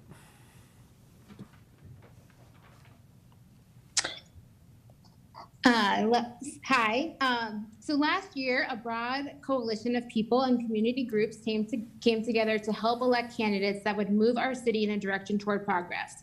Together, we unanimously decided not to endorse Mark Wallach because he fundamentally does not share our values or priorities and has made that abundantly clear through his words and actions. You represent over 100,000 people in this community, and the most vulnerable of them are depending on you to get your work plan done. I don't think I need to tell you that this will be undoubtedly harder with a Mayor Pro Tem that doesn't support that work plan. The issues you committed to tackling are urgent, and yet more than a full year in and only 1 out of 10 of your work plan priorities is complete moving Boulder's off-cycle elections to even years, which Mark notably opposed. While the slow progress has been frustrating, many of us have been understanding that there has been a lot out of your control. We are coming out of a pandemic and are short staffed. But this decision tonight you are making is in your control. Whether you vote to appoint a mayor pro tem who opposes much of your agenda is on you, and the repercussions of that choice would also be on you. I've heard the argument that Mark should be blindly appointed as mayor pro tem because of the tradition that the job should go to whoever has been on council longest, that it would be unfair to not appoint Mark. But when you think about fairness, please don't think about it in terms of which of you gets your turn, but instead in terms of what parts of the community have consistently been underrepresented and what it would mean to have an openly LGBTQ plus mayor pro tem and what it would mean to vote against her. Right now, Boulder needs to uplift LGBTQ plus leadership. Boulder needs to see gender parity in our council leadership. Boulder needs leaders who will stand up and actively fight for renters, workers, the unhoused, and the future of young people and families. Nicole Spear is that person, and I hope you proudly join me in supporting her as Boulder's next mayor pro tem. Thank you. Thank you, Chelsea. Can we give Matt Bissonette another try, please? Hello, can you hear me? Yes, we can. Oh, great. I appreciate your patience. Sorry for the technical. Matt Bissonette, Boulder city resident, and I do volunteer on one of the Boulder boards, but I'm speaking here in my personal capacity and speaking in favor of Mark Wallach for mayor pro tem, and kind of coming at this in a different perspective, I think, than the speakers I've heard before. But you know, my view is that I appreciate the work everybody does on the council, and it's a thankless job in many ways, and it's a lot of time and a lot of effort. And I agree with everything that's been said about Mark, and I am a supporter of his. I don't disagree though with the points that have been made about Councilmember Spear either. But my approach to this is it traditionally has gone to somebody who's it's been cited as the most senior and hasn't served. And it seems like, you know, we have plenty of issues to argue about and debate. And, you know, this, as I understand the position, it doesn't have a significant effect on the agenda of the city council, the actions that the city council is going to take, the priorities of the city council. It seems that everyone gets a fair vote, and we vote every 2 years. And so this just seems like another opportunity to create, you know, to force people to take sides when we have plenty of other issues where we have to do that. And I think collegiality is super important with the board working together and being able to at times set aside politics and just work together. And this seems like an opportunity to, you know, unnecessarily to force people to take sides. So appreciate the opportunity to speak, and would vote for, ask for the support for Mark. Thank you. Thanks, Matt. All right, that brings us to the end of our speakers. So I will now close the public hearing, and I want to thank everybody who came out and spoke tonight, and as well as the people who came out in person. Your dedication is impressive. Thank you. So I will now open the nominations for Mayor Pro Tem. Let's see, I see Bob and then Lauren. Just a process question for you. Aaron, would you like us to just state our nomination and then hold our comments, or do you want us to make a nomination and comments? Just the nomination for now. Comments will come in a minute, please. Great, thanks. I nominate my colleague Mark Wallach for Mayor Pro Tem. Okay. Do you accept the nomination? Reluctantly. Lauren. I would like to nominate my colleague Nicole Spear for Mayor Pro Tem. Nicole, do you accept the nomination? Absolutely. Thank you. Very good. Not seeing any others, is there a motion to close the nominations? Motion to close nominations. Second. Got a motion and a second. Can I see a show of hands to close the nominations? All right, that's unanimous. So the nominations are now closed. And so now I'll invite the candidates to make a statement if they would like, and then we'll turn to other council members before we then go to a vote. So would the candidates like to speak? Yes, and do you want to speak as well? Okay, can we flip a coin for the speaking? Could we do that? Because I'm like, I feel like I don't want to. So heads will be Nicole will go first. Tails will be Mark. Will go first. Great. Heads. Nicole? super short. I already spoke on the third. I just want to say a big thank you to everybody who stayed up late with us tonight, especially those who came in person and actually had to put on real pants. Thank you. But I just am really grateful by everybody who's showing up tonight and participating in this process. I think we are stronger as a community when more of us are participating in our decisions. So just thank you to everybody who showed up tonight, and hope we see a lot more of everyone in the months and years to come. Thanks, Nicole. Mark? Well, first, I'm deeply grateful for those who spoke on my behalf, although I'm not sure that I recognize the guy they were talking about. We've heard a lot of impassioned speakers tonight on both sides. And in effect, it seems to me that we have begun to politicize a designation that should be free of politics. And I deeply regret that, as I do not believe this serves our council well. There should be spaces in our council where that should be free of politics and where political considerations should be irrelevant. And I am hoping that going forward, this can be one of them. And other than that, I basically stand on my experience and hope for a favorable consideration. Thank you. Thanks, Mark. And then I'll just ask if other council members would like to speak. I'm going to look this way and then that way. Does anybody else want to speak? But over here, I saw Lauren and then Bob. Go ahead.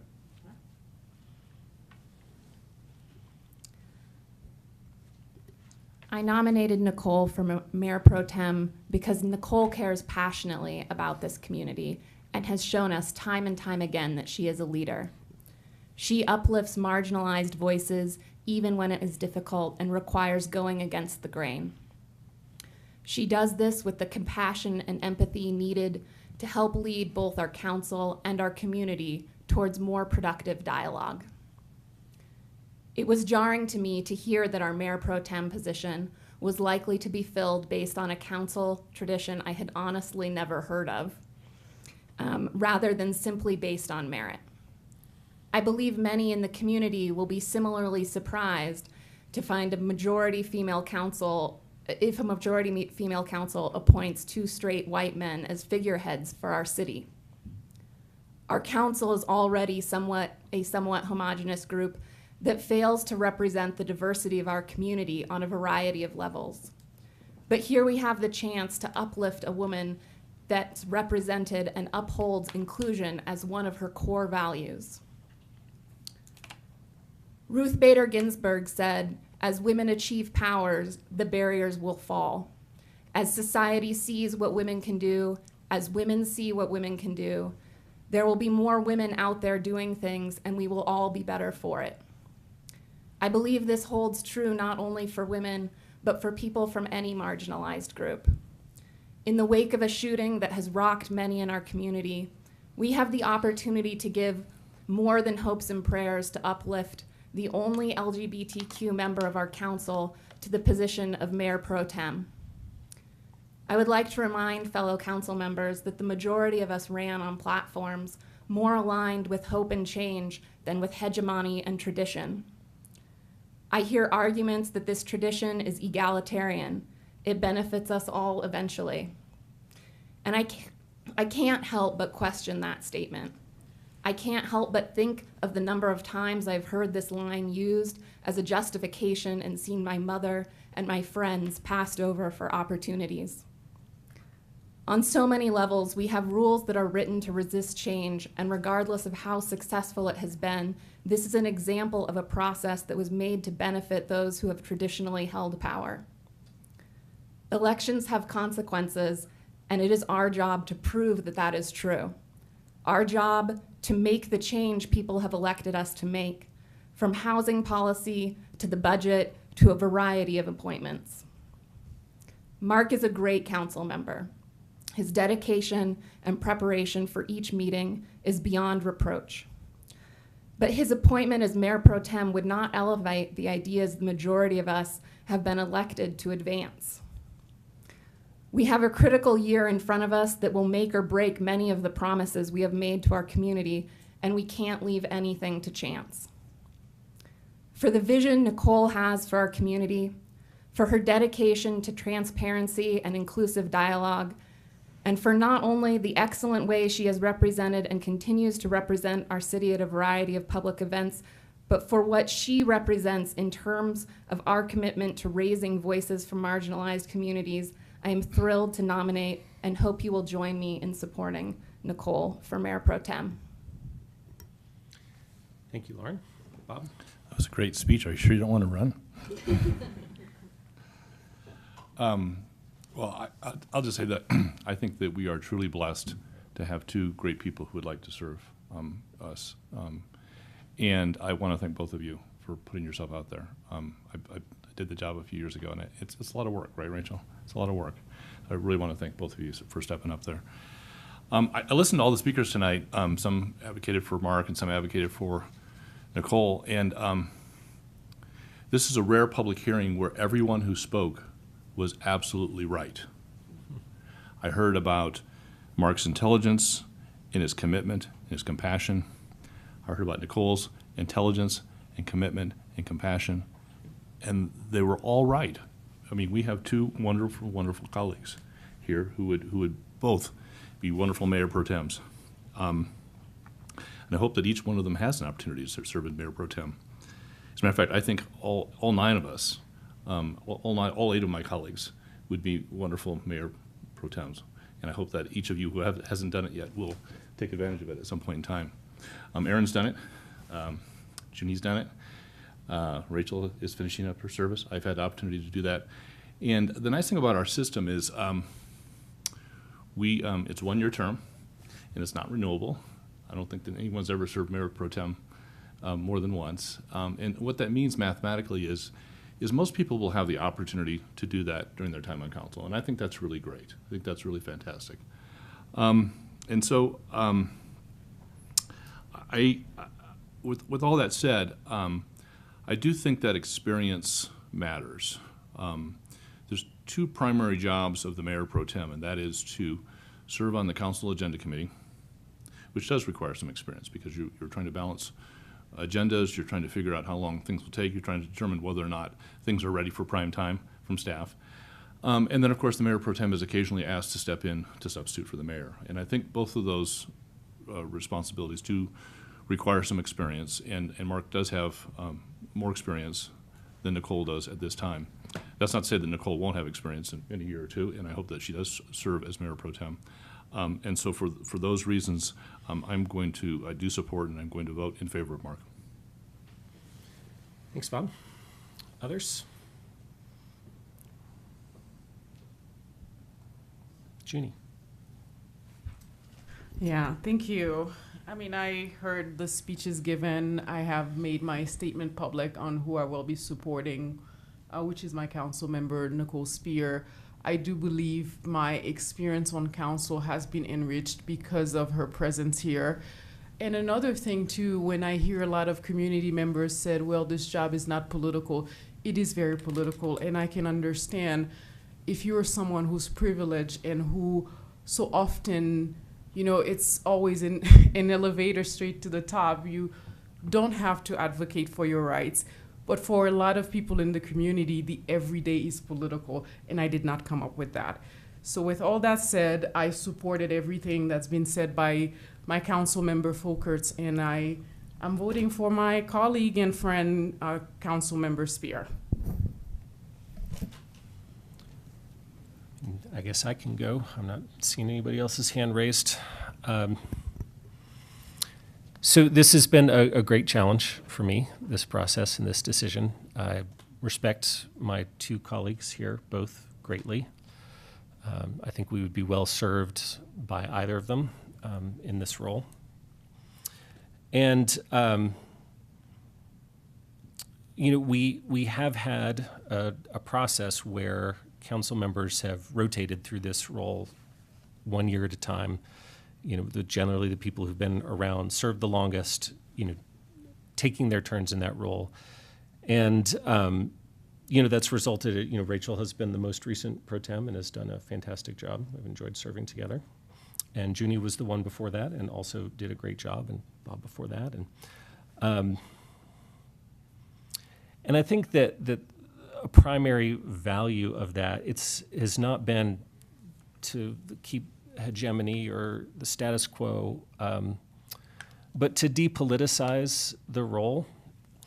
And I know a couple of us served as mayor pro tem when we were not in the political majority, so we would not have gotten the votes if it had been a matter of who people were closest to politically, but we're able to serve and I think do a good job of serving the community.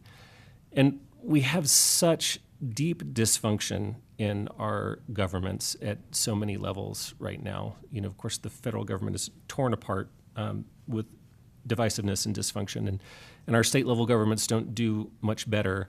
And one thing I've always been really proud of at the local level is that our councils generally work together well, that we will disagree on an issue and then come back around the next week and work together anyway and maybe vote together on the next issue.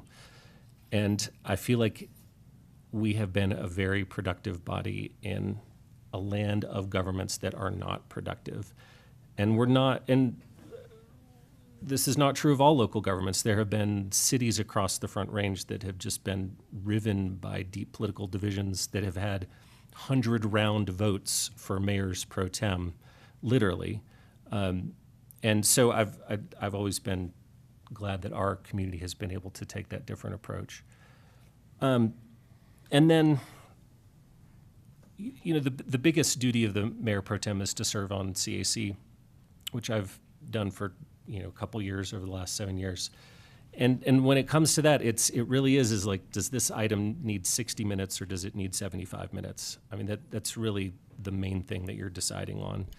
And having been around a little longer is helpful for that stuff. You've seen more hearings, more meetings, and you have a better sense in general of how that goes. So I think there is a real concrete practical value in having been serving for a little bit longer when it comes to that role. So I have been honestly losing sleep over this. Nicole is a friend and a political ally, and I would love to vote for her, and I hope to see her in this role in the future or another leadership role. But I think because of how our local system has been well served by the rotation kind of approach that we've taken, I will be voting for Mark tonight, and I am confident that he will do a good job, as would have Nicole if she serves, right? So anyway, there you go. Thanks for listening to me, and again, appreciate both of you for stepping up to serve your community. Okay, I'm ready. All right, I broke the jam loose here. Tara and then Matt. Now that looks like a fun crowd up there. It's probably more fun than here right tonight, I'm just saying.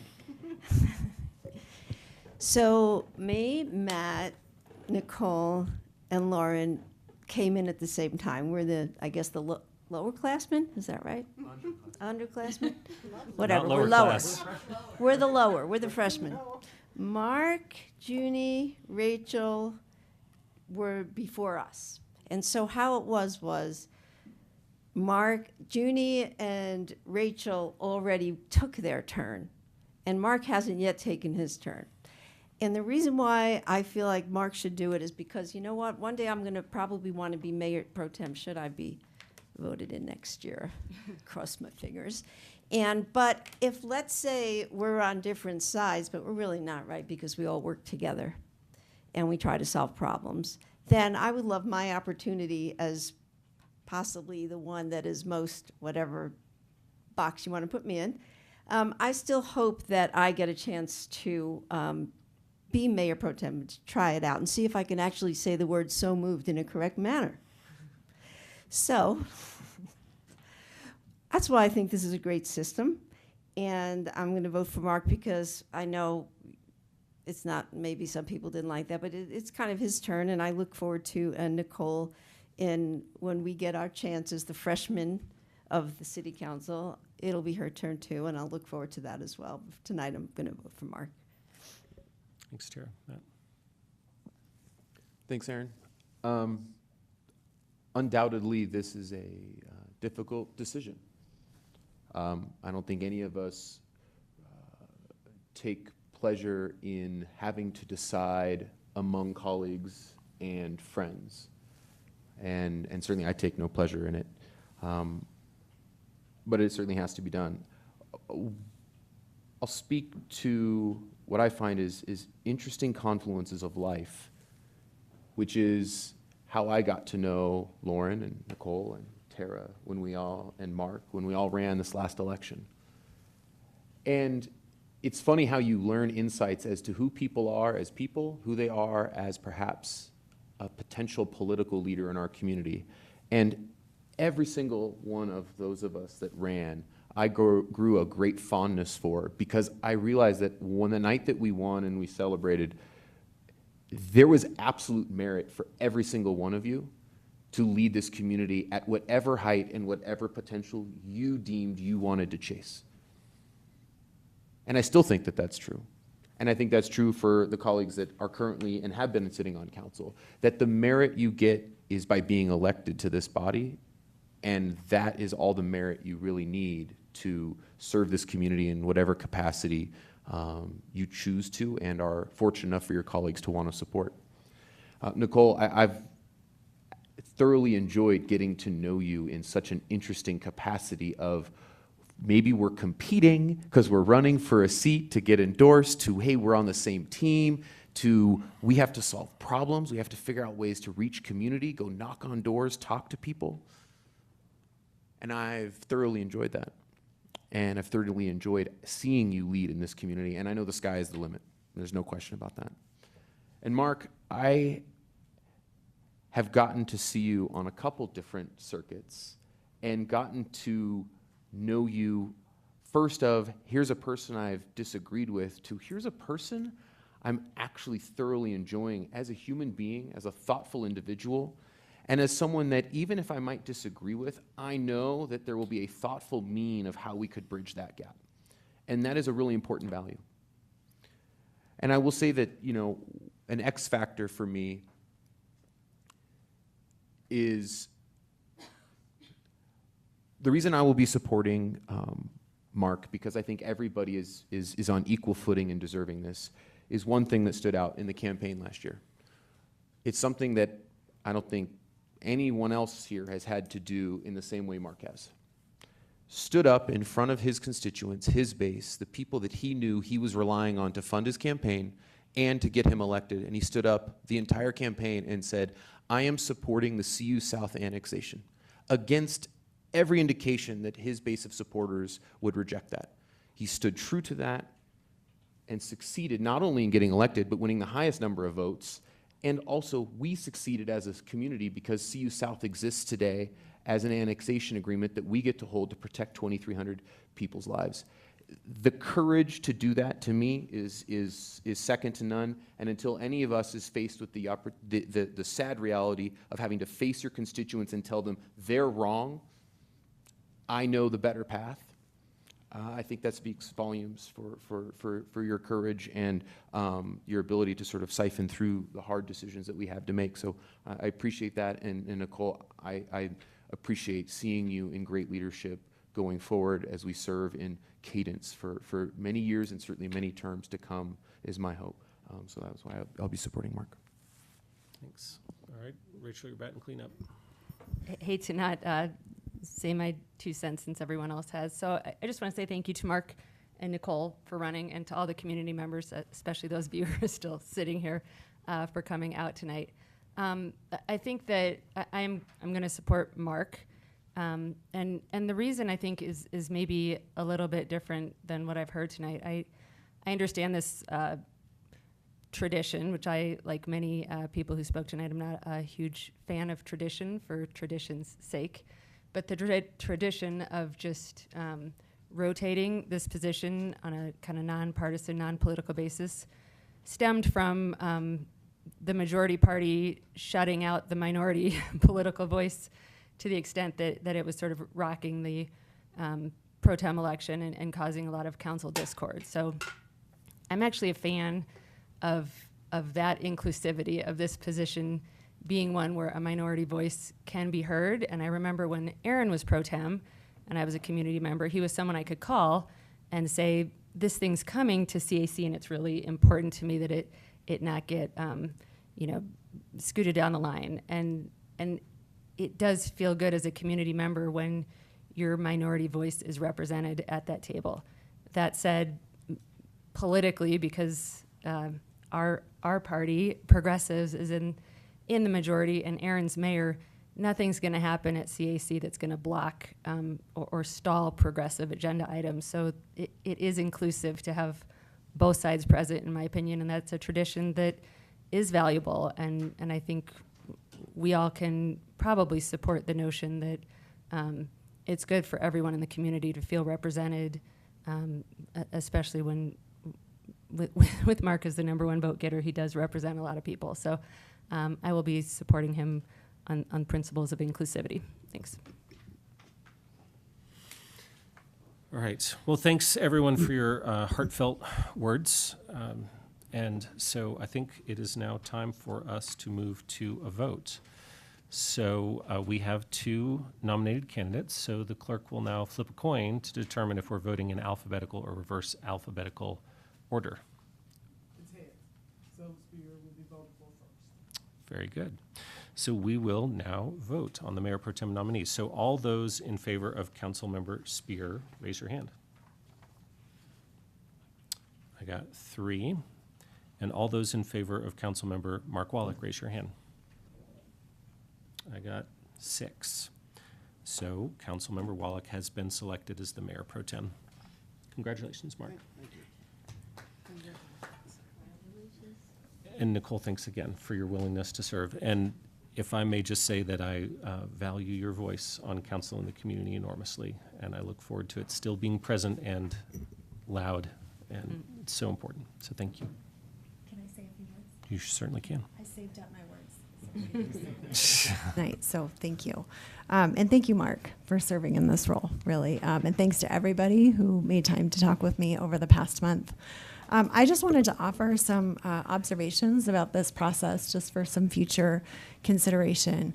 The first thing is about the Mayor Pro Tem selection process. Like Councilmember Folkerts, I didn't know until recently that the Mayor Pro Tem has been based on tenure in the past few councils. That was confusing to learn at the last minute. So if tenure is the primary criterion for Mayor Pro Tem, then we ought to make it a formal rule so future council members and the broader community understand how we are doing this selection. But we really may want to consider more broadly how we can clarify and improve the selection process, especially with an equity lens. Having tenure be the primary criterion for a leadership role in any organization has equity implications. And given that one of our city's core values is being a welcoming, inclusive, and diverse community, I think it's really worth considering how to revisit and formalize our Mayor Pro Tem selection process. This isn't super urgent work, but next year we'll be in a situation where at least 3 and maybe 4 of us will have the same tenure. So it's probably something for us to think about sooner than later because the math doesn't add up, and unless we're serving multiple terms, not all of us will have a chance. So that's kind of the process stuff. I also just wanted to bring up some personal observations that, for me, kind of highlighted a gap in our inclusion, not because of the outcome of this decision. I really want to be very clear about that, but just because of some of the comments that I heard from some of you while I was talking with you about my Mayor Pro Tem candidacy. In our conversations, some of you told me I shouldn't bring up my queer identity because it makes you uncomfortable, or you said it makes you feel like you're not supportive of the LGBT community if you disagree with me. I also heard that I talk too much about equity and inclusion, and that when I'm questioning the status quo, I'm being divisive and creating conflict where I should be creating unity. So I just wanted to share a few reflections about these comments, and it's coming from a place of love for all of us and for our city, and from a desire to see us be a more inclusive governing body. First of all, I am one queer person in a very diverse and very large community. So when I bring up my queer identity, it's because the experiences that I have as a queer woman are shaping my perspective on issues that we're considering.